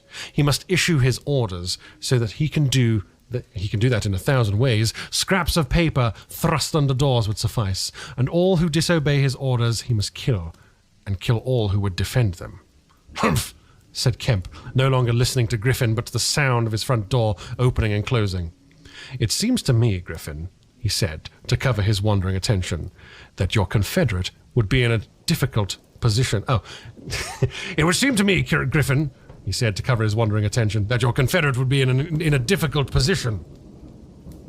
No one would know that he was a confederate, said the Invisible Man eagerly, and then suddenly, hush, what's that downstairs? Nothing, said Kemp, and suddenly began to speak loud and fast. I don't agree to this, Griffin. Understand me. I don't agree to this. Why dream of playing a game against the race? How can you hope to gain happiness? Don't be a lone wolf. Publish your results. Take the world, take the nation at least, into your confidence. Think what you might do with 1,000,000 helpers. The Invisible Man interrupted, arm extended. There are footsteps coming upstairs, he said in a low voice. Nonsense, said Kemp. Let me see, said the Invisible Man, and advanced, arm extended, to the door. And then things happened rather swiftly. Kemp hesitated for a second, and then moved to intercept him. The Invisible Man started and stood still. "Traitor!"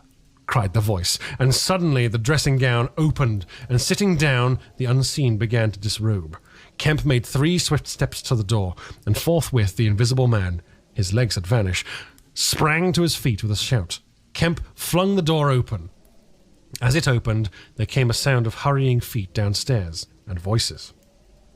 With a quick movement, Kemp thrust the Invisible Man back, sprang aside, and slammed the door. The key was outside and ready. In another moment, Griffin would have been alone in the Belvedere's study, a prisoner, save for one little thing. The key had been slipped in hastily that morning. As Kemp slammed the door, it fell noisily down upon the carpet. Kemp's face became white. He tried to grip the door handle with both hands. For a moment he stood lugging, then the door gave 6 inches, but then he got it closed again. The second time it was jerked a foot wide, and the dressing gown came wedging itself into the opening. His throat was gripped by invisible fingers, and he left his hold on the handle to defend himself. He was forced back, tripped, and pitched heavily into the corner of the landing. The empty dressing gown was flung on top of him. Halfway up the staircase was Colonel Adai, the recipient of Kemp's letter, the chief of the Burdock police. He was staring aghast at the sudden appearance of Kemp, followed by the extraordinary sight of clothing tossing empty in the air. He saw Kemp felled, and struggling to his feet, he saw him rush forward and go down again, felled like an ox. Then suddenly he was struck violently by nothing. A vast weight, it seemed, leapt upon him, and he was hurled headlong down the staircase, with a grip on his throat and a knee in his groin. An invisible foot trod on his back. A ghostly patter passed downstairs. He heard the 2 police officers in the hall shout and run, and the front door of the house slammed violently. He rolled over and sat up staring. He saw, staggering down the staircase, Kemp, dusty and dishevelled, one side of his face white from a blow, his lip bleeding, and a pink dressing gown and some underclothing held in his arms.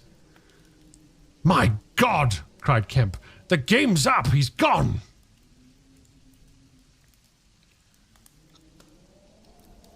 Chapter 25. The Hunting of the Invisible Man. For a space, Kemp was too inarticulate to make Adai understand the swift things that had just happened. They stood on the landing, Kemp speaking swiftly, the grotesque swathings of Griffin still on his arm, but presently Adai began to grasp something of the situation. "He is mad," said Kemp. "Inhuman. He is pure selfishness. He thinks of nothing but his own advantage, his own safety. I have listened to such a story this morning of brutal self-seeking. He has wounded men. He will kill them unless we can prevent him. He will create a panic. Nothing can stop him. He's going out now, furious." "He must be caught," said Adai. "That is certain." "But how?" cried Kemp, and suddenly became full of ideas. "You must begin at once. You must set every available man to work. You must prevent his leaving this district. Once he gets away, he may go through the countryside as he wills, killing and maiming. He dreams of a reign of terror. A reign of terror, I tell you. You must set a watch on trains and roads and shipping. The garrison must help.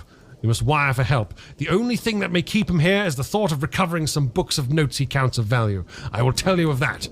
There is a man in your police station, Marvel." "I know," said Adai. "I know, those books. Yep. But the tramp says he hasn't them. But he thinks the tramp has.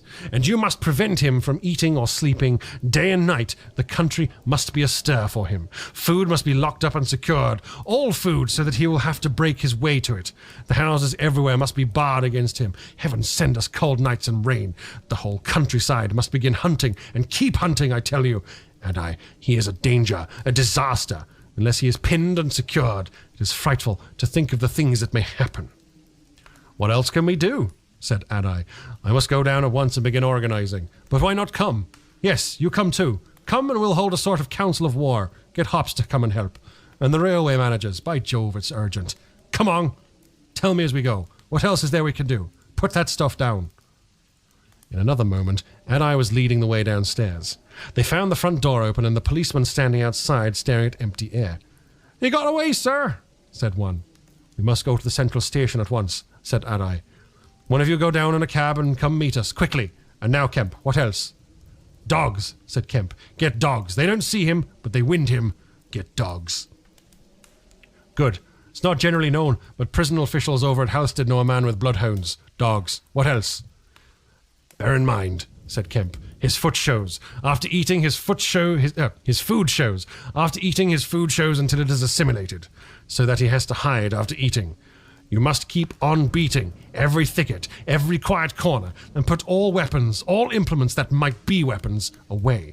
He can't carry such things for long, and what he can snatch up and strike men with must be hidden away. Good, good, said Adai. We shall have him yet. And on the roads, said Kemp, and hesitated. Yes? Powdered glass, said Kemp.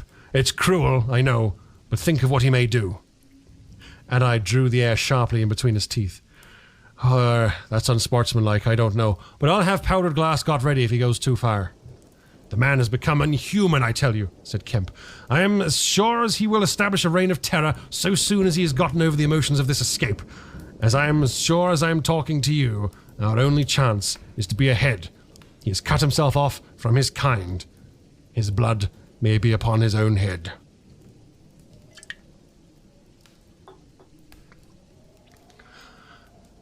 Chapter 26. The Wicksteed Murder. The Invisible Man seems to have rushed out of Kemp's house in a state of blind fury. A little child playing near Kemp's gateway was violently caught up and thrown aside, so that its ankle was broken, and thereafter for some hours the Invisible Man passed out of human perceptions. No one knows where he went nor what he did, but one can imagine him hurrying through the hot June forenoon, up the hill, and on towards the downland behind Port Burdock, raging and despairing at his intolerable fate, and sheltering at last, heated and weary, amid the thickets of the Hintondene, to piece together his shattered schemes against his species. That seems the most probable refuge for him, for there it was he reasserted himself in a grimly tragical manner about 2 in the afternoon. One wonders what his state of mind may have been during that time, and what plans he devised. No doubt he was almost ecstatically exasperated by Kemp's treachery, and though we may be able to understand the motives that led him to that deceit, we may still imagine and even sympathize a little with the fury that attempted surprise must have occasioned. Perhaps something of the stunned astonishment of his Oxford Street experiences may have returned to him, for he had evidently counted on Kemp's cooperation in his brutal dream of a terrorized world. At any rate, he vanished from the human ken about midday, and no living witnesses could tell what he did until about 2:30. It was a fortunate thing, perhaps, for humanity, but for him it was a fatal inaction. During that time, a growing multitude of men scattered over the countryside were busy. In the morning, he had been simply a legend, a terror. In the afternoon, by virtue chiefly of Kemp's dryly worded proclamation, he was presented as a tangible antagonist to be wounded, captured, or overcome. And the countryside began organizing itself with inconceivable rapidity. By 2 o'clock, he might still have removed himself out of the district by getting aboard a train. But after 2, that became impossible. Every passenger train along the lines of a great parallelogram between Southampton, Manchester, Brighton and Horsham travelled with locked doors, and the goods traffic was almost entirely suspended. And in a great circle of 20 miles round Port Burdock, men armed with guns and bludgeons were presently setting out in groups of 3 and 4 with dogs to beat the roads and fields. Mounted policemen rode along the country lanes, stopping at every cottage and warning the people to lock up their houses and keep indoors unless they were armed, and all of the elementary schools had broken up by 3 o'clock, and the children, scared and keeping together in groups, were hurrying home. Kemp's proclamation, signed indeed by Adai, was posted over almost the whole district by 4 or 5 o'clock in the afternoon. It gave briefly but clearly all the conditions of the struggle, the necessities of keeping the Invisible Man from food and sleep, the necessity for incessant watchfulness, and for prompt attention to any evidence of his movements. And so swift and decided was the action of the authorities, so prompt and universal was the belief in this strange being, that before nightfall an area of several hundred square miles was was in a stringent state of siege. And before nightfall too, a thrill of horror went through the whole watching, nervous countryside, going from whispering mouth to mouth, and swift and certain over the length and breadth of the country, past the story of the murder of Mr. Wicksteed. If our supposition that the Invisible Man's refuge was the Hinton Dean thickets, then we must suppose that early in the afternoon he sallied out again, bent upon some project that involved the use of a weapon. We cannot know what the project was, but the evidence that he had the iron rod in hand before he met Wicksteed is to me at least overwhelming. Of course, we can know nothing of the details of that encounter. It occurred on the edge of a gravel pit, not 200 yards from Lord Burdock's lodge gate. Everything points to a desperate struggle. The trampled ground, the numerous wounds Mr. Wicksteed received, his splintered walking stick, but why the attack was made, save in a murderous frenzy, it's impossible to imagine. Indeed, the theory of madness is almost unavoidable. Mr. Wicksteed was a man of 45 or 46, steward to Lord Burdock, of inoffensive habits and appearance, the very last person in the world to provoke such a terrible antagonist.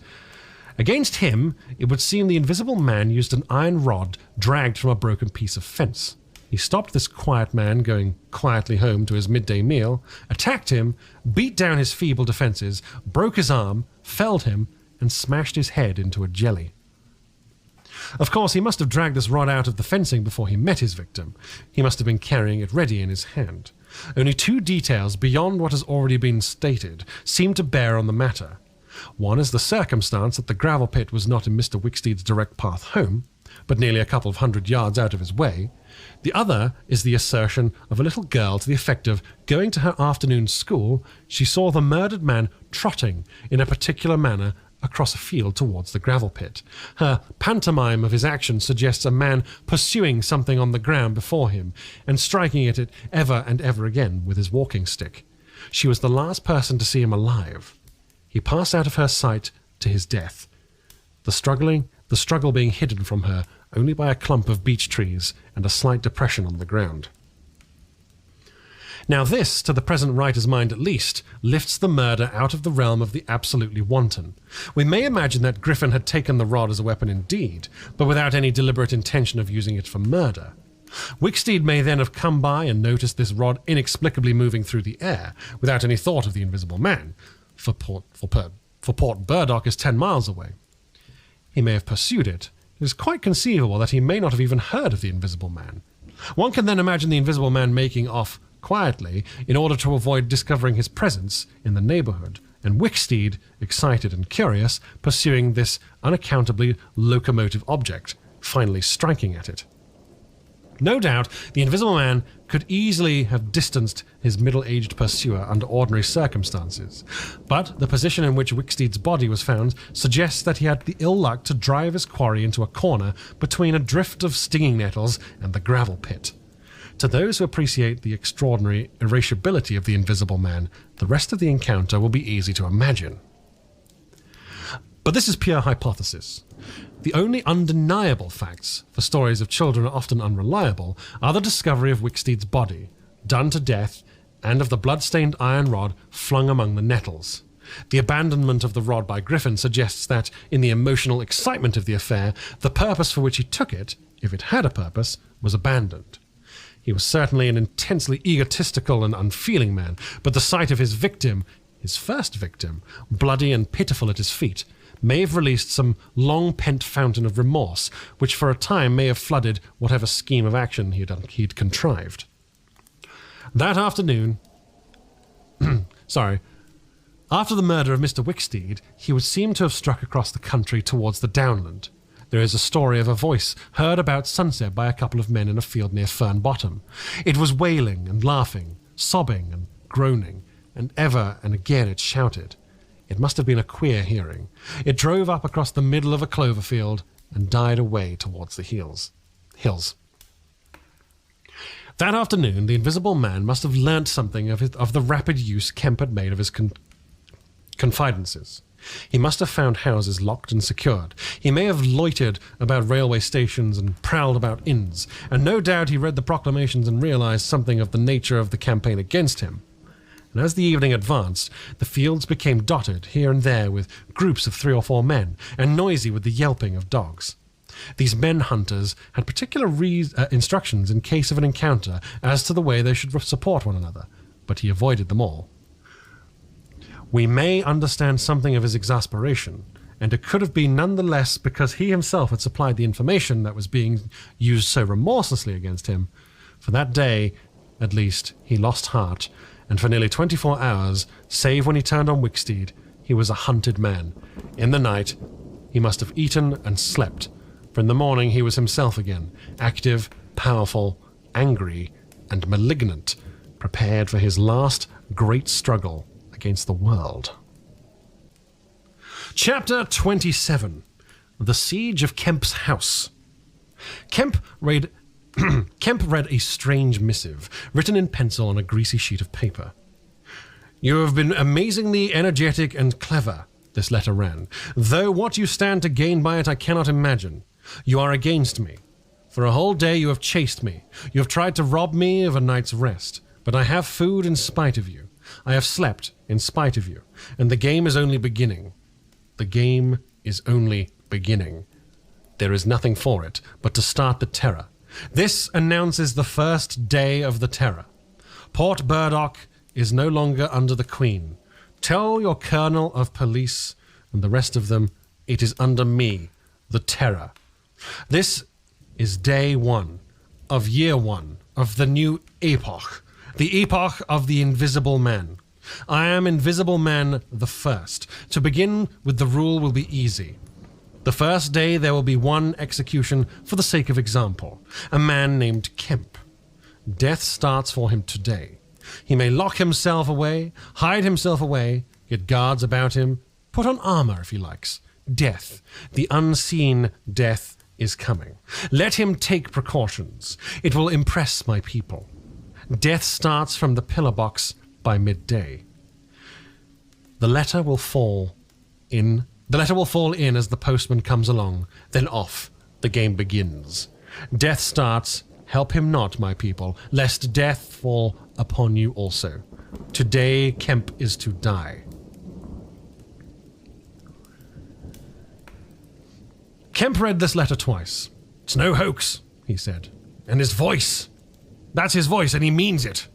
He turned the folded sheet over and saw the addressed side of the postmarked Hinton Dean, and the prosaic detail 2D to pay.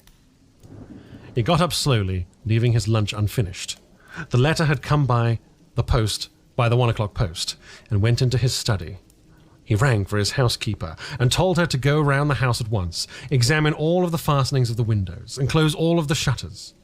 He closed the shutters of the study himself. From a locked drawer in his bedroom he took a little revolver, examined it carefully, and put it into the pocket of his lounge jacket. He wrote a number of brief notes, one to Colonel Adai, gave them to his servant to take, with explicit instructions as to her way of leaving the house. "There is no danger," he said, and added a mental reservation. "To you." He remained meditative for a space after doing this, and then returned to his cooling lunch. He ate with gaps of thought. Finally, he struck the table sharply. "We will have him," he said. "I am the bait, and he will come too far." He went up to the Belvedere, carefully shutting every door after him. "It's a game," he said. "An odd game, but the chances are all for me. Mr. Griffin, in spite of your invisibility, Griffin contra mundum, with a vengeance." He stood at the window staring at the hot hillside. He must get food every day, and I don't envy him. Did he really sleep last night? Out in the open somewhere, secure from collisions? I wish we could get some good cold wet weather instead of the heat. He may be watching me now. He went to the window. Something rapped smartly against the brickwork over the frame, and made him start violently back. "I'm getting nervous," said Kemp, but it was 5 minutes before he went to the window again. "It must have been a sparrow," he said. Presently he heard the front doorbell ringing and hurried downstairs. He unbolted and unlocked the door, examined the chain, put it up, and opened cautiously without showing himself. A familiar voice hailed him. It was Adai. "Your servant's been assaulted, Kemp," he said round the door. "What?" "Had that note of yours taken away from her. He's close about here. Let me in." Kemp released the chain, and Adai entered through as narrow an opening as possible. He stood in the hall, looking with infinite relief at Kemp refastening the door. Note was snatched out of her hand. Scared her horribly. She's down at the station. Hysterics. He's close here. What is it about? Kemp swore. What a fool I was. I might have known. It's not an hour's walk from Hinton Dean. Already. What's up? Said Adai. Look here, said Kemp, and led the way into his study. He handed Adai the invisible man's letter. Adai read it and whistled softly. And you? Said Adai. Proposed a trap like a fool, said Kemp, and sent my proposal out by maidservant to him. Adai followed Kemp's profanity. He'll clear you out. He'll clear out, said Adai. Not he, said Kemp. A resounding smash of glass came from upstairs. Adai had a silvery glimpse of a little revolver half out of Kemp's pocket. It's a window, upstairs, said Kemp, and led the way up. There came a second smash while they were still on the staircase. When they reached the study, they found 2 of the 3 windows smashed, half the room littered with splintered glass, and one big flint lying on the writing table. The 2 men stopped in the doorway, contemplating the wreckage. Kemp swore again, and as he did, the 3rd window went with a snap like a pistol. Hung, starred for a moment, and then collapsed in, jagged, shivering triangles into the room. What's this for? Said Adai. It's a beginning, said Kemp. There's no way of climbing up there. Not for a cat, said Kemp. No shutters? Not here. All the downstairs rooms... Hello? Smash! And then a whack of boards hit hard came from downstairs. Confound him! Said Kemp. That must be... Yes, it's one of the bedrooms. He's going to do all the house. But he's a fool. The shutters are up, and the glass will fall outside. He'll cut his feet. Another window proclaimed its destruction. The 2 men stood on the landing, perplexed. I have it, said Adai. Let me have a stick or something. I'll go down to the station and get the bloodhounds put on. That ought to settle him. They're hard by, not 10 minutes. Another window went the way of its fellows. You haven't a revolver? Asked Adai. Kemp's hand went to his pocket. Then he hesitated. I haven't one. At least a spare. Well, bring it back, said Adai. You'll be safe here. Kemp, ashamed of his momentary lapse from truthfulness, handed him the weapon. Now for the door. As they stood hesitating in the hall, they heard one of the first-floor bedroom windows crack and clash. Kemp went to the door and began to slip the bolts as silently as possible. His face was a little paler than usual. You must step straight out, said Kemp. In another moment, Adai was on the doorstep and the bolts were dropping back into the staples. He hesitated for a moment, feeling more comfortable with his back against the door. Then he marched, upright and square, down the steps. He crossed the lawn and approached the gate. A little breeze seemed to ripple over the grass. Something moved near him. Stop a bit, said a voice, and Adai stopped dead, and his hand tightened on the revolver. Well, said Adai, white and grim, and every nerve tense. Oblige me by going back to the house, said the voice, as tense and grim as Adai's. Sorry, said Adai a little hoarsely, and moistened his lips with the tongue. The voice was on his left front. Suppose he were to take his luck with a shot. What are you going for? Said the voice, and there was a quick movement of the 2, and a flash of sunlight from the open lip of Adai's pocket.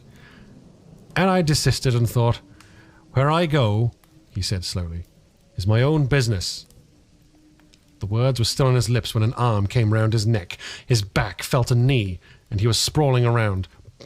He drew clumsily and fired absurdly, and in another moment he was struck in the mouth, but the revolver wrested from his grip. He made a vain clutch at a slippery limb, tried to struggle up and fell back.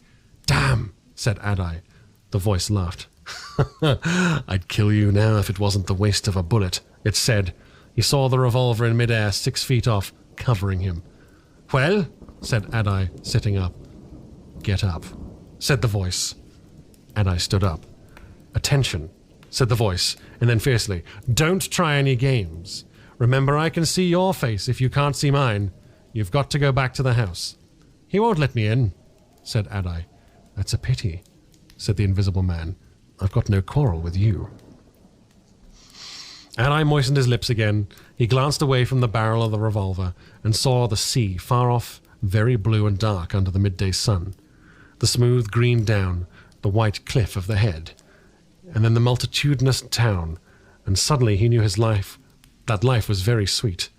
His eyes came back to his little metal thing hanging between heaven and earth, 6 yards away. "What am I to do?" he said sullenly. "What am I to do?" asked the invisible man. "You will get help. The only thing for you is to go back." "I'll try if he lets me in. Will you promise not to rush the door?"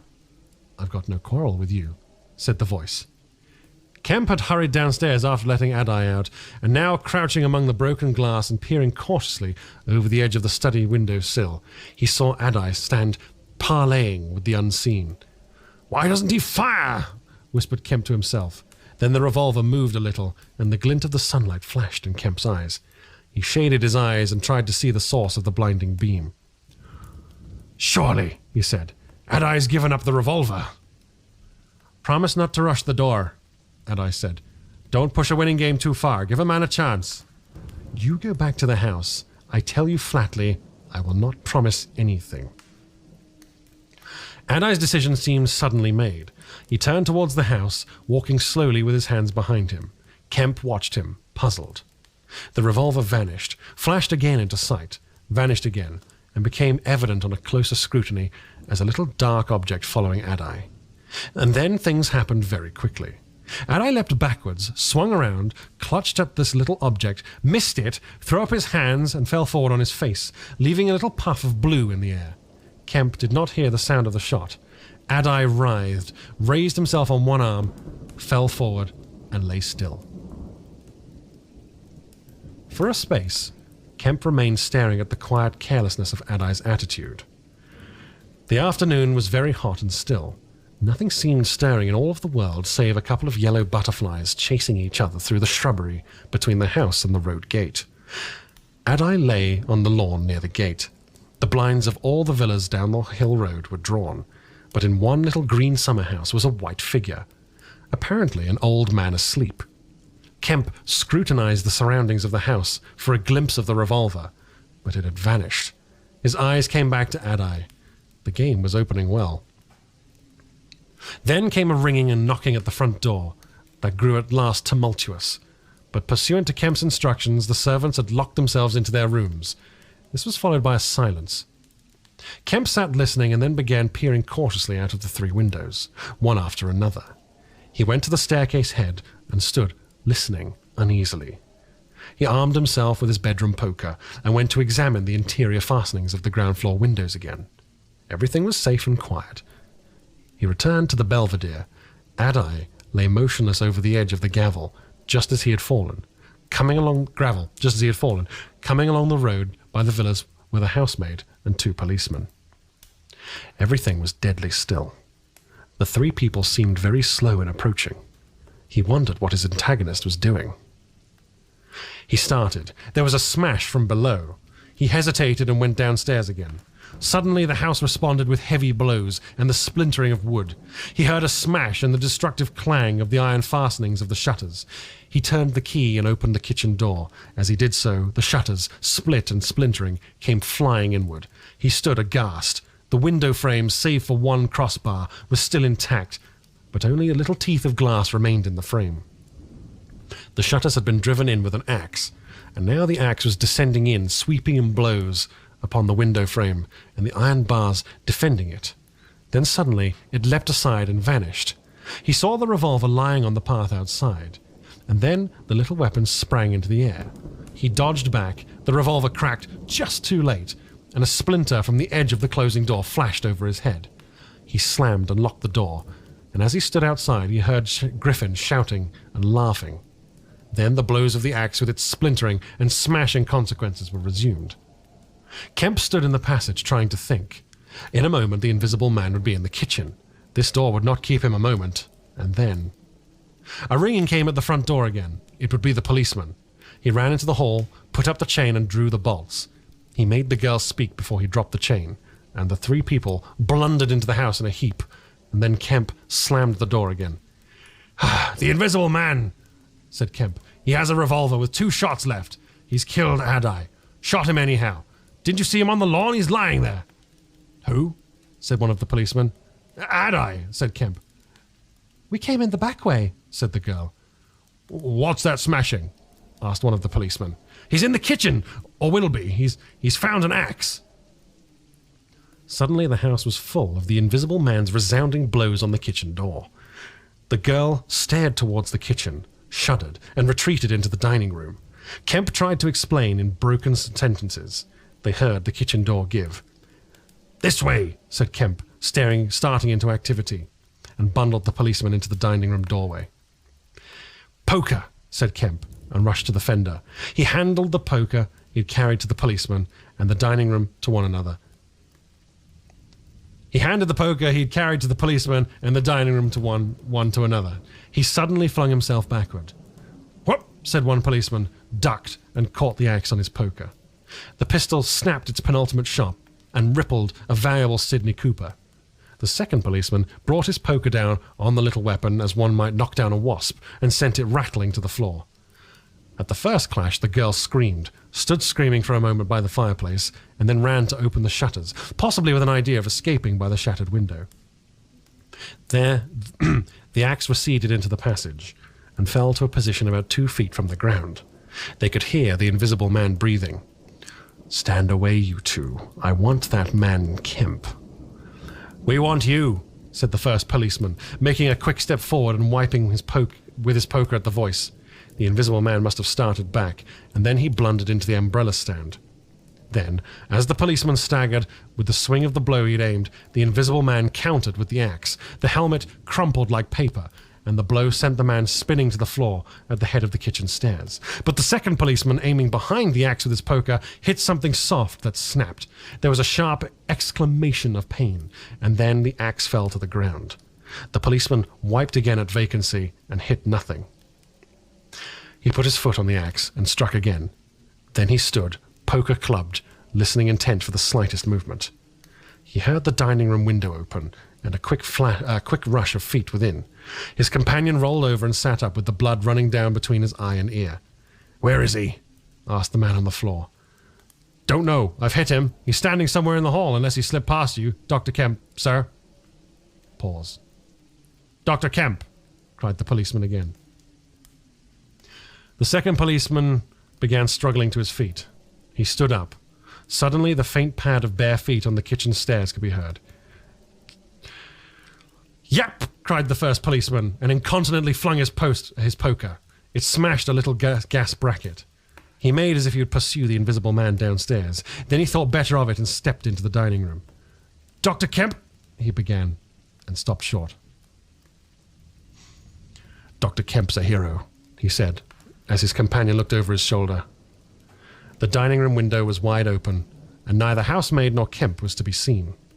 The second policeman's opinion of Kemp was terse and vivid.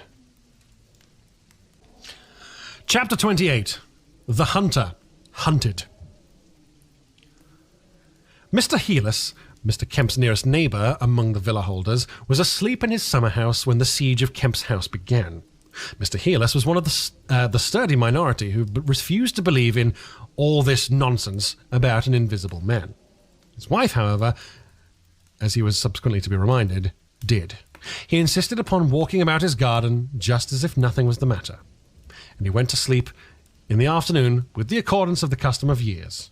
He slept through the smashing of the windows, and then woke up suddenly with a curious persuasion of something wrong. He looked across at Kemp's house, rubbed his eyes, and looked again. Then he put his feet onto the ground and sat listening. He said he was damned, but still the strange thing was visible. The house looked as though it had been deserted for weeks after a violent riot. Every window was broken, and every window, save for those of the Belvedere study, was blinded by the internal shutters. "Could have sworn it was all right." He looked at his watch. 20 minutes ago. He became aware of a measured concussion and the clash of glass far away in the distance, and then as he sat open-mouthed came a still more wonderful thing. The shutters of the drawing-room window were opened violently, and the housemaid, in her outdoor hat and garments, appeared struggling in a frantic manner to throw up the sash. Suddenly, a man appeared beside her, helping her. Dr. Kemp! In another moment the window was open, and the housemaid was struggling out. she pitched forward and vanished among the shrubs. Mr. Heelis stood up, exclaiming vaguely and vehemently at all these wonderful things. He saw Kemp stand on the sill, spring from the window, and reappear almost instantaneously, running along a path in the shrubbery and stooping as he ran, like a man who evades observation. He vanished behind a laburnum and appeared again, clambering over a fence that abutted on the open down. In a second, he tumbled over and was running at a tremendous pace down the slope towards Mr. Heelis. "Lord!" cried Mr. Heelis, struck with an idea. "It's that invisible man brute! It's right after all!" With Mr. Heelis to think things like that was to act, and his cook watching him from the top window was amazed to see him come pelting towards the house at a good 9 miles an hour. There was a slamming of doors, a ringing of bells, and the voice of a Mr. Heelis bellowing like a bull. "Shut the doors! Shut the windows! Shut everything! The invisible man is coming!" Instantly, the house was full of screams and directions and scurrying feet. He ran himself to shut the French windows that opened on the veranda. As he did so, Kemp's head and shoulders and knee appeared over the edge of the garden fence. In another moment, Kemp had ploughed through the asparagus and was running across the tennis lawn to the house. "You can't come in," said Mr. Heelis, shutting the bolts. "I'm very sorry if he's after you, but you can't come in." Kemp appeared with a face of terror close to the glass, rapping and then shaking frantically at the French window. Then, seeing his efforts were useless, he ran along the veranda, vaulted the end, and went to hammer at the side door. Then he ran around by the side gate to the front of the house, and so into the hill road. And Mr. Heelis, staring from his window, a face of horror, had scarcely witnessed Kemp vanish, ere the asparagus was being trampled this way and that by feet unseen, and that Mr. Heelis fled precipitately upstairs. And the rest of the chase is beyond his purview. But as he passed the staircase window, he heard the side gate slam. Emerging into the hill road, Kemp naturally took the downward direction, and so it was he came to run in his own person the very race he had watched with such a critical eye from the Belvedere study only 4 days ago. He ran it well, for a man out of training, and though his face was white and wet, his wits were cool to the last. He ran with wide strides, and wherever a patch of rough ground intervened, wherever there came a patch of raw flints or a bit of broken glass shone dazzling, he crossed it and left the bare invisible feet that followed to take what line they would. For the first time in his life, Kemp discovered that the hill road was indescribably vast and desolate, and that the beginnings of the town far below at the hill foot were strangely remote. Never had there been a slower or more painful method of progression than running. All the gaunt villas, sleeping in the afternoon sun, looked locked and barred. No doubt they were locked and barred by his own orders. But at any rate, they might have kept a lookout for an eventuality like this. The town was rising up now. The sea had dropped out of sight behind it, and people down below were stirring. A tram was just arriving at the hill foot. Beyond that was the police station. Was that footsteps he'd heard behind him? Spurt. The people below were staring at him. 1 or 2 were running, and his breath was beginning to saw in his throat. The tram was quite near now, and the Jolly Cricketers was noisily barring its doors. Beyond the tram were posts and heaps of gravel, the drainage works. He had a transitory idea of jumping into the tram and slamming the doors, and then he resolved to go for the police station. In another moment, he had passed the door of the Jolly Cricketers, and was in the blistering fag end of the street, with human beings around him. The tram driver and his helper, arrested by the sight of his furious haste, stood staring with the tram horses unhitched. Further on, the astonished features of navvies appeared above the mounds of gravel. His pace broke a little, and then he heard the swift pad of his pursuer, and leapt forward again. "The invisible man!" he cried to the navvies, with a vague, indicative gesture, and by an inspiration leapt the excavation and placed a burly group between him and the chase. Then, abandoning the idea of the police station, he turned into a little side street, rushed by a greengrocer's cart, hesitated for 1/10 of a second at the door of a sweetstuff shop, and then made for the mouth of an alley that ran back into the main hill street again. 2 or 3 little children were playing here, and shrieked and scattered at his apparition, and forthwith doors and windows opened, and excited mothers revealed their hearts. Out he shot into Hill Street again, 300 yards from the tramline end, and immediately he became aware of a tumultuous vociferation and running people. He glanced up at the street towards the hill. Hardly a dozen yards off ran a huge navvy, cursing in fragments and slashing viciously with a spade. And behind him came the tram conductor with his fists clenched. Up the street, others followed these two, striking and shouting. Down towards the town, men and women were running. He noticed clearly one man coming out of a shop door with a stick in his hand. Spread out, cried some. Kemp suddenly grasped the altered condition of the chase. He stopped and looked around, panting. He's close here, he cried.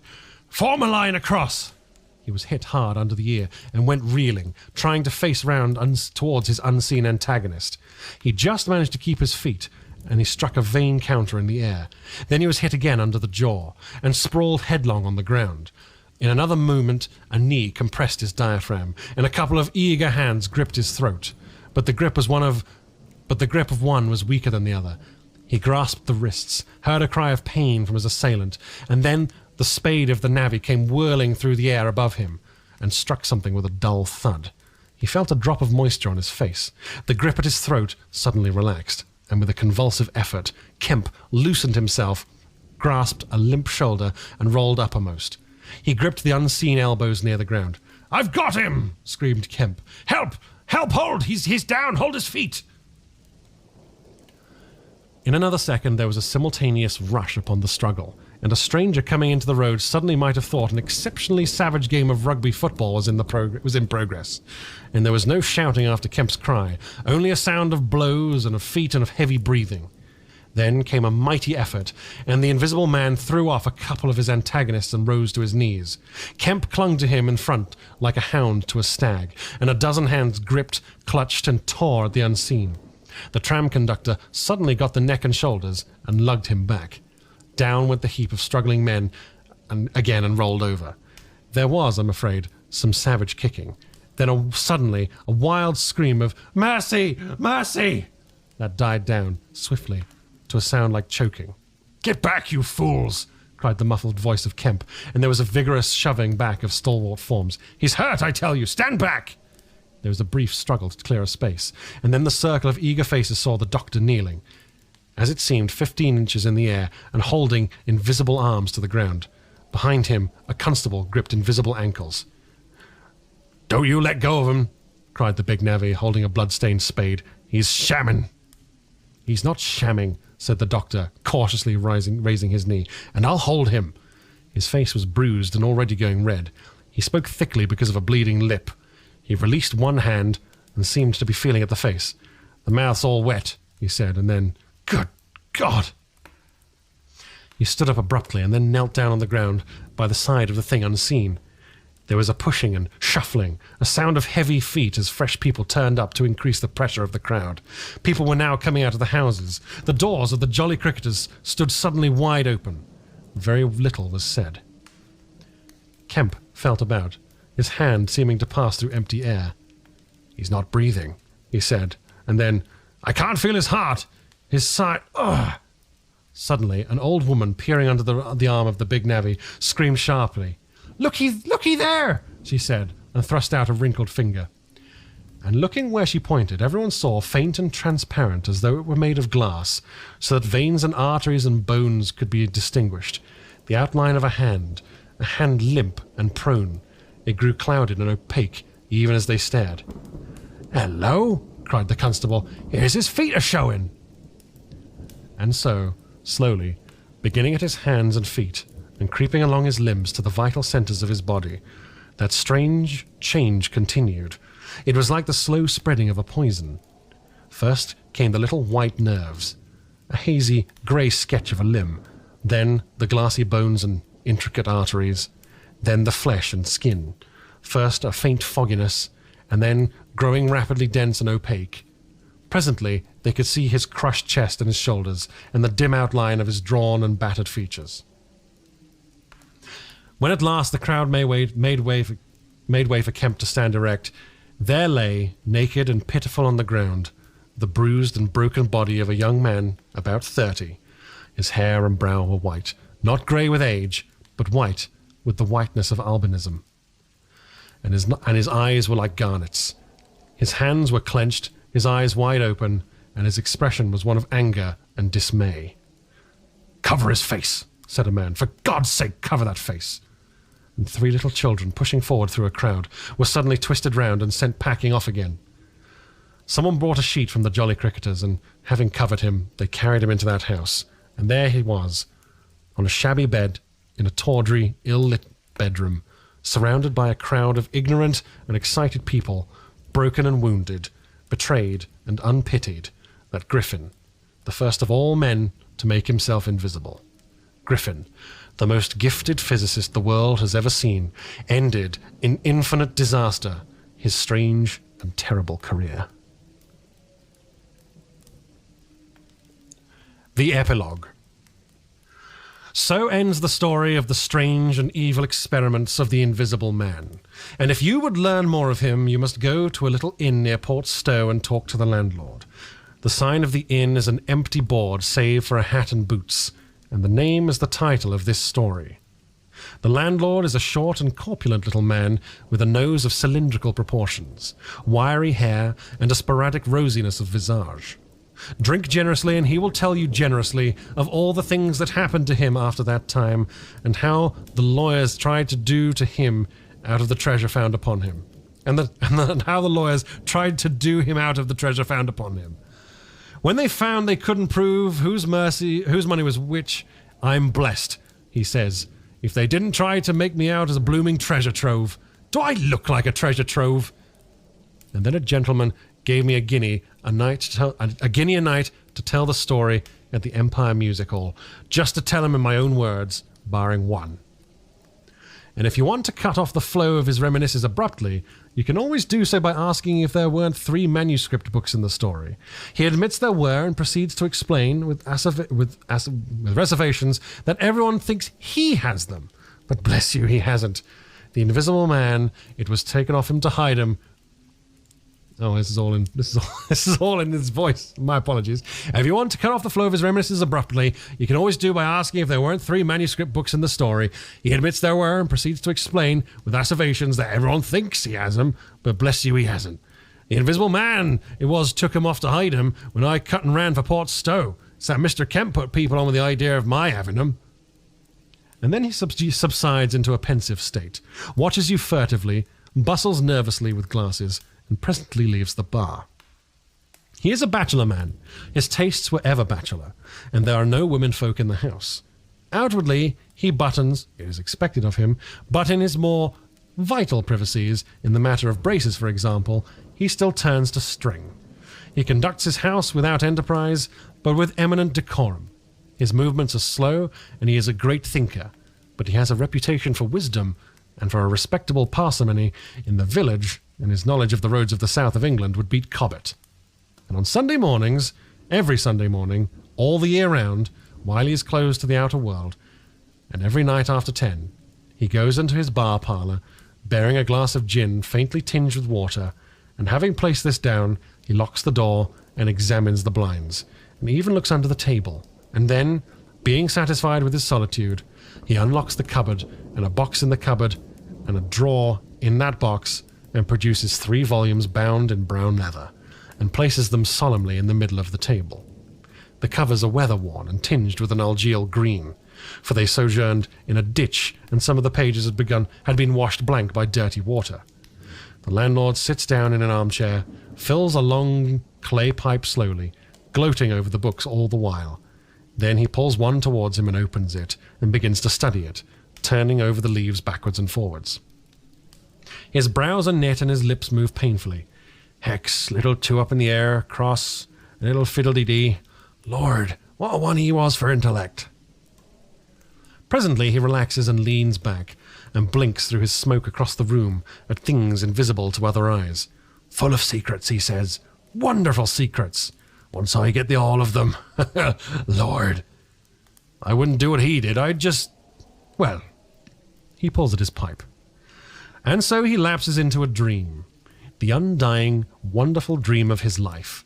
And though Kemp has fished unceasingly, no human being save the landlord knows those books are there, with the subtle secret of invisibility and a dozen other strange secrets written therein.